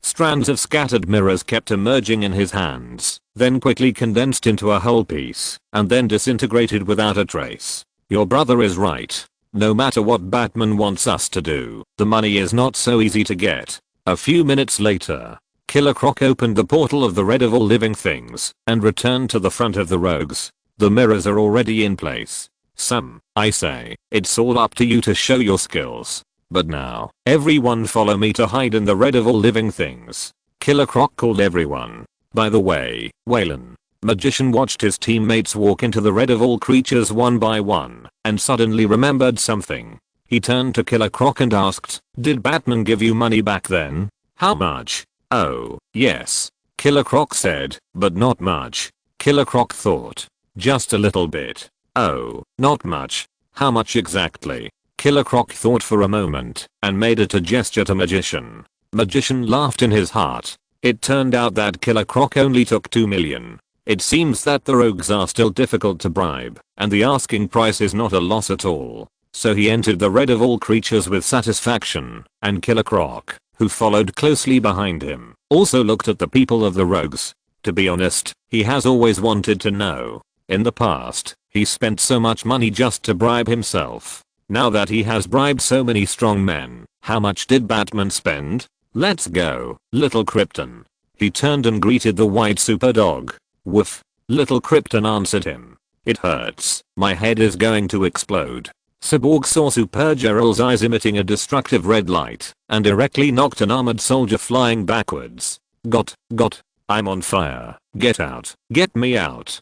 Several soldiers rushed forward. They dragged their colleagues to a safe area, and then several brave soldiers grabbed Supergirl from behind. "Calm down, okay, baby?" Then their arms were removed in an instant. Then Cyborg knew it was his turn to appear. "Calm down." He appeared in front of Supergirl.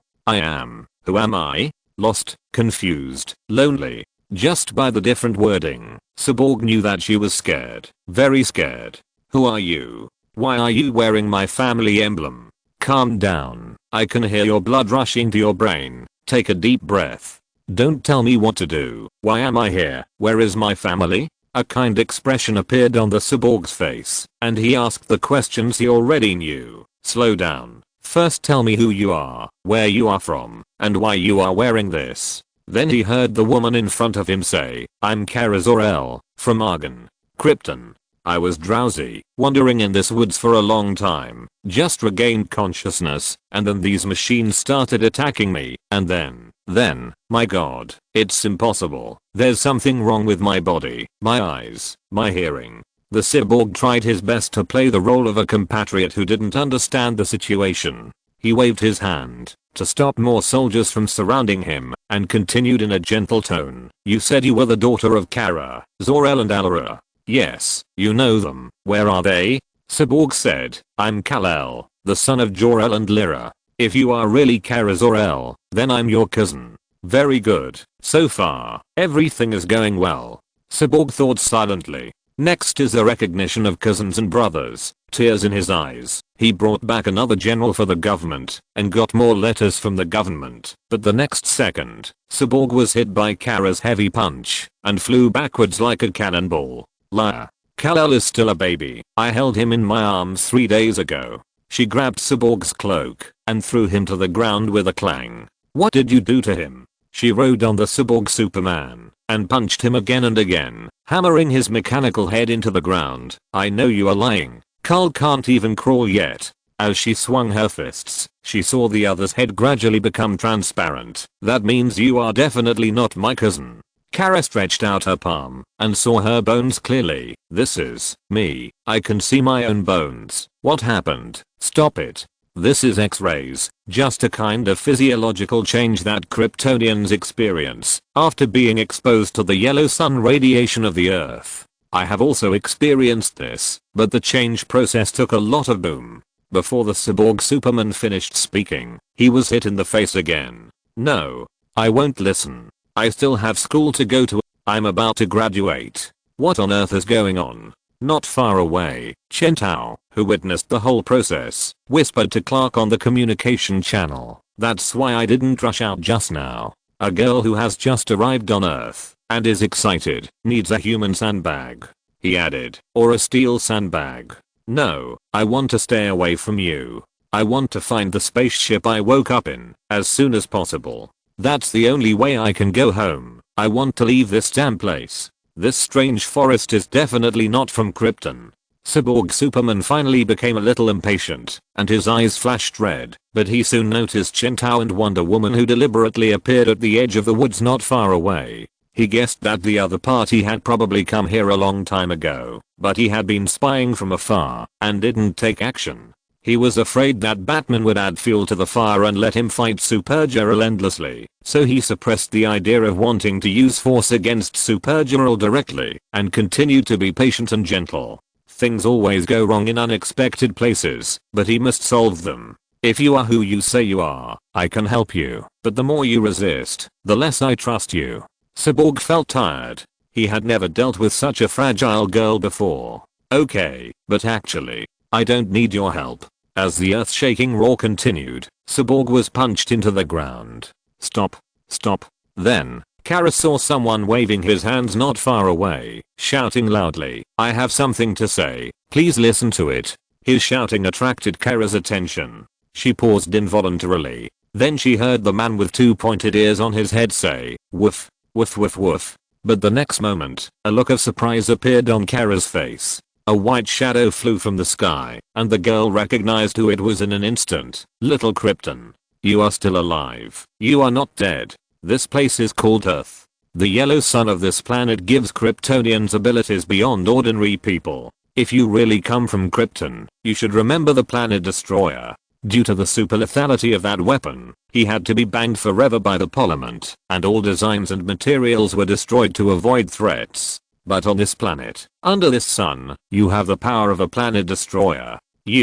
Are you my compatriot too? Kara looked at the man in front of her hesitantly, not caring about the super dog Little Krypton trying to lick her face. But, why are you staying here? Why don't you go back to your home on Krypton? Then she heard the other party say, if you still have memories, I think you should be able to remember, because Krypton disappeared. The cyborg Superman, who had dug the soil from dozens of meters underground and climbed up with great effort, had not had time to spit out the remaining mud in his mouth before he saw his target, Kara Zor-El, sitting on the ground and crying helplessly, while Batman patted her shoulder and handed the Kryptonian girl, who had completely calmed down, a tissue that had been prepared long ago. Fuck. Cyborg Superman couldn't help but curse in his heart, and then squeezed out a stiff smile on his face again. Even though he was beaten, he still had to greet with a smile. Such a scheming is a basic quality of a villain. Batman, I can't believe that after so many things happened, you still have the courage to appear in front of me. Amanda Waller sat in her office seat, suppressing her anger, almost exploding with anger. This is the latest office that Waller built for herself. She thought it would be a place that Batman's tentacles could not reach. However, at this moment, the pointed-eared figure of Batman still appeared on the glass door of her office. I've done so much. The king of agents, who was as fat as a cylinder, roared out of control. I upgrade and upgrade again, and the network will be invaded. I directly use the intranet, and you can still get in. I physically cut off the network. Physical disconnection can't stop you. I have simply ordered the entire Pentagon's department about you to degenerate to the point of using paper handwriting to record intelligence. I even used a nuclear magnetic destruction device, which is specifically for anything with a technological content higher than the difference machine that appears in this building. In order to prevent telepaths, I fucking did my limit. Amanda acted furiously, hoping to see something on Batman's face, or to guess a hint from his answer. She was puzzled. Unlike those people who spread rumors, Amanda knew that Batman was never an omniscient god. When she was invaded again, she was very curious about how Batman did it. Batman appeared on the glass door. How did the other party get the image on the glass? Amanda Waller. Waller heard the other party say, the cyborg has bad intentions. He may be related to Darkseid. I don't believe it. Amanda Waller answered concisely. I will make you believe it. Then she heard Batman say, I will prove it to you. If you're listening to this novel on a channel other than Fanfic World, it means they downloaded and uploaded it without effort. We cordially invite you to visit our channel, Mundo Fanfic Novelos. There you'll find the original version of this story, and you can explore many other novels of various genres. We're waiting for you to immerse yourself in a world of incredible novels. Chapter 217, Long Planned Kryptonite Party. I'm Kara Zor-El. I'm very sure that I'm not on Krypton at this moment. This alien who pretends to have a pair of ears on his head and calls himself Batman told me some incredible things. He claimed that his good friend is my cousin, a baby who was in my arms 3 days ago, and is in my home. And now he told me that Krypton has disappeared, and all the people I know, the people I love, the people I know, have disappeared. He told me that time has flown, and the time I lost is no longer available. He also told me that Kryptonians can gain unimaginable power on Earth, but my cousin lost this power due to an accident. Therefore, he has no ability to protect himself and cannot come to the battlefield. He can only communicate with me through remote calls. He showed me his communicator, and there was indeed a strange man in Kryptonian clothes who claimed to be my cousin, Kal-El, and he asked me to go with him and go back to see my cousin. Ha. What Krypton is destroyed? Such a ridiculous thing. It makes people want to laugh. But Batman's voice seems to have a kind of magic, as if what he said is true. No, you're lying. I know you're lying. These are all jokes. They're all conspiracies against my family. My family, if I survived, if this really happened, they would have survived too. Then the girl just looked at the half of Batman's face under the mask with a pitiful expression. Do you have any evidence to prove what you said? He has no evidence. Then Kara heard the compatriot who had the same S family emblem on his chest as hers, but whose half body was transformed into a machine. Tell her another version of the story. Don't believe his lies. This guy named Batman is a bad guy who deceives Kryptonians. He specifically lures the remnants of Kryptonians back and then brainwashes and controls them to work for him to fight against the regime of their planet. When they lose their value, they are sent for dissection. Cyborg Superman said, "Hey, look, I know that dog may be your former pet, but this just proves his ability in brainwashing and mind control. Once you go back with him, it's all over.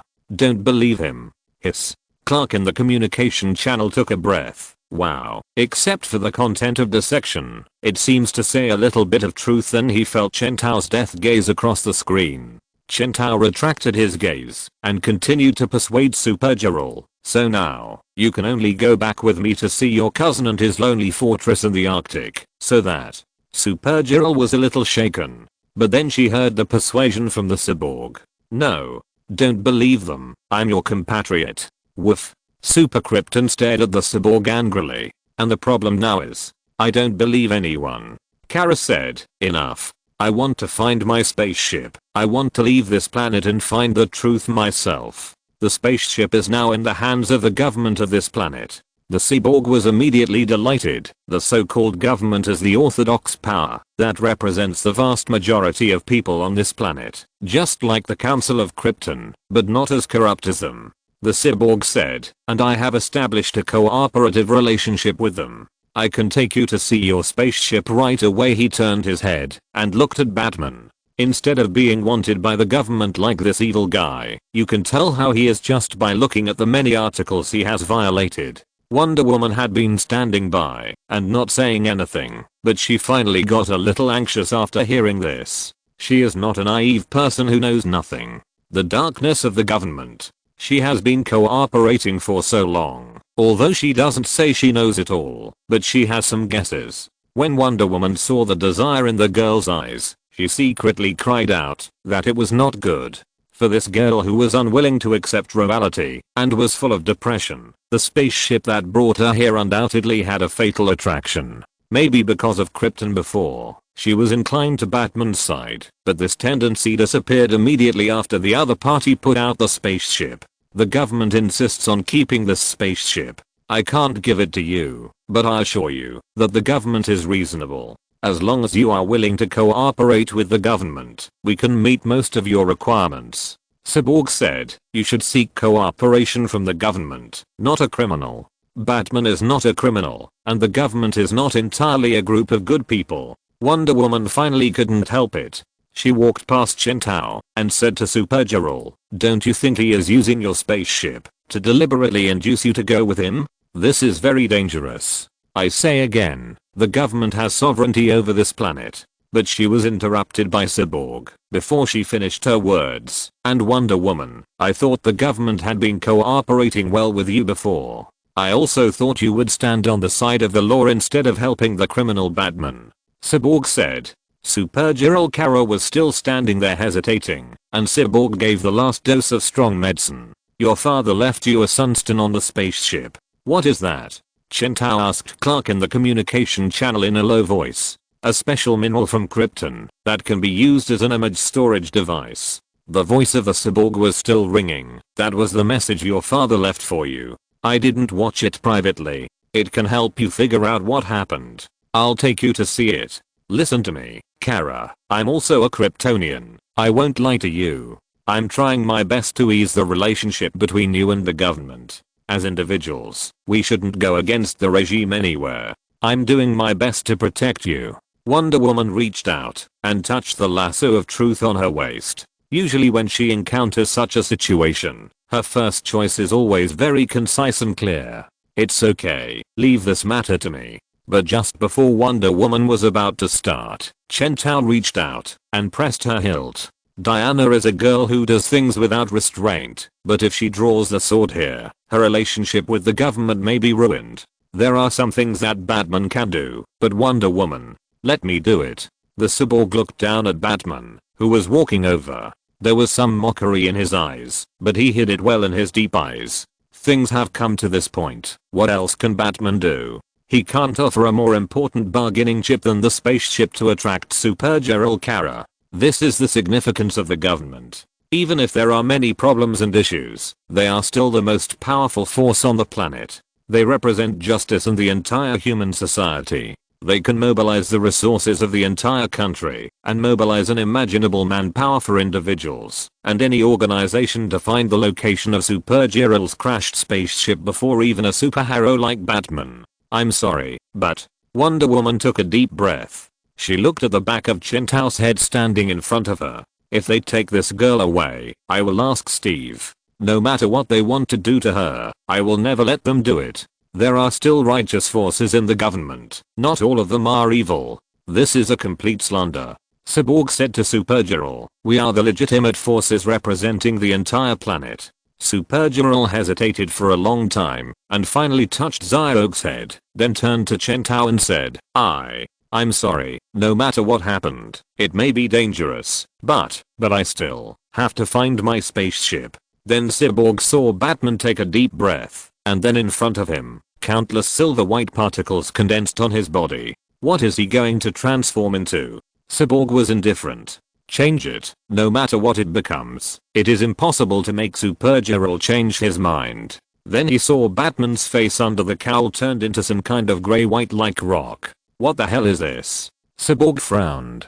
Supergirl's eyes widened. She saw Batman floating, just like she did just now. "Are you a Kryptonian too?" Chentao ignored him. He just turned his mouth into a megaphone and shouted to the empty space in front of him. "Hey, have you prepared all the kryptonite?" "The kryptonite is ready, boss." Wonder Woman looked at Chentao in horror. "What did you do? Why did you prepare these? Speak louder, I can't hear you." When he heard the word kryptonite, Cyborg's face suddenly changed. He quickly realized what Batman was going to do, so he rushed towards Supergirl not far away, but he was still a step too late. Whoosh, whoosh. Suddenly, several holes opened in the air, and then from several different directions, several rocket launchers flew out of the void.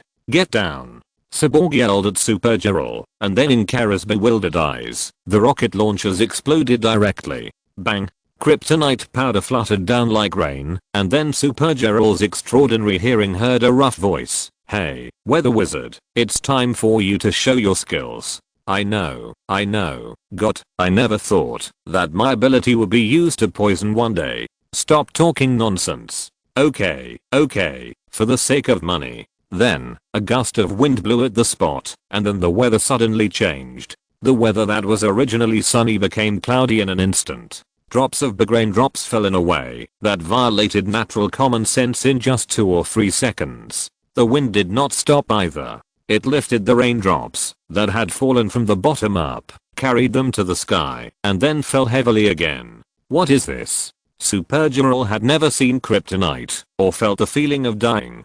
She was too young to understand how terrifying some things were. She dodged the cyborg's pounce, then looked at the falling kryptonite raindrops with some curiosity, not knowing why. Half a mechanical face. Why are you so excited? She reached out and scooped up a pile of kryptonite raindrops. What's so special about this rain? Then the next second, Kara covered her neck, fell to the ground with a creak, and fell into a quiet sleep. Chen Tao reached out to the side, and Killer Croc appeared from mid-air, holding a large pile of colorful kryptonite. Chen Tao, who was loaded with Bizarro Batman, took it and inhaled, and immediately felt refreshed. Then he put the kryptonite into his mouth, and chewed it into powder. Then, a mouthful of flames mixed with bad breath and kryptonite powder sprayed Cyborg's face. Bizarro became stronger after absorbing the green kryptonite, and Cyborg was caught off guard and was burned and flew backwards. Great kryptonite party. Chen Tao laughed up to the sky, swaying his body and dancing coolly. Under Wonder Woman's dumbfounded gaze, he grabbed a handful of kryptonite and flew it to Cyborg, Superman and Supergirl, and then began to sprinkle it down. Hey, I've wanted to do that for a long time, he said. Obviously the opponent is Superman, and he has such a big weakness to kryptonite. It would be a crime not to take advantage of it. Cyborg Superman screamed in pain. His organic part was also mixed with Kryptonian genes, which could also affect him. Wonder Woman subconsciously drew her sword, but she didn't know how to use it, so she lowered the sword. You've thought about it before. Didn't you also plan to draw your sword before? We both used force to take Kara Zor-El away. Our idea is the same, Chen Tao said, and my method is easier to control the Kryptonians, and it won't cause any danger. He walked to the side of Supergirl, who had fainted, and casually picked out a green cake from the pile of various things made of kryptonite. Wonder Woman was a little confused. What is this? Kryptonite cake? How can a party be without cake? Chen Tao said, the cake with diluted kryptonite is equivalent to the most effective superpower inhibitor after eating. It will take at least 16 hours before you have the strength to move. He grabbed a piece of cake, pinched Supergirl's mouth open, and poured it directly into her. Woo woo woo. Supergirl woke up directly after such a large lump of stuff was suddenly stuffed into her mouth. Her eyes widened for a moment, and then she fainted again in an instant. Chen Tao found a crowbar made of kryptonite, hooked Supergirl's cape with it, and carried her to Diana. Then, in front of Diana, he fished out kryptonite handcuffs and anklets from the red portal of all living things opened by Killer Croc, and put them on the poor girl. Cyborg sat up from the ground, looking very weak. But compared to this, damn, why shouldn't the other party be here to protect Supergirl? Why would they prepare so much kryptonite? Exclamation mark. Chapter 218, Clayface and Mirror Master's first collaboration. Everyone, meet me, this is Clayface. When the rogues just stepped into the red of all beings, they saw naked beauties standing next to several bat planes parked in the red desert, like puppets showing clothes in a department store on the street. Wow. The magician blew a hooligan whistle at a woman as soon as he came in, but he soon stopped laughing after seeing the scene behind him. Naked women everywhere should be a rather erotic scene, but if so many people have expressionless and empty faces, then no matter who it is, they will not. Hey, Clayface, Clayface. Killer Croc called Clayface twice, but got no response. So he could only reluctantly say, okay, I called the wrong one. Robin, wake up. What? The magician swallowed his saliva and asked beside him, can anyone explain to me? But before he finished speaking, he saw a strange breeze blowing over the field. Then, in front of the magician, all the naked women began to boil, and then hugged each other, boiling while hugging, and then their bodies began to merge. The magician swore that the word boiling was the most appropriate word to describe the scene in front of him. Those things that originally had a human shape began to melt like candles, and like boiling water, small bubbles kept coming out of the surface, as if they were collapsing uncontrollably. During the process of those women boiling, their faces were constantly changing. Sometimes old people, sometimes children, men and women, old and young, and so on. The only similarity was that all of them stared at the people of the rogue gang with their inhuman eyes. A small fire slowly ignited on Heatwave's head, and the ordinary wooden stick in the hand of the weather wizard, which he called a staff, but was actually just an ordinary wooden stick, was slightly raised. The magician slowly backed away until he was next to Captain Cold. "Hey, Snart, don't you think this is weird?" "Who is calling Robin?" Then, the magician heard a muffled voice. He turned around and saw those people twisted together with all kinds of arms and all kinds of twisted faces, and finally turned into a large pile like a small mound. Shit. Damn it, this pile of shit is still wearing Robin's uniform. "Hey, come back, Mudface. Focus your attention here." Killer Croc kicked the shit. "I know you have millions of clones, but Batman has already told you that the things here are the most important. Come out and meet the newcomers." Mudface, dumb. Huh. Then, the shit began to move. At first, a bloody mouth was transformed, and then a huge eyeball condensed on the earthy yellow shit mountain. The eye turned around twice, and kept its eyes on the rogues. Magic swallowed his saliva. "So, Sam, is this the teammate you trained with so secretly before?" he said. "Your mysterious combination of skills?" Batman knew that they were a match made in heaven from the first time he saw Mirror Master. Killer Croc said confidently, "Axel, Magic's real name. You are Mirror Master's teammate. You should be very clear about his abilities, such as creating clones." "What does this mean?" Heatwave asked. "To be precise, it is to create an illusion and then materialize it. Of course, it is also possible not to materialize it," the weather wizard said. "But what does this have to do with Clayface?" "Clayface and Sam have duplicate abilities. To be more precise," Captain Cold added, "Sam can use mirrors to create mirror image illusions and then cover the projection on the dummy he made with a physical mirror, thereby achieving a physical clone." Captain Cold shrugged. "Don't look at me like that. I'm the leader of the rogue gang after all." Okay, Lisa, I used to be." He waved his hand at his sister Golden Glider who was glaring at him. "But all in all, I used to be a qualified leader, and I know each of you much better than you think." Killer Croc interjected, "But have you ever thought that, since the projection of the mirror can be covered on a dummy made of the mirror, why can't it be covered on a living person?" "It can't be done," Captain Cold said. "Sam knows exactly what actions his mirror dummy will take, so he can simultaneously cover the dummy with the illusion. This is the first prerequisite. He is very familiar with himself, or the members of our rogues gang, so he can replicate our appearance without error. This is the second prerequisite. Both conditions are indispensable," he said. "But if the object that the mirror phantom tries to cover is a living person. First of all, a living person is not like the mirror dummy made by Sam himself, whose every move is controlled by him. He has no way of predicting whether the next move of a living person will be to raise his foot or his hand, which is bound to cause an error in covering, and the person covered under the illusion will be exposed. Secondly, no matter who you want to cover, he can't be as familiar to Sam as his companions in the rogues gang or the enemies he has fought many times like the Flash. He is very likely to cover a blue piece of clothing with purple, or to be missing a pendant or earlobe or other parts on his body, so that he can be recognized by familiar people at a glance. What's the point of such covering?" "Wait, hiss."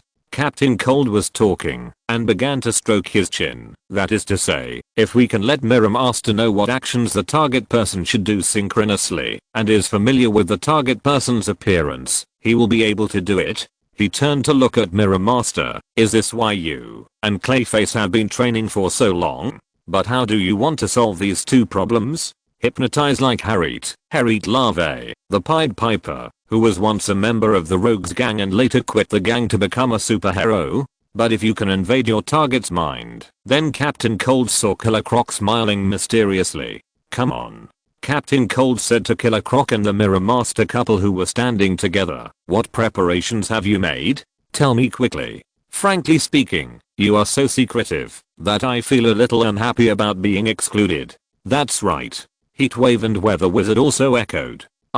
It's just that Batman and we weren't sure if it would work at first. And don't look at me." Mirror Master scratched his head and said, "They only told me that Clayface would 100% synchronize the target's movements, and then trained me to follow Clayface's movements to cover the target. I don't know how he could predict the other party's movements. Until I came here, I wasn't sure if this plan would work." Then the whole gang focused their attention on Killer Croc, and he finally stopped keeping it a secret.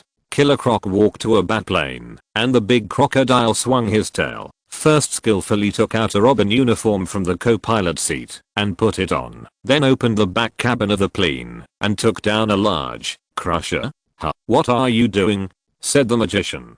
"Come and help first," Killer Croc said. "The other planes are carrying kryptonite in the back. Take them all down. We have to move quickly. Batman doesn't know when he will need us." "Oh, okay." So the magician, wearing air-walking shoes, flew over, and many members of the gang worked together to unload box after box of kryptonite. Wow. The magician made a surprised sound. He opened a box, which was full of green kryptonite. "This is definitely a lethal dose. Where did Batman get so much kryptonite?" he muttered. "Damn, I remember there was a joke among villains before, saying it's not that easy to use kryptonite to deal with Superman. Do you think you can buy kryptonite in a convenience store?" "Now it's good," he said. "The joke has become true this time." "About this," Killer Croc said, while assembling the crusher, "although Batman didn't tell me, I guess these should be man-made." He picked up a kryptonite that looked like a square brick. According to me, the research on artificial kryptonite was started the first second Batman saw the kryptonite. They moved piles of kryptonite to the center of several planes, and Killer Croc dragged a long wire from the plane and connected it to the power supply. The magician said, "So, we have to grind all the kryptonite into powder, and then he saw Killer Croc took down several shovels from the back of the plane, gave one to each person, and then walked behind Clayface and the eyes of everyone. Poof. He directly inserted the shovel into Mudface's buttocks, and with Mudface's cry, he shoveled a large piece of it off his body and threw it into the crusher. Then he took another block of artificial kryptonite and threw it in. Mudface's body and kryptonite powder soon mixed together. Everyone was silent. "What are you doing?" "Just do it," Killer Croc said. "Batman paid us, didn't he?" "Oh, okay.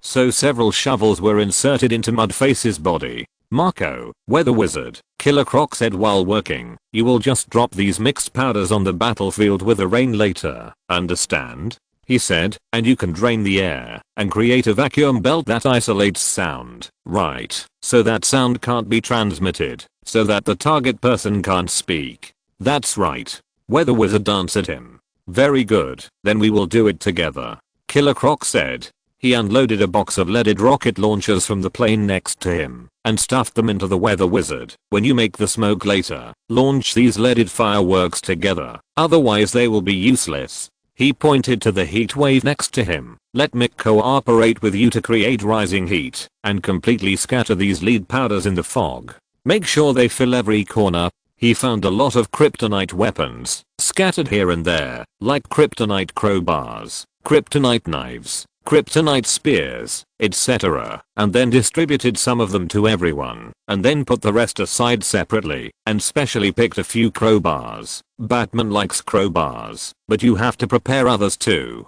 Throw them down with the rain, he will need them. Cyborg half knelt on the ground, savoring the taste of kryptonite carefully. His mind was completely attracted by the kryptonite, and he didn't notice what was mixed in it. Frankly speaking, kryptonite didn't have a particularly big effect on him. First, half of his body is made of machinery, and kryptonite can only weaken the organic part of his body, which firstly eliminates half of the power of this rain. Secondly, these kryptonites obviously do not feel natural, but rather artificially synthesized, and the technology is still immature, and the purity is not very high. Although they are also effective and can be taken in large quantities, they are not as deadly as natural kryptonite in terms of lethality. Therefore, under the superposition of various factors, Cyborg Superman feels that he has been weakened very little, but he still pretends to be weak and allows Batman to kidnap Supergirl. His purpose is very simple. Wonder Woman. He can clearly feel that the government is wary of him, and one of the important reasons for this is that he is not irreplaceable. He is very powerful, far superior to the samurai sword, the metal man and the like. The government needs him very much, but that's all. It is not indispensable. Wonder Woman is also powerful, and what he can do, Wonder Woman can also do, and can also check and balance Batman. Therefore, even though he and the government seem to be on good terms now, once he makes some excessive demands, the government will basically not agree to him, which is undoubtedly very disadvantageous to his plan. So he must make Wonder Woman completely break with the government. Even if it fails, the next best thing is to make the government realize that they can't control Wonder Woman at all. Once Wonder Woman is lost, the false sense of security of those officials in the government will collapse in an instant. He can use Batman as an enemy to completely provoke the government's sensitive nerves by promoting the Batman threat theory. It would be best to lead a plan that requires all superheroes to reveal their identities and completely intensify the contradiction between the two. But this is all for the future. Cyborg Superman put his attention back to the present. In fact, he has another preparation. Steppenwolf. This third-party enemy who is about to enter the battlefield can not only help him snatch back Superwoman, but also help him shape his image in front of the government. Maybe it can also force Batman and Wonder Woman to confront the army head-on and completely break up with the government. Who? Billy's heart beat very fast. He was covered in dust and looked miserable, and he smelled like garbage. He was among the crowd of people in the amusement park, looking at Black Adam standing in the air with fear, and lost the trace of Shazam. Just a few minutes ago, the young superhero Shazam had his first encounter with his greatest enemy, Black Adam. The result was a complete defeat as expected. Billy's transformed Shazam was no match for Black Adam at all. Since he got his superpowers, he had never suffered such a beating. I can't go home.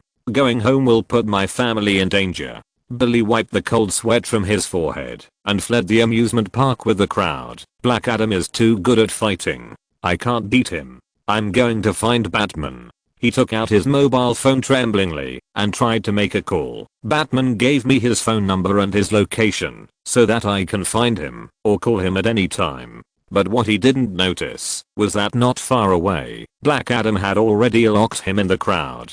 Chapter 219 Cyborg Superman suddenly finds himself transformed into Batman. When Amanda Waller walked into the conference room, she found that the room was not filled with radical militants from the military who thought of threats and attacks. She immediately realized that this might be a private conversation. So Amanda immediately slowed down her pace to buy herself more time to observe the situation in the field. Sitting in the main seat was the new president, His Excellency William Clinton. President Wilson had resigned a few months ago. During his term, he perfectly handled the incident of Brainiac's invasion of the Earth and was widely praised by the people. Then he retired. Sitting on his right was his old acquaintance, Colonel Steve Trevor. As Wonder Woman's exclusive contact and expert in superhuman research, it would be abnormal if he did not appear here. And the one sitting on the left was a little special. General Calvin Swanwick. Amanda quickly went through the other party's resume in her mind and did not find anything special. It was no different from other generals in the military, but his appearance here was enough to prove his specialness. But Amanda thought about it, but still couldn't think of the reason. So he could only put this question behind him and just secretly memorize the name of General Swanwick. Why was the other party staring at his face with an indescribable and somewhat resentful expression? Amanda touched her face somewhat unnaturally. Is there something on her face? She had never met the other party before. The elite agent who looked like a black aunt had not had time to think carefully about how she had met a powerful general, but soon her attention was attracted by the president. Please sit down, Ms. Waller. The voice of Mr. Clinton came, and the other party's voice was not nervous, and even seemed a little leisurely. Ms. Waller, you have been with our friend Cyborg Superman for a while. Please give us an evaluation. Of course, our old friend Wonder Woman also needs comments. He bowed slightly and said to Steve Trevor, sorry, it's just that everyone is evaluating Wonder Woman together. It's a normal process. It's not against your friend. The other party had given enough face, and Steve bowed slightly. It's okay, Mr. President. Hearing the other party's question, Amanda carefully considered the answer.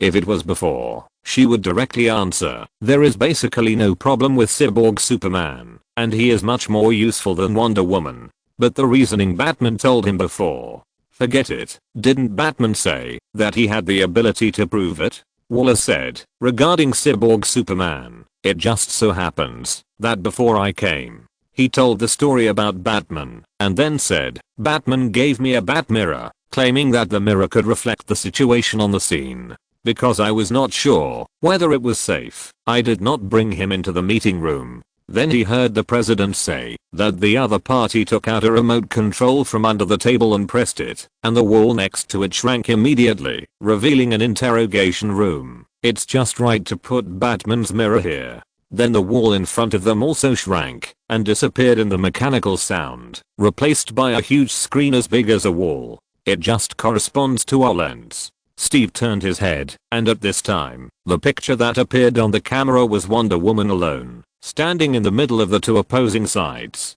I'm now affected by kryptonite." Cyborg Superman pretended to be weak and half knelt on the ground. He looked up at Wonder Woman. "Diana Prince, the woman you are carrying, is the target of the government." Chentao wanted to say something, but Wonder Woman's arm was across his face. "Let him speak." So Chentao stopped talking nonsense and walked to the side, silently holding the super dog Zio Krypton, who was unfortunately affected by the kryptonite rain, and turned into a dead dog with a crooked mouth and slanted eyes under his ribs and brought it back. Hiccup, woof. Ignoring the dog's complaints, Chentao whispered to Wonder Woman, who was standing between the mechanical Superman and him, "If you don't plan to participate, in fact." But he realized halfway through his words that no matter what he said at this time, he would only add fuel to the fire, so he immediately shut up.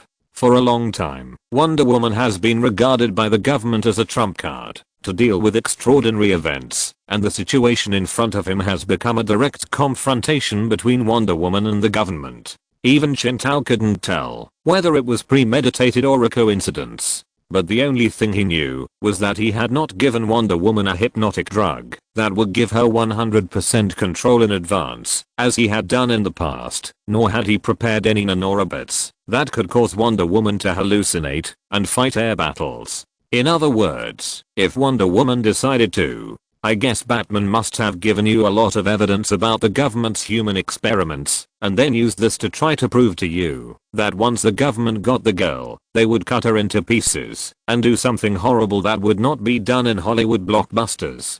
Cyborg Superman said. He tapped his head with his metal fingers, making a clanging sound, but if he told you that, it was definitely an exaggeration. He pointed at Chentao, who was silent. "He is manipulating you, Wonder Woman, using your overflowing sympathy to preset a par." Chentao spat on the ground, then made a face at the other party, using this set of actions to distract the other party's attention, and he quietly turned a small part of his body into a mechanical state. Strangely, he felt that the communicator he left for Shazam was accessing his location and moving towards him at different speeds. At this juncture, it was undoubtedly not a good sign. In order to cover up that he was constantly distracted by locating Shazam's location, he pretended to take something out of his pocket, attracted the attention of the Cyborg Superman and a slightly alert posture, and then took out his middle finger from his pocket and gave it to him. Cyborg Superman. He calmed down and completely gave up wasting any attention on Batman. He paid more attention to Wonder Woman. Hiss. He felt that the illusion of Batman's middle finger was still flashing on the other person's face. He set a premise that the government would persecute and kill this girl in order to manipulate you, Wonder Woman, and make you work for him and be hostile to the most powerful regime in the world. Cyborg said, and all of this is, without a doubt, a lie. He pointed at Batman passionately, and he has been planning this for a long time. Just to. Then Cyborg saw Chentao turning his head into a car computer, with a stream of data flowing on the display screen. Such a small person holding a computer head as big as his own. Cyborg felt that the other party seemed more mechanical. Chentao on this side felt almost speechless. Billy's anti-tracking ability was almost zero, and he had almost no escape skills. No matter what he did, he was about to be caught up by Black Adam. And Chentao, the nanny who was thousands of miles away, was actually responsible for hacking into the traffic lights to facilitate Billy's escape, teaching remotely how to disguise himself, and how to mislead Black Adam's tracking through the flight route. Otherwise, with Billy's ability, he would be caught by Black Adam before he ran far, and then the next scene would be obedient. Let me use the power of lightning, Black Adam. Don't, and then a punch in the face. Chentao sighed. He was also very busy. The passionate emotion of the cyborg Superman's speech was interrupted again. He took a deep breath. God knows why half of the robot can exhale. He continued, contrary to what Batman said, the government will not do such a thing as dissection, but will focus on training her. After all, since that person disappeared, the government urgently needs a strong enough hero. Chintao slightly diverted some of his attention to the cyborg Superman. In any version of the comics or animation, Cyborg has pretended to be the injured Superman who has returned from resurrection, but now because of his changes, Superman is not announced dead in public, so Cyborg is not stupid enough to pretend to be like this. She will become a symbol of the United States, and the government will tailor her heroic path for her. I admit that the government may have some darkness, which is inevitable for any regime in the world, and this girl can be the light that illuminates the darkness. At this point, Cyborg paused for a moment, and then answered a phone call. Wonder Woman, your old partner Colonel Steve has something to tell you. Half of Cyborg's body turned into a machine, projecting Colonel Steve's shadow. Diana, the government does have a plan to properly place this supergirl, and it costs much more than they said. He said very sincerely, I swear to you on my honor, as long as I'm alive, it will never happen to use innocent girls for human experiments. The government can no longer accept Batman brainwashing and binding a new Kryptonian. Those previous human experiment projects have been stopped and have all disappeared. Diana, just do me a favor and don't let Batman control another Kryptonian. This will stimulate the sensitive nerves of too many people. What I do is for the balance of national power. Cyborg Superman lowered his eyebrows. Everything that should be said has been said. Even Colonel Steve Trevor has been released. Cyborg Superman saw Wonder Woman standing between the two groups of people, trembling slightly, as if she was making an extremely difficult decision. This is good. Cyborg Superman smiled grimly in a corner that others could not see. No matter which side Wonder Woman chooses, it proves that he will inevitably break with the other side. In a dispute over real core interests, no one will take a step back. No matter what happens, it is the result he is happy to see. Do you feel separated from your family? Then the mechanical Superman heard the other party's voice. When I was a child, I was playing on the beach once, and I was accidentally swept into the coral reef offshore by the rising tide. I hugged the coral reef and waited in fear for 3 or 4 hours until my mother found me. I thought she would scold me for walking around on the beach, but she just took me home. What do you want to say, Wonder Woman? Home is where you reunite with your family. Wonder Woman said, no matter what you say, this child. At that moment, the face of the 5,000-year-old girl bloomed with maternal love. Well, the maternal brilliance was slightly stuck when she saw Supergirl fainting with a green face. Children always want to be reunited with their families. Wonder Woman said, he will recognize his cousin and his dog. I know about Superman and his family. This is a practice of justice. Diana. Colonel Steve Trevor's voice came from the back of the communication channel. I admit this, but your justice of defending justice tells you. With a choke, Wonder Woman drew her sword and pointed at the cyborg Superman without hesitation. I will always defend true justice, not organizations or individuals. Then Steve heard Wonder Woman's voice. I'm sorry, Steve. It's not that I don't trust you, but a little girl should return to her real family, not surrounded by a group of politicians. The atmosphere was a little stiff for a moment. In the past, when there was a dispute between Colonel Trevor and Wonder Woman, it usually ended with one of them taking the initiative to give in. But at this time, on such a core issue, they could no longer compromise with each other as before. Do you know what this means, Diana? Steve whispered. You are directly contradicting the government's decision. You have never done anything like this before. Why? Wonder Woman did not say I'm sorry again, but Steve knew she was determined. Does it really have to come to this? He asked. And then Steve got Wonder Woman's firm eyes. Cyborg watched coldly. Wonder Woman finally chose to help Batman and break with the government. Although this achieved his goal, it also meant that he had to face two enemies, Batman and Wonder Woman. Please don't get me wrong. He is not without confidence to fight two against one to get Supergirl back, but the problem is that he will not forget what he is doing while undercover. He will not really regard himself as a loyal lackey of the government. Seizing Supergirl is the government's goal and interest, not his goal. And his goal is also very simple. try to kill Batman. At the very least, he has made preparations to make Batman and the government completely form an irreconcilable feud and then use the power of the government. But first, his external aide, Steppenwolf, should also appear. He put one hand behind his back, and the machine on his arm began to operate quietly. Soon, in a few dozen seconds, Steppenwolf will bring a large number of demons to the battlefield, and then he will cooperate with the inside and outside, together.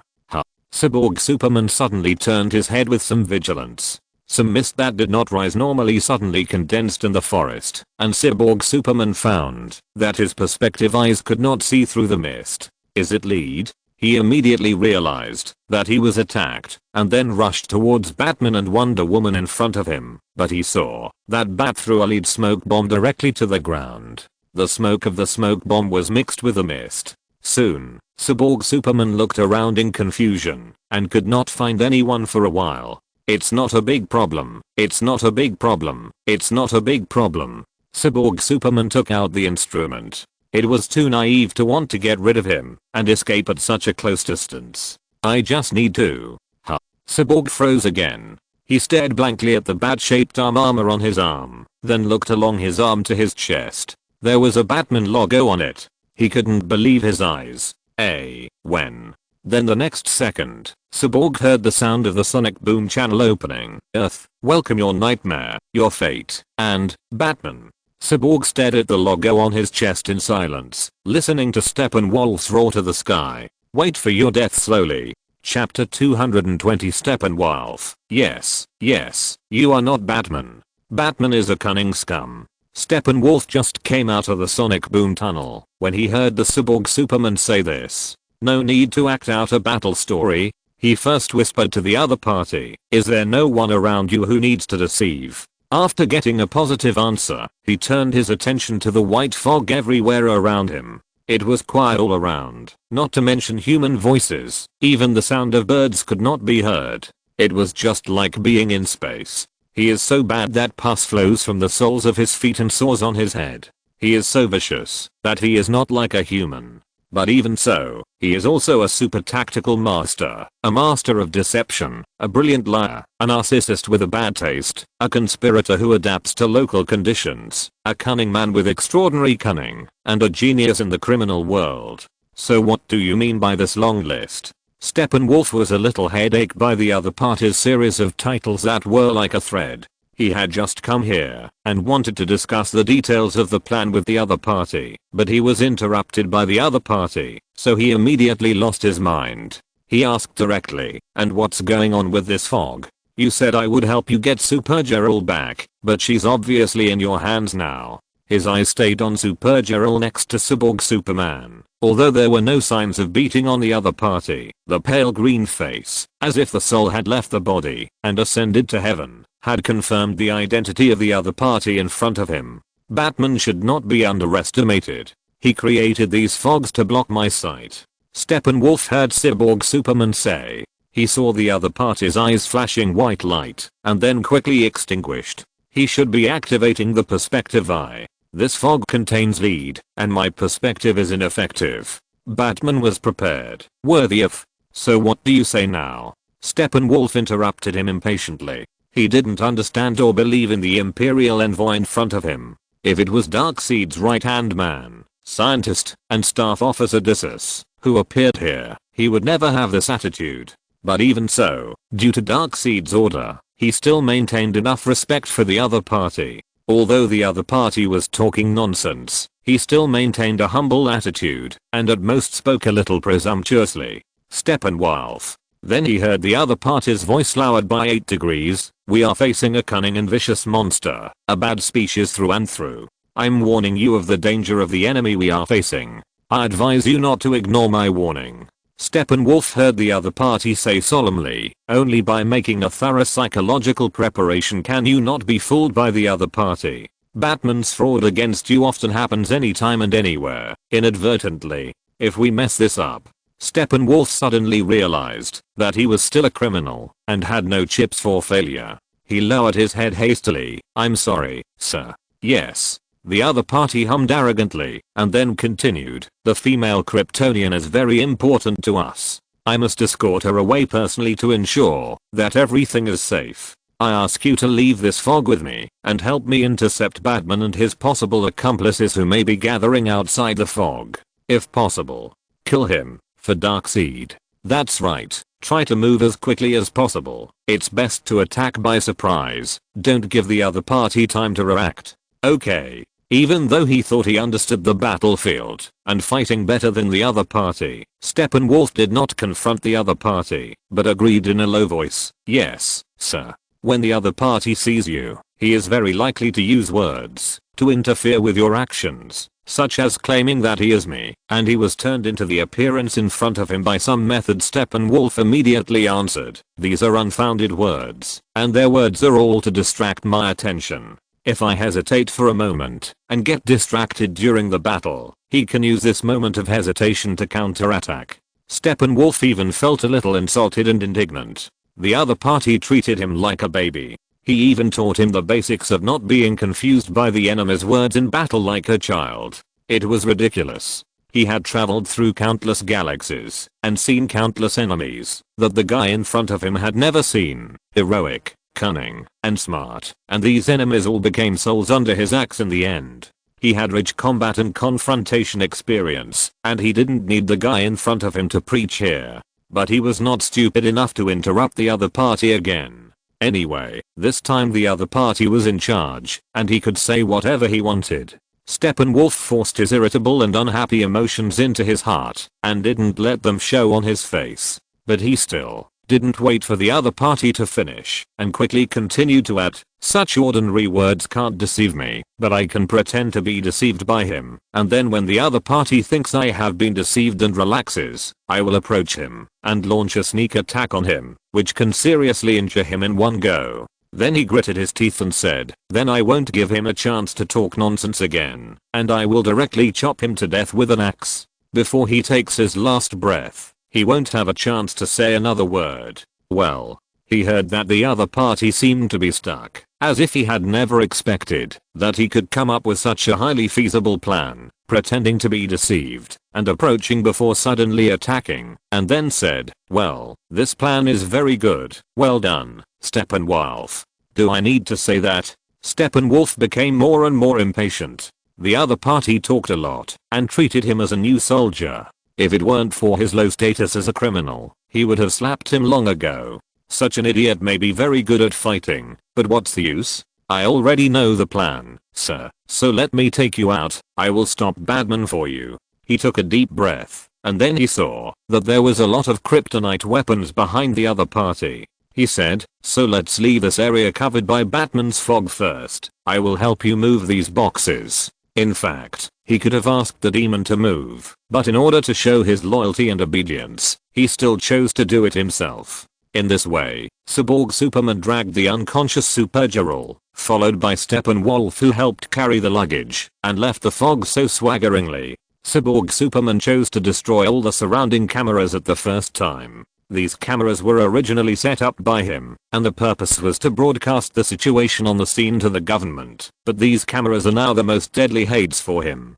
He realized Batman's sinister intentions at the first time. Even though they had been together for a short time, he realized how stupid Steppenwolf was. If he was not a fool, he would not have made a big mistake, and was disliked by the King of Apocalypse. Batman used an unknown method to change his body shape, and the Cyborg Superman was fully aware of what the other party wanted to do. If he wanted to dispel the misunderstanding, he would have to reveal his true identity to Steppenwolf. If this scene was discovered by the government, all his preparations would be in vain, and the plan would fail completely. He could only choose to force it, without any value or meaning of infiltration. He opened his mouth and wanted to shout something loudly, but no sound came out. Damn it, he knew that Batman would not leave him any loopholes. So he ran all the way and quickly escaped from the area covered by smoke, and his eyes suddenly became clear. Then he found that in front of him, Steppenwolf and a large group of densely packed Apocalypse Star demons were quietly waiting for him. The Cyborg Superman immediately scanned the surroundings to see if there were any hidden cameras on an orbits. He knew that Batman had mastered the technology of nanorobots, so of course he would take precautions against it. Sure enough, there were. The cyborg sneered, quickly moved to the side of a tree, smashed half of the tree trunk with his bare hands, caught dozens of nanorobots that were about to escape, and then crushed them into powder with the thin metal tentacles on his fingers. What relieved him was that Steppenwolf was not stupid enough to rush up and attack him, which comforted him. I underestimated your IQ. I'm actually cyborg, not Batman. Although he felt that this self-introduction seemed stupid and extremely weird, Cyborg still quickly confirmed with Steppenwolf, "You have been fooled by Batman. He used unknown methods to change my appearance. Maybe he also changed his own, so as to achieve his intention of using someone else's appearance to replace someone else." Cyborg looked into Steppenwolf's eyes. "You are wrong, Steppenwolf, you idiot. You are blocking me here, and Batman disguised as me has already escaped." Cyborg's mechanical head turned quickly. "Let's chase Batman separately. We must not let people find out that we are in the same group. And Wonder Woman is also a trouble. If you find Wonder Woman, you should prioritize entanglement with her, and don't let her interfere with my fight with Batman." Cyborg said, "I have prepared enough troops. As long as Batman starts a killing spree, I can." "So that's the case, I see." Then he heard Steppenwolf say, "Okay, let's go chase Batman together." As he said this, he slowly approached Cyborg. "Of course," said the Cyborg Superman. "Batman is so cunning. I still don't understand how he created this false illusion on me." He pulled his body and turned around. "I have to clean up more cameras around. It will be unnecessary after we are completely separated. Damn, I have to make the damage to these cameras look like an accident." The Cyborg Superman sighed again and said, "But fortunately you are not so stupid that you were not fooled by Batman." He turned his back to Steppenwolf. "Let's go, we have to." Steppenwolf silently took out the axe and began to think about where to start the axe. Chapter 221 Black Adam, who can electrocute me? Run, run. I'm Billy Batson. I've got it all wrong. I don't understand who I am or what I could be. Look at what's happening around me these days. I thought this was going to be a dream come true, a fantasy story. After all, there are monsters in this world, right? There's even a knight, the Dark Knight. I thought this was going to be a quest or a hero's journey. But maybe it's all an illusion, just like the power of thunder can be obtained by shouting. I'm beginning to wonder if I'm not having a dream come true, but a nightmare. Maybe Dr. Phil is right. Being a superhero means seeing real darkness, not some charades. For the first time in my life, I see a dead person. Black Adam lifts him up and throws him to the ground. Hard. There are bone fragments and blood all over the ground, just like the scarecrow toy Dr. Phil showed me before. If you bend it hard, it will gradually twist and then finally fall apart. This is not cool at all. You see, in the short time since I became the superhero Shazam, I've met a lot of people. Killer Croc once told me that being Robin was the happiest thing in his life. Ivy said she had saved tens of thousands of plants, and that every day was fulfilling. I also met Clayface, who pretended to be my homeroom teacher and gave us 4 days of nonsense classes. If the real homeroom teacher hadn't been stuffed into a closet and nearly starved to death, he might have been able to pretend for longer. He said being Robin was really fucking awesome. Don't get me wrong, these are his exact words. But I don't think I'm ready to accept this. At least not yet. Although it is unknown why Batman made this thing so heavy and bulky, like a small brick, and it is also a full metal shell that is convenient for conducting electricity, but fortunately, he did not slack off because of this, but always carried this thing with him, which saved his life. A bolt of lightning struck Shazam, and he was electrocuted in the air, and fell directly to the ground, and then he flew up again in a hurry. That spell.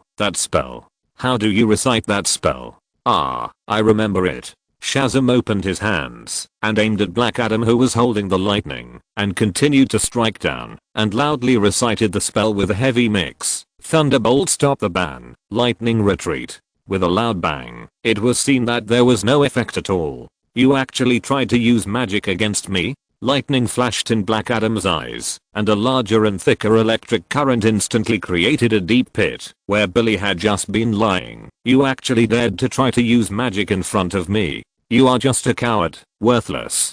Billy ran away with his head in his hands. "I master magic. I master lightning." The furious Black Adam stood in the air, wantonly showing the power that a magic user should have. "In this world, the person who can strike me with lightning has not yet been born."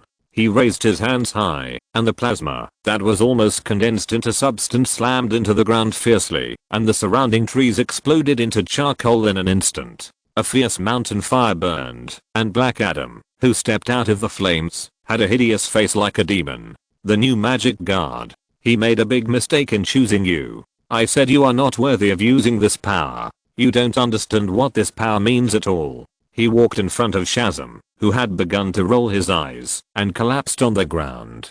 "You don't understand at all. To save this world from the hands of those who enslaved it, I can go to such lengths. I even killed my nephew. I used his sacrifice to exchange for the freedom of Kandak." Shazam retreated in despair on the surface, but in fact he was secretly calculating the distance in his heart. "Now your blood will help me liberate the whole world." Black Adam walked in front of Billy. "I must get the power of the Eternal Stone Castle. I must become the only guardian of the wizard again." Fall to the ground. Shazam raised his fist that was ready to strike and hit Black Adam's forehead with a bang. This unexpected punch immediately knocked Black Adam back. "Despicable." He cursed angrily. "Shameless sneak attack. This is what Batman taught me."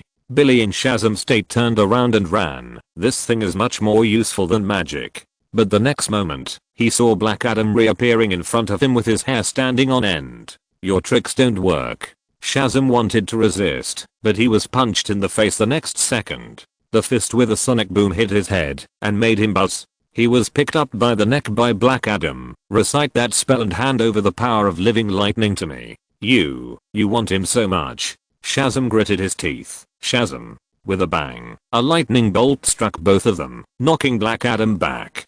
Billy, who had turned back into a child, used his hands and feet, running while shouting, "Help, Batman." Shazam. Another lightning bolt struck him, and Billy turned into an adult again. He felt sore and painful all over his body and fell to the ground suddenly. He had just put all his strength into trying to summon a transformed lightning bolt to knock Black Adam away to help him escape, so this transformed lightning bolt was more aggressive than usual. Although it attacked Black Adam, it also hurt himself, who was standing next to him at the time. Being hurt by his own magic spell sounds funny, but this is a process that almost every magic beginner will experience. Not far away, the knocked away Black Adam also got up from the ground. "Not that spell, idiot. I want you to give me the power of living lightning, not just a simple transformation." Billy struggled to get up from the ground, but at this moment, he heard a familiar voice. "Who is calling Batman?" "I don't know. You are hallucinating, Killer Croc." "Well, I mean Robin." "Marco, you have expanded the smoke area too much. It's enough. No need to make it bigger. Add more lead powder." "Kit, we are working, not playing. Stop using your air walking shoes. I will make some more buckets with ice." "Hey, help. Killer Croc, Robin.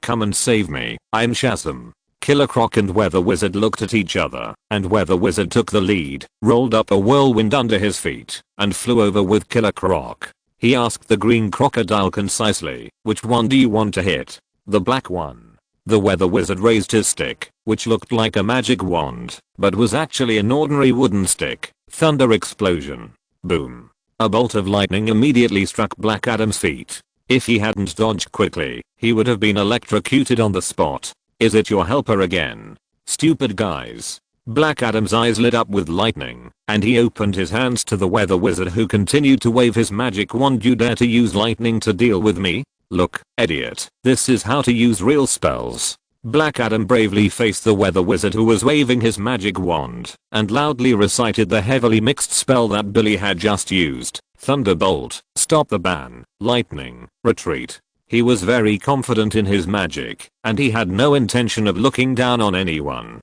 However, although the Weather Wizard was also dressed like a wizard, he was very sure that in the category of lightning magic, the other party's attainments would never be higher than his. Therefore, he just stood there and chanted the counterspell without even dodging. Boom. With the deafening thunder, a lightning column as thick as a bowl instantly submerged Black Adam, electrocuting him to a crisp on the inside and tender on the outside, and his whole body was twitching. What? His eyes were a little out of focus, but compared with the physical pain, he was more psychologically incredulous. What? The Weather Wizard was also surprised. In all the years of fighting with the speedster, his lightning had never hit the opponent once. There were a few times when he hit the opponent head on, and he actually charged the opponent. So now he is basically used to using lightning as a blocking skill, and then using blizzard range to suppress negative pressure, and then summoning hail and meteor showers. But in all those years, it was the first time that someone was so brave to take his lightning directly on the face. So subconsciously, he swung another lightning. Black Adam still didn't believe it. He raised his hand, that had been blackened by the electric shock again, and chanted a spell with a heavy mix in his voice with a super loud voice and full of power. Thunderbolt stops the ban. Thunder and lightning retreat. Boom. Looking at Black Adam, who was twitching non-stop due to the electric shock not far away, the Weather Wizard looked innocent. What a mess. What happened? Impossible. What kind of spellies? Thunderbolt explosion. It's impossible for him not to be affected by the counterspell. Black Adam was almost crazy, which completely violated the common sense of magic he knew. Actually, I just chanted it casually. The Weather Wizard felt a little guilty. Hey, Marco, don't be distracted. The fog is starting to dissipate. You have to keep them going. Heatwave's voice came from behind. The hot air can't blow up anymore. You have to come and push them up quickly. Cold, make some more ice, and we will make some more water vapor. Why am I the only one working now?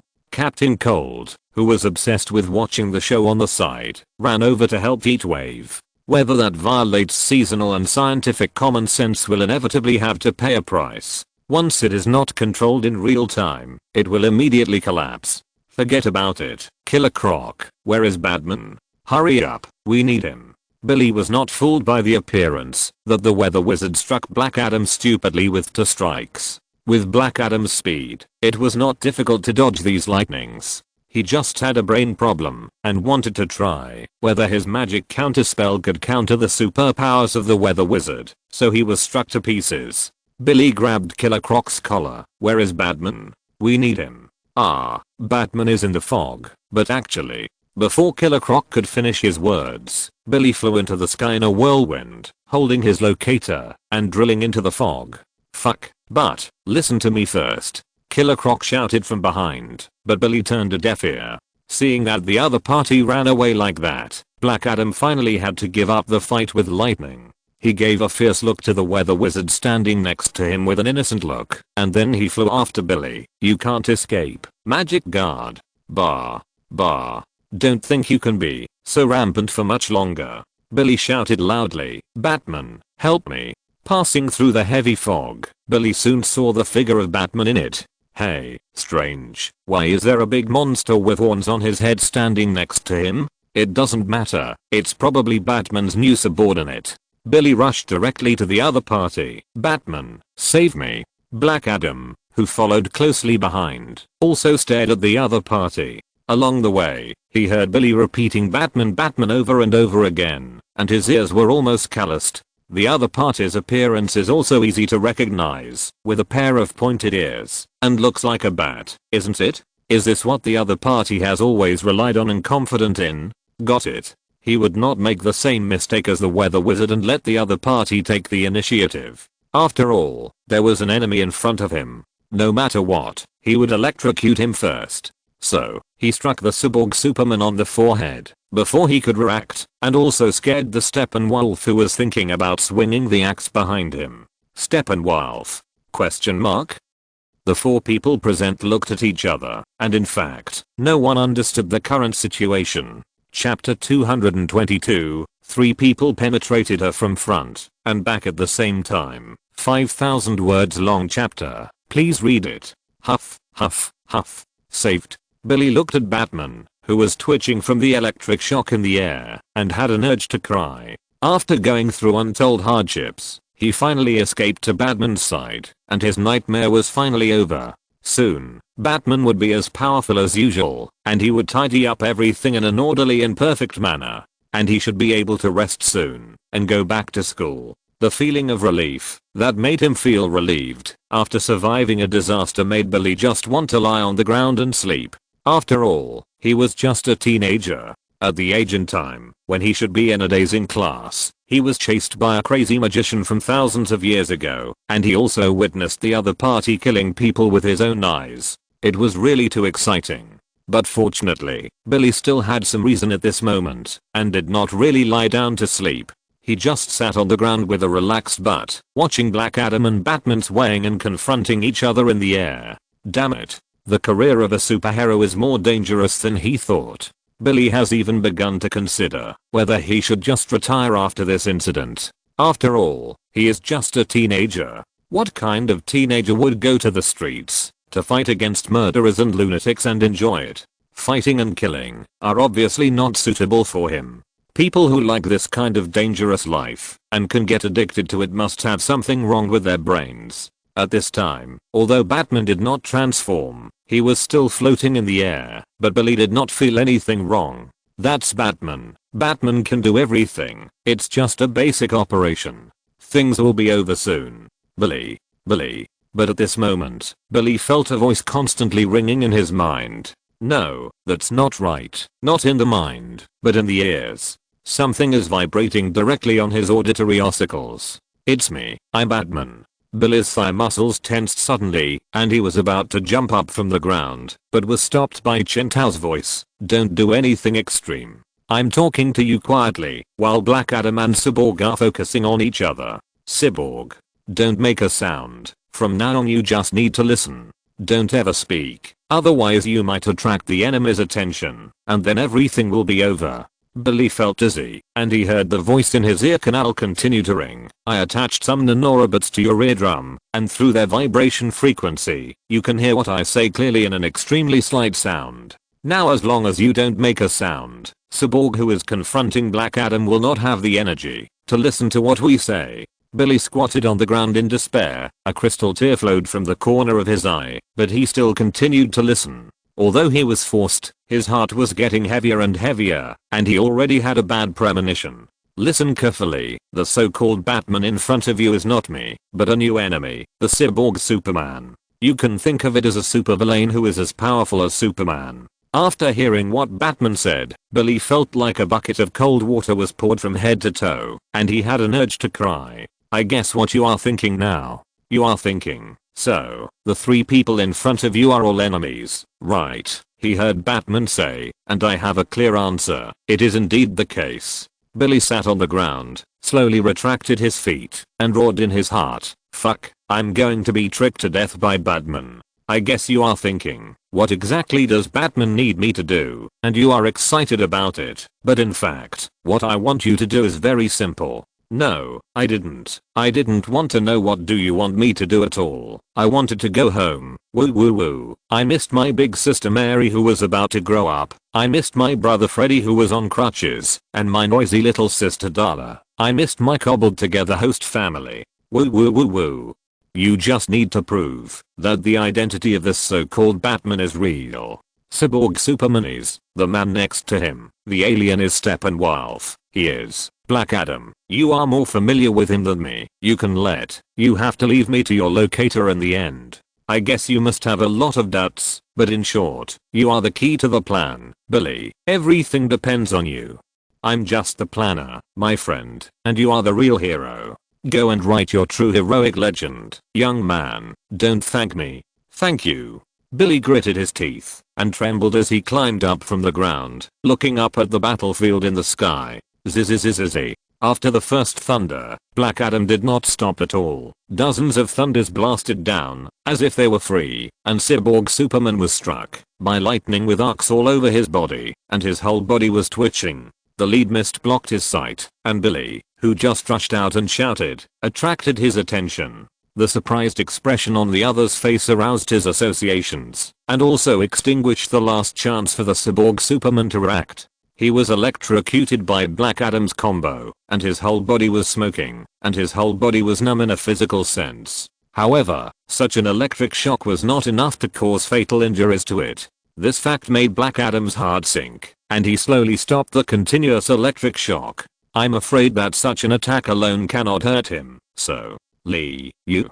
Cyborg Superman stuck out his tongue. I'm Black Adam, your deepest nightmare. Black Adam made up his mind not to give Batman time to react. Since ordinary lightning strikes can't work on the other party, then a big one will do. He has now roughly figured out the situation. The Batman in front of him should be a big slave owner, and the wizards he met before are his lackeys. And it is obvious that the new magic guard has also joined his army and followed him to help the tiger. And he, Black Adam, what he hates most in his life is such a slave owner. All things in the world, obey my command. Cyborg felt bad after hearing the opponent's spell, and it was indeed true. Black Adam was preparing a very destructive magic. This spell was widely circulated, and the effects of the spell varied. It was even used by another magic side superhero Raven as a tentacle summoning spell, but no matter what, it would be scary enough when it was performed by Black Adam. Wait, this is a misunderstanding. I'm not Batman. Cyborg finally straightened his tongue. He just watched Black Adam chanting spells, gathering lightning in his hands, and blue light spurting out of his eyes. The skill had such a big pre-swing that he felt the hair on his body stand up in fear. This is all Batman's conspiracy. He used unknown methods to turn me into. Although he said the truth, Cyborg didn't dare to be so arrogant to take the opponent's attack. The opponent's lightning was not a simple electric shock, but mixed with a kind of power he had never felt before, which made people full of pain.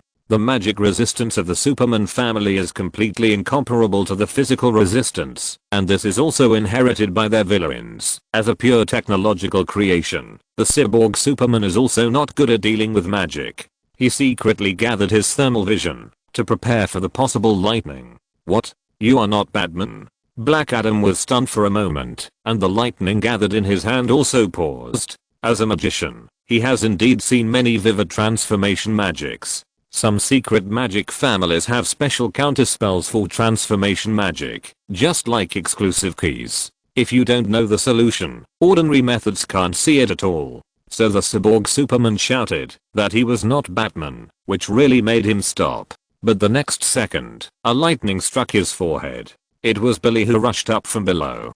The lightning that broke out in his hand directly struck Black Adam, who was still preparing magic, and flew out like a comet, heavily embedded in the ground in a big letter shape. I punched Black Adam. Black Adam heard Shazam yelling in the air. I punched him. I'm sorry Batman. I wasted the attack opportunity you created. I'm really sorry. Steppenwolf stood by, his axe hanging down to the ground.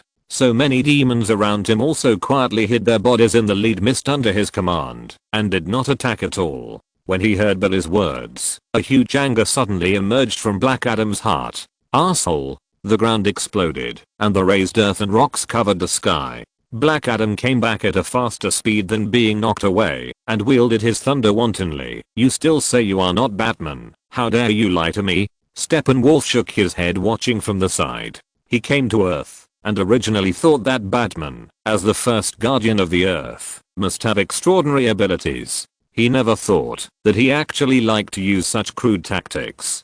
How could such a mere rhetoric deceive the other party? Now, not only did he fail to deceive, but he made the other party even more furious. How stupid. Of course, the current situation also gave him the opportunity to sneak attack. Steppenwolf touched his chin, and he already had an idea in his mind. Everything in the world, listen to my command. Black Adam finally stopped holding back.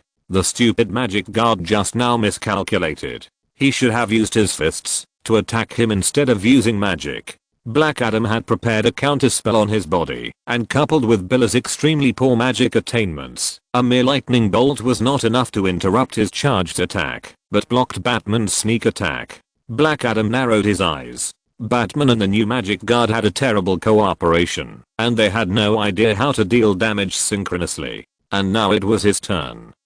Boom boom boom boom. The rolling thunder seemed to come from the horizon. Even with the fog blocking it, countless thunder and lightning could still be felt in the sky. Cyborg felt that the curly hair on his forehead stood up because of the free ions in the air. At this moment, he had no intention to blame Billy, nor did he have the mind to explain the relationship between them. At this moment, the only thing he thought of was, no matter what, he had to take this move. His eyes were red, and the power of the thermal vision was turned to the maximum. Even the area around his eye sockets was red. Strands of black cracks appeared around his eyes, reflecting the meridians reflecting the light of the thermal vision and the wires of half of the mechanical body. The mechanical Superman could almost imagine his current state, but what made him most angry was that even in this situation, he looked down and saw that there was still the Batman logo on his chest. Legend has it that Batman has the ability to temporarily transform into a Kryptonian.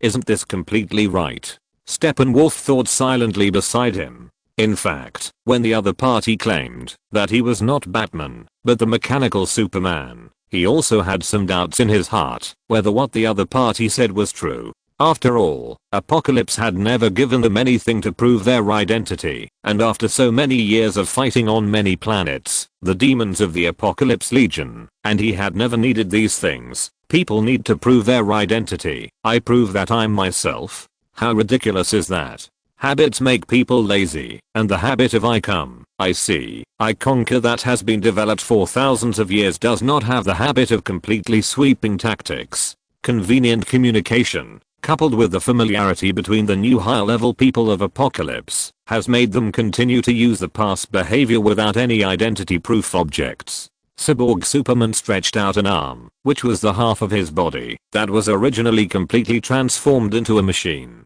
But at this moment, under the combined illusion of Mirror Master and Clayface, it was just an ordinary arm of Batman. He gritted his teeth, and in an instant, countless metal tentacles burst out from that half of the arm. This is one of the moves commonly used by Cyborg Superman. Even when facing Superman, the opponent may not be able to get away with it. Steppenwolf was still thinking on the side. According to the information leaked from Earth, it is said that Batman can turn his body into a machine, and even his head into a huge computer. Computer, machine, Batman, isn't this a perfect match? He manipulated these mechanical tentacles to twist and wriggle, and raised a shield high in front of himself, leaving only a hole for the heat ray to be emitted, and even covered Steppenwolf intimately. I knew you were prepared and premeditated, and everything before was really a deception.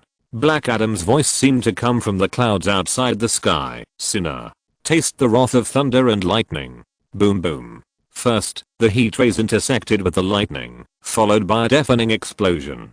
The face of the Cyborg Superman regained its cold and calm expression, and with his Batman appearance, he looked even more like Batman. It's not a big problem now. He carefully calculated the thunderstorm that was still raging outside his oversized shield. After being weakened by the thermal vision, these lightnings are not enough to break through my defense. Ha-rah. Black Adam outside the shield roared wildly, and a lightning spear condensed in his hand. The whole person was bathed in the thunderstorm and stabbed at the raised shield again and again. Cyborg groaned. He turned his head to comfort Steppenwolf. It's okay, I can still hold on. Crack. Crunch. Crunch. First there was the sound of the axe chopping off the metal, and then there was a sound of teeth grinding flesh entering the organic body. Cyborg stared at the axe that emerged from his chest dully, then turned his head and pointed at Steppenwolf with a trembling finger. You, are you crazy? Batman, your little tricks can't fool me at all. Cyborg was shaking with anger. He never thought that, even if he had transformed into a half a mechanical body, he would still be so angry that his whole body would tremble. Idiot, you are really an idiot. Rrrr. Cyborg stopped cursing halfway, because the axe that Steppenwolf stabbed into his body from behind caused his front to loosen, and the originally iron wall of defense immediately had a gap. Black Adam held the lightning spear in his hand and almost rushed forward with Steppenwolf, pouring the spear into Cyborg's chest. You bunch. Cyborg felt blood rushing into his head. At this moment, he heard the scream of Batman's men. Batman, you are pierced through the body. You are seriously injured. Cyborg turned his head with effort and saw Billy, who had escaped the thunderstorm, flying over in panic not far away. Batman. Cyborg's mechanical eyes flickered twice. Now Steppenwolf, the idiot, has completely regarded him as Batman, and this psychopath in black lightning clothes is probably the same. The most important thing now should be to explain to them clearly that he is not Batman, but given the current situation, now is obviously not a good time. In short, he had to quickly get out of this negative state of being stabbed by two weapons, and Batman's subordinate was the one who could be used. "I'm here. Pull me out quickly." Cyborg Superman grabbed the axe behind him with one hand and the lightning spear on his chest with the other hand. Even if his hands were charred by the electricity, he didn't dare to let go. "Help me get rid of them." "Woo woo woo, Batman, I'm here to help you." He saw the other party crying while running, and the lightning gathered in his hand also turned into a long spear, pretending to stab Black Adam. This made Cyborg Superman somewhat relieved. In any case, even if the other party was Batman's subordinate, he helped him by mistake at this time. As long as he can get out of the current state, whether he runs or explains the situation clearly, there will be room for mediation. Although he was furious at Steppenwolf's stupidity, the other party was still the strongest fighting force he could mobilize on this planet.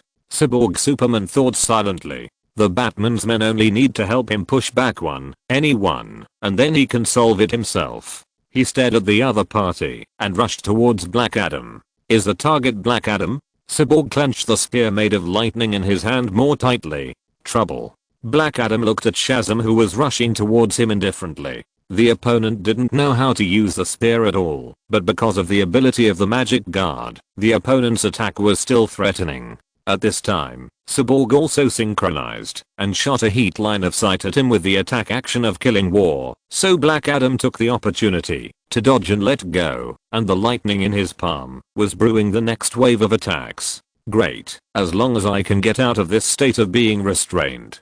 Billy rushed forward, and Cyborg thought silently. As long as. Snap. Squeak squeak squeak squeak squeak. Cyborg looked down and saw Billy, with his eyes closed, stabbing the spear made of lightning directly into the big hole left by Black Adam before, with a fucking shy look on his face that was unique to teenage boys. Chapter 223 I'm Batman, a superhero. Please read on, sob, you guys. Cyborg felt a sharp pain in his head and chest, and he was so angry and frightened that he almost couldn't stand steadily. Steppenwolf's axe cut him from the forehead to the lower abdomen, and the most disgusting thing was that the opponent's axe didn't seem to be impulsive, but had been brewing for a long time. The sharp blade seemed to have obsessive compulsive disorder, completely cutting him along the dividing line between his half mechanical and half organic body, just like a skilled butcher in the market perfectly cutting fat and lean meat, not too much or too little. Black Adam opened a hole in his organic left chest, and Shazam, as if they had discussed it, stabbed a symmetrical one directly in the right chest at a similar position of the mechanical body, one on the left, and one on the right, splitting in the middle, bringing the beauty of symmetry and balance to the extreme, and his obsessive compulsive disorder was cured in an instant. But Cyborg felt that he was about to split. It was really about to split. Steppenwolf's axe had hit his lower abdomen, and it was about to hit his crotch, and it only took a little force to split him directly in half. He staggered and pushed Shazam away, then turned half his head and roared at Steppenwolf with all his might. Steppenwolf, is there something wrong with your brain? Billy was shocked. What the F asterisk asterisk asterisk? Your tongue is split in half, and you can still speak normally? Steppenwolf felt bad when he chopped him with an axe, because the face of the opponent that was split in half did not show the anger after the conspiracy was exposed, but the helpless rage against the stupid pig teammate. This was obviously not a fake. The Cyborg Superman, whose upper body was split in half, wanted to say something, but he didn't have time to say the rest of the words, because the red-eyed Black Adam had already pounced on him. Calm down. You are Batman's enemy, right? And so am I. What's in front of you is just an illusion. If it were anyone else, even Wonder Woman, after suffering such a symmetrical and artistic fatal injury, they would have to go to Hades. But the Cyborg Superman, with his mechanical body condensed, after being irradiated by cosmic rays, was able to speak clearly. Taking advantage of this opportunity, Billy squatted beside him, sweating profusely as he dismantled the brick-like locator Batman gave him. He had asked Batman how to escape from these three terrible enemies before. Even though Billy looked like a child, he was actually as smart as the zombie Solomon Grundy. It was easy to see that the enemies in front of him were being fooled on the surface, but this was just the result of multiple information gaps and deliberately created misunderstandings. After all, the three enemies were not really stupid. After this sneak attack, they would soon sort out the real enemy relationship. By that time, Billy, who was surrounded by three villains, would be really unlucky. So he'd better move fast, take out the trick Batman gave him as soon as possible, and pray that the other party has prepared a reliable trick. He quickly unscrewed 4 screws and then took out a flare from the locator. A flare? What the hell is this? But Billy didn't have time to think about it. He closed his eyes and chanted a spell, the art of throwing things hard. Then he threw it hard with lightning wrapped around it, and the flare fell to the ground. Oh my god, red smoke came out and mixed with the surrounding white mist. It seemed to have some kind of chemical reaction, rolling up like boiling, and finally magically turned into purple smoke, which was extremely conspicuous. Wow, this is really amazing. Damn it, isn't this just an ordinary flare? Exclamation mark.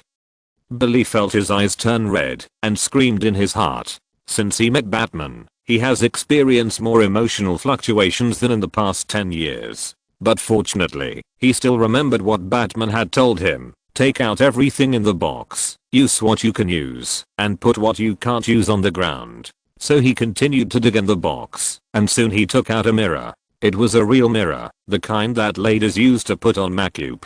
Wow, it looks really useful at first glance. What the hell? I'm going to die. Then he looked down and saw that he had turned into Batman. Billy. He opened his mouth and wanted to say something, but then he turned around and saw 10 Batmen standing beside him.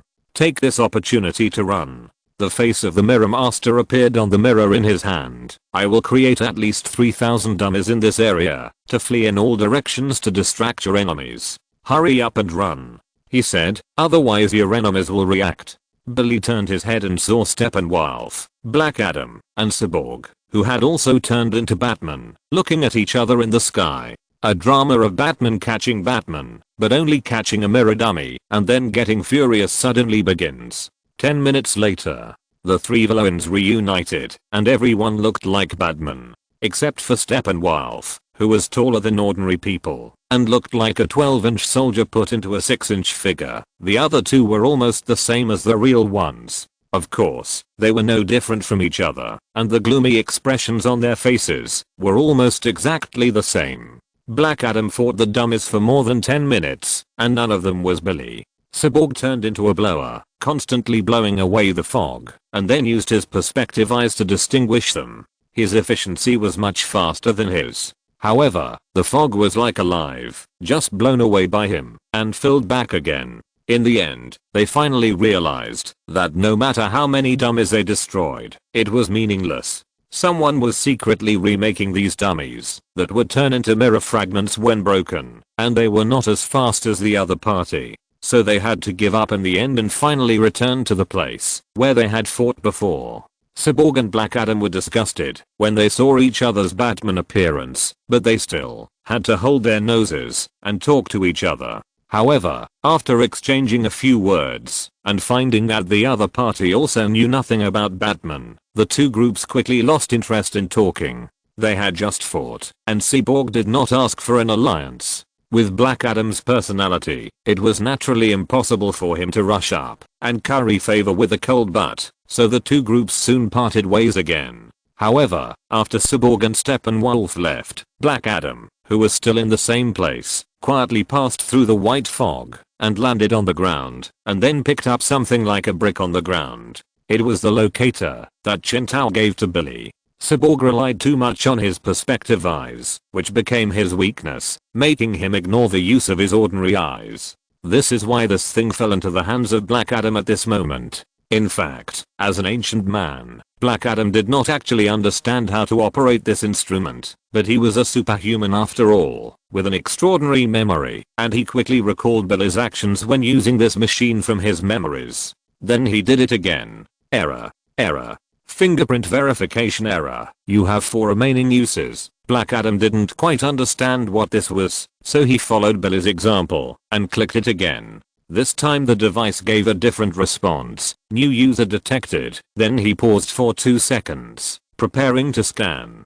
Please keep your entire body in the camera. Then a small camera and light rose and fell from the square-like positioning device, and a green light swept Black Adam from head to toe, especially around his throat, paying special attention. Black Adam obviously didn't know what privacy protection was. He pressed the screen twice anxiously, and soon, with a cheerful voice welcome, the machine restarted, and there was a map. As soon as he entered, Black Adam's eyes were fixed on one of the small light spots. Batman. That's right, just as he thought, the machine Batman gave his men would definitely reveal his hiding place. Black Adam took the brick light locator and flew into the sky. He had basically figured out how to operate this thing. This is really a good thing. Batman was quite generous in giving it to his men. In the pure white mist, Wonder Woman and Chintao walked together. The clouds were thick and the mist was rising. The light outside dimly penetrated the dark river flowing in the air, gently rippling between the two, teasing the swaying shadows of the trees, and then stagnated in every inch of colorful rhythm. This was more like an outing than escaping from the pursuit of the cyborg Superman and the government troops. In a way, this was not far from Arthu's original plan. A man and a woman, walking together, shopping, referring to buying a living Supergirl for 0 yuan. It seemed that everything was right. Is there something wrong? Nothing wrong. Cheogao Zyok is in good condition. Now he has basically recovered his ability to move, and his superpowers have also recovered partly, but he still can't fly. It followed Chintao and Wonder Woman with lingering fear. Due to the influence of kryptonite, its superpowers were temporarily suppressed, so it had to walk on the ground with 4 legs. Its dog face showed a humanized expression of lingering fear. Supergirl was in a much worse situation. She was still unconscious and was carried on the back of the superdog Little Krypton. Yes, it was Little Krypton, not Batman. Little Krypton snorted sadly and whimpered twice. Although it looks exactly like a dog on Earth, as an alien creature, its IQ is not bad. It seriously suspected that Batman brought it with him, not only to let Supergirl Kara know it, but also to use it as an electric camper. Supergirl's face turned green. Because she inhaled too much kryptonite, she basically looked like she was about to die. Chintao and Wonder Woman didn't talk much along the way. In the end, it was Chintao who broke the silence first. Do you disagree with what I did? It doesn't seem like a superhero, and it doesn't seem like the methods a warrior would use. Without waiting for Wonder Woman to speak, he continued to speak quickly, saying everything Wonder Woman might say. You came to protect and save Supergirl, but now you make her half dead. Before deciding to deal with the enemy, you should be prepared to deal with your own people first. Are these really what superheroes should do? Wonder Woman looked at him, with no expression on her face. Woof. Zio Krypton in the back tilted his head and called out. Chintao responded with a cold face. He carefully observed Diana's face, which was like ancient Greece. Well, this might be a metaphor or praise for others, but for Diana she was a demigod, real and genuine. Chintao tried to find something on her heroic and bright face, but at this moment there was no expression, but there was nothing except her beauty. But Chintao knew that Wonder Woman was not a pretty vase, right? He was well aware that his methods were extremely cruel and inhumane from the perspective of his teammates. Sometimes, even Batman in the comics would not use such cruel methods on his teammates, just like most of the time he dealt with Green Lantern by stealing his ring instead of directly tricking him into thinking he was blind, or when dealing with Superman, he just took out the kryptonite ring instead of throwing a kryptonite party. But Chintao knew that he went too far just to be sure. He didn't have the confidence that he could beat the Kryptonian with just a pair of kryptonite brass knuckles like a real bat. Batman, hush, or knock Superman down with a piece of gum. Batman, endgame, or send Superman to the emergency room with just a kryptonite bullet. Justice League, destruction. Supergirl inhaled artificial kryptonite. Chintao said, I deliberately reduce the purity. It will only make her feel uncomfortable and lose her ability to resist, but it will not cause death. After a few hours, the kryptonite with lower purity that entered her body can be excreted by Kryptonians through metabolism. So he is essentially a good person and he did nothing excessive. Ugh. Supergirl suddenly woke up. She coughed loudly and then vomited a large amount of green stuff with a vomit. The green on her face faded a lot, but she still fainted with a crisp sound. Wonder Woman still had no expression. Chen Tao took a deep breath. I know that the plan to deal with teammates and mission targets seems ridiculous, but it's just in case. It was used today, and the victim even gave a good review. He said solemnly, everything is for justice and victory. Although the process is a bit strange, the ultimate goal is still achieved. I'm a good thing. But Wonder Woman still didn't say anything. Chen Tao was a little worried. If the female warrior didn't agree with his plans, then the team formation might be. Puff. Chen Tao was stunned. He looked at the laughing Wonder Woman woodenly, not quite understanding what she was laughing at. What are you laughing at? Yes, you are a good guy. The female warrior put her hands behind her head. Yes, you are very good.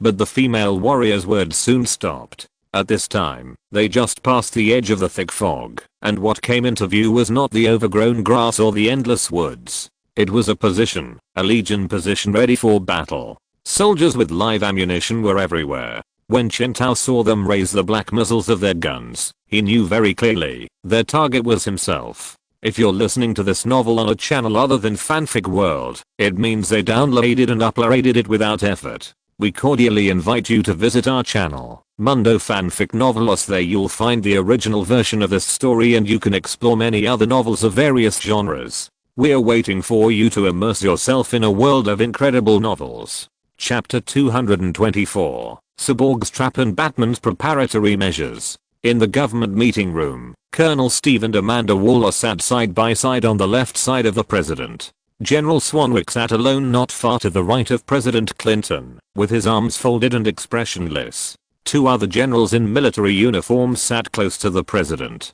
Compared to those militant lunatics who Waller sometimes suspected had lost their minds, these two generals were slightly more normal people in the army. But now, everyone present had a very ugly expression. On the big screen, a perspective was being played at this moment, which was Billy's brick-like positioning device. At this moment, the picture stopped at the big face of Black Adam when he bent down to pick up the brick. No one spoke. Batman treated us to a good show.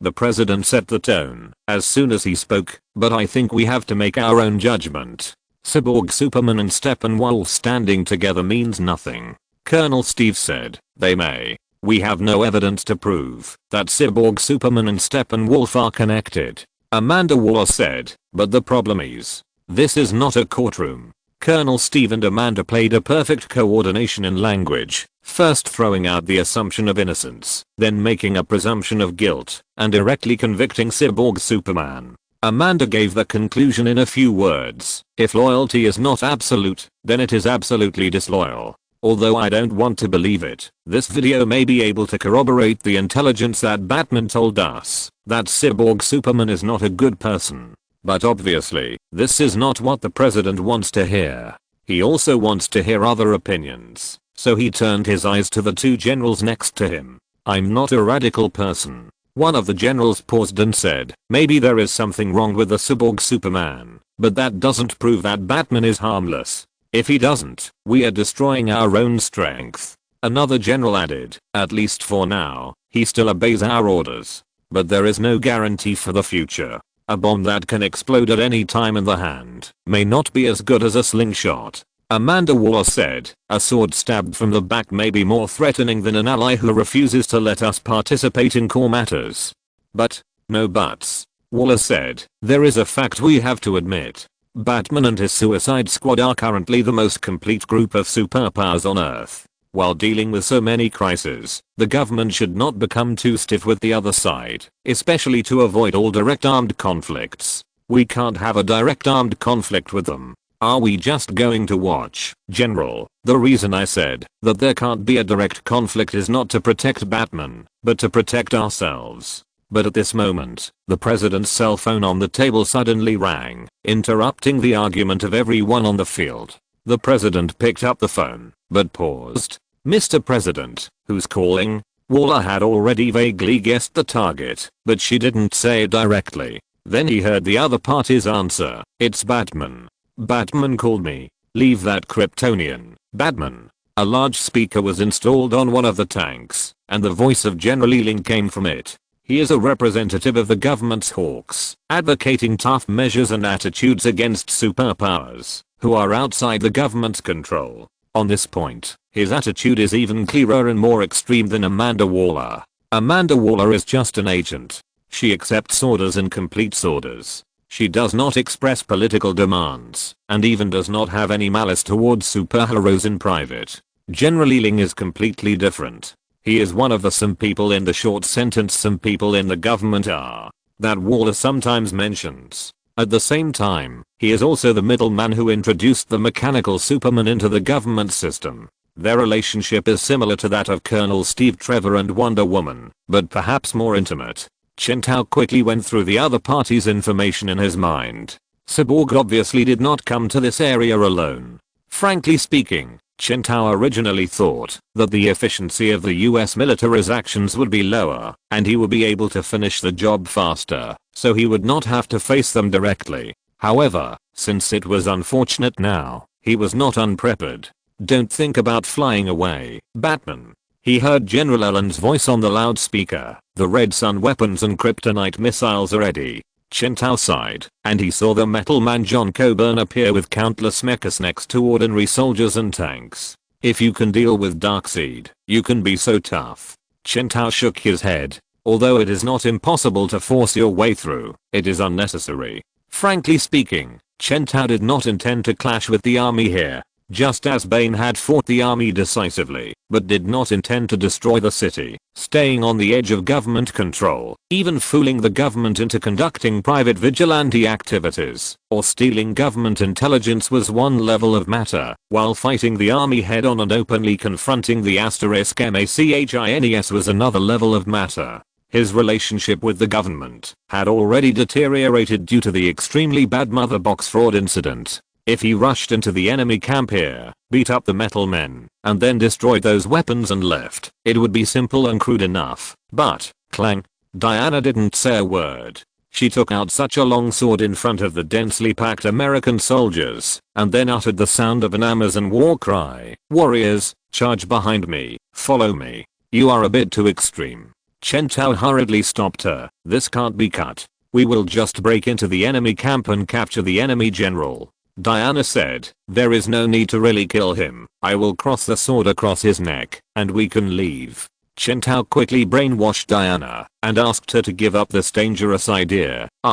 This can't be done. This is the country's army. We are superheroes. He said, we are disciplined and law-abiding. He flew up, and hovered in the air, looking down at the continuous legion. Batman, I give you a final ultimatum. Hand over the Kryptonian. General Allen's voice was still ringing, and the president's phone was connected. Then he called the president on the spot. Okay, Oklahoma. Soon, the president approved the order to let them go, and Chen Tao didn't even need to say anything, which was a bit beyond his expectation. A moment later, General Ealing, with a stinky face, walked slowly to Chen Tao with a large number of soldiers, and said a lot of things. Chen Tao didn't listen carefully. The general idea was to talk about what he had contributed to the country, but no matter how much he had contributed, it had nothing to do with him. He was sleepy after listening, but in the end, the talkative General Ealing still made way, and all kinds of tanks and mechas were separated. Everything seemed to be going smoothly. Chen Tao called Wonder Woman, and Zio-K dragged Supergirl, who was still in a coma, behind him. Diana whispered, is it solved? Yeah. Chen Tao nodded. Oh, so that's it. What's the disappointment in his tone? Do you really want to fight the government? Chen Tao shook his head, but suddenly he was curious again. But didn't you think of asking Steve to help you? Wonder Woman paused. The Amazon warrior rubbed the hilt of the sword that was inserted into the scabbard again, and hung on her waist with her thumb in a somewhat awkward manner. Chen Tao soon stopped dwelling on this issue. With the eyes of General Ehring, and tens of thousands of silent soldiers, they quickly walked out of the continuous military camp, and came to the outside. But Chen Tao was always a little absent-minded. He looked at the still unconscious Supergirl, and felt that something was missing. He stopped and looked back at the military camp.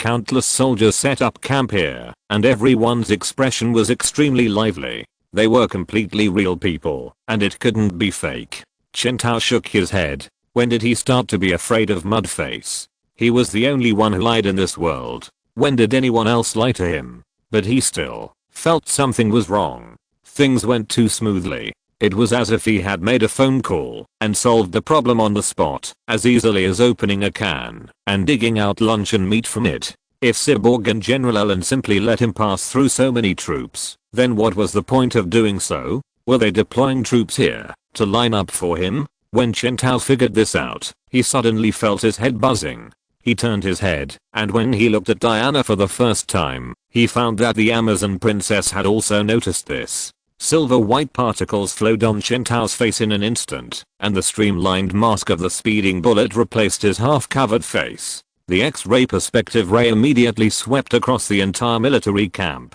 A clear view, a clear view, a clear view. But soon, Chen Tao found an area blocked by lead. He grabbed Diana's arm and flew into the air with her, and the two disappeared in an instant. Boom. He was in no mood to talk properly. The sense of urgency urged him to open the box blocked by the lead plate.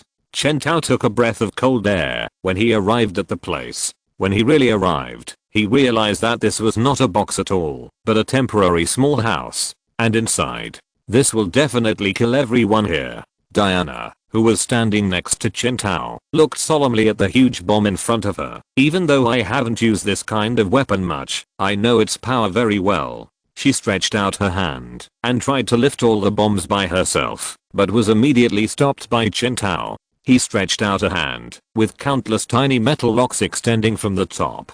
He carefully checked the operating table of the bomb for a while. You can't move it. If you move it, it will explode. Chen Tao frowned, and the next moment his head turned into an onboard computer, trying to activate the power of the metal spirit on the bomb. Buzz buzz buzz buzz buzz. It was useless. Chen Tao's face was ugly. This thing was definitely not a product of the Earth. It was mixed with too much technology from Apocalypse. So he turned around and said to Wonder Woman, "We have to let General Ling mobilize his army to leave here." I disagree. But before Chen Tao finished speaking, he heard General Ling's voice in his ear. "I received an order to stay here, so even if the president orders me to evacuate, I will not pay attention." Chen Tao turned around and saw the commander of the army who appeared here. The metal man followed him, and then a large group of mechas. There was a glimmer of red in his eyes, and Chen Tao guessed that he had been controlled by the mechanical Superman. Chen Tao lowered his eyes.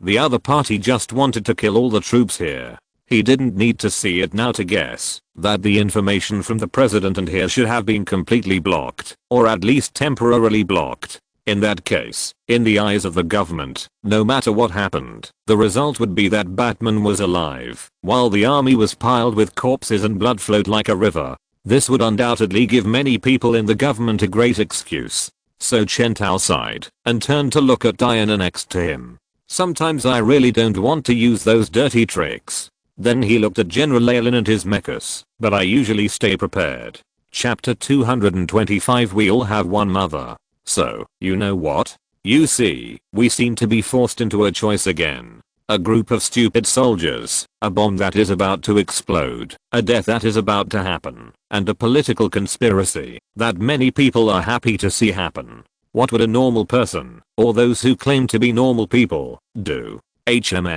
Warn the soldiers, tell them that there is a bomb under their feet, and then try to prove to them that the bomb is about to explode? Put your hope on them trusting Batman more than their superiors in the army, and then expect them to ignore the risk of military courts and obey Batman's orders? Let Wonder Woman protect you, and then try your best to crack the technology of Apocalypse, and then take it to a high altitude to detonate it? Of course, friends. There are too many ways. Puff, I'm afraid I have to admit it. These are indeed the choices that seem to have a very high success rate. Those humorless people, conspirators, villains disguised as superheroes, vanguards of alien invasion armies, fighters who were wasted their efforts but were manipulated, dedicated metal soldiers, and indignant Amazon warriors, they must all think so, right?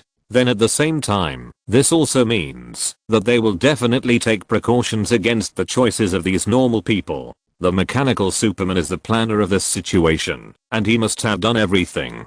I can guarantee that if I really do this and make the choices that normal people would make, I will definitely return in vain, which will waste a lot of time and completely lose the opportunity to save everything. But do you know? At the same time, this also means, if my brain is not normal, and I do something beyond his expectations. Chen Tao narrowed his eyes. Why would anyone think that the preparations he made might not be useful? He opened his palm, and a small mass of mud face body tissue was entangled in his palm. He lowered his head slightly and looked at the information in it. Howard Meeks. He suddenly called out a name. Tell me, who is the most important woman in a boy's life?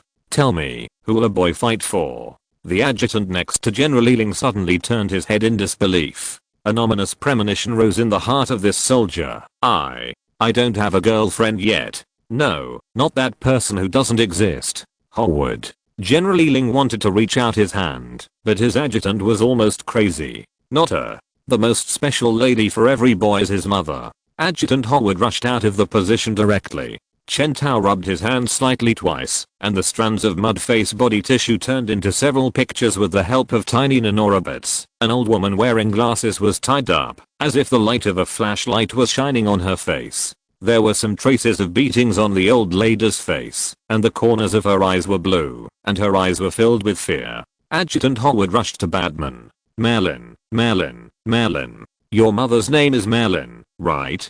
Hehe. It's a pity that her name is not Martha. He saw Batman laugh nervously twice. Oh, what a pity, otherwise I would have let her go. Chen Tao unfolded the photos like playing cards, showing them as clearly as possible in front of Adjutant Howard. Of course, the mother of the villain who opposes me must also be a villain. And what is the punishment for the villain? Diana stood blankly by the side, looking at Adjutant Howard, who looked as pale as death, and then looked at Batman, who grinned from ear to ear, and felt a chill rushing from her feet to her head. By the way, it was burned to death by fire. But, you won't really. Diana finally couldn't bear it anymore, and she put her hand on the hilt of the sword. Everyone should understand one thing. The brave Amazon girl is not anyone's. She doesn't listen to anyone, and she doesn't serve anyone. Although she helped the government partly out of her personal friendship with Colonel Steve Trev, she helped the government more because she believed that what the government was doing was right, and the same was true when she helped Batman. Wonder Woman's sword is only drawn for justice, and Batman's actions are obviously beyond the scope of normal behavior. Wonder Woman will never let this happen. I'm sorry, Batman, but things have to stop here. You can't.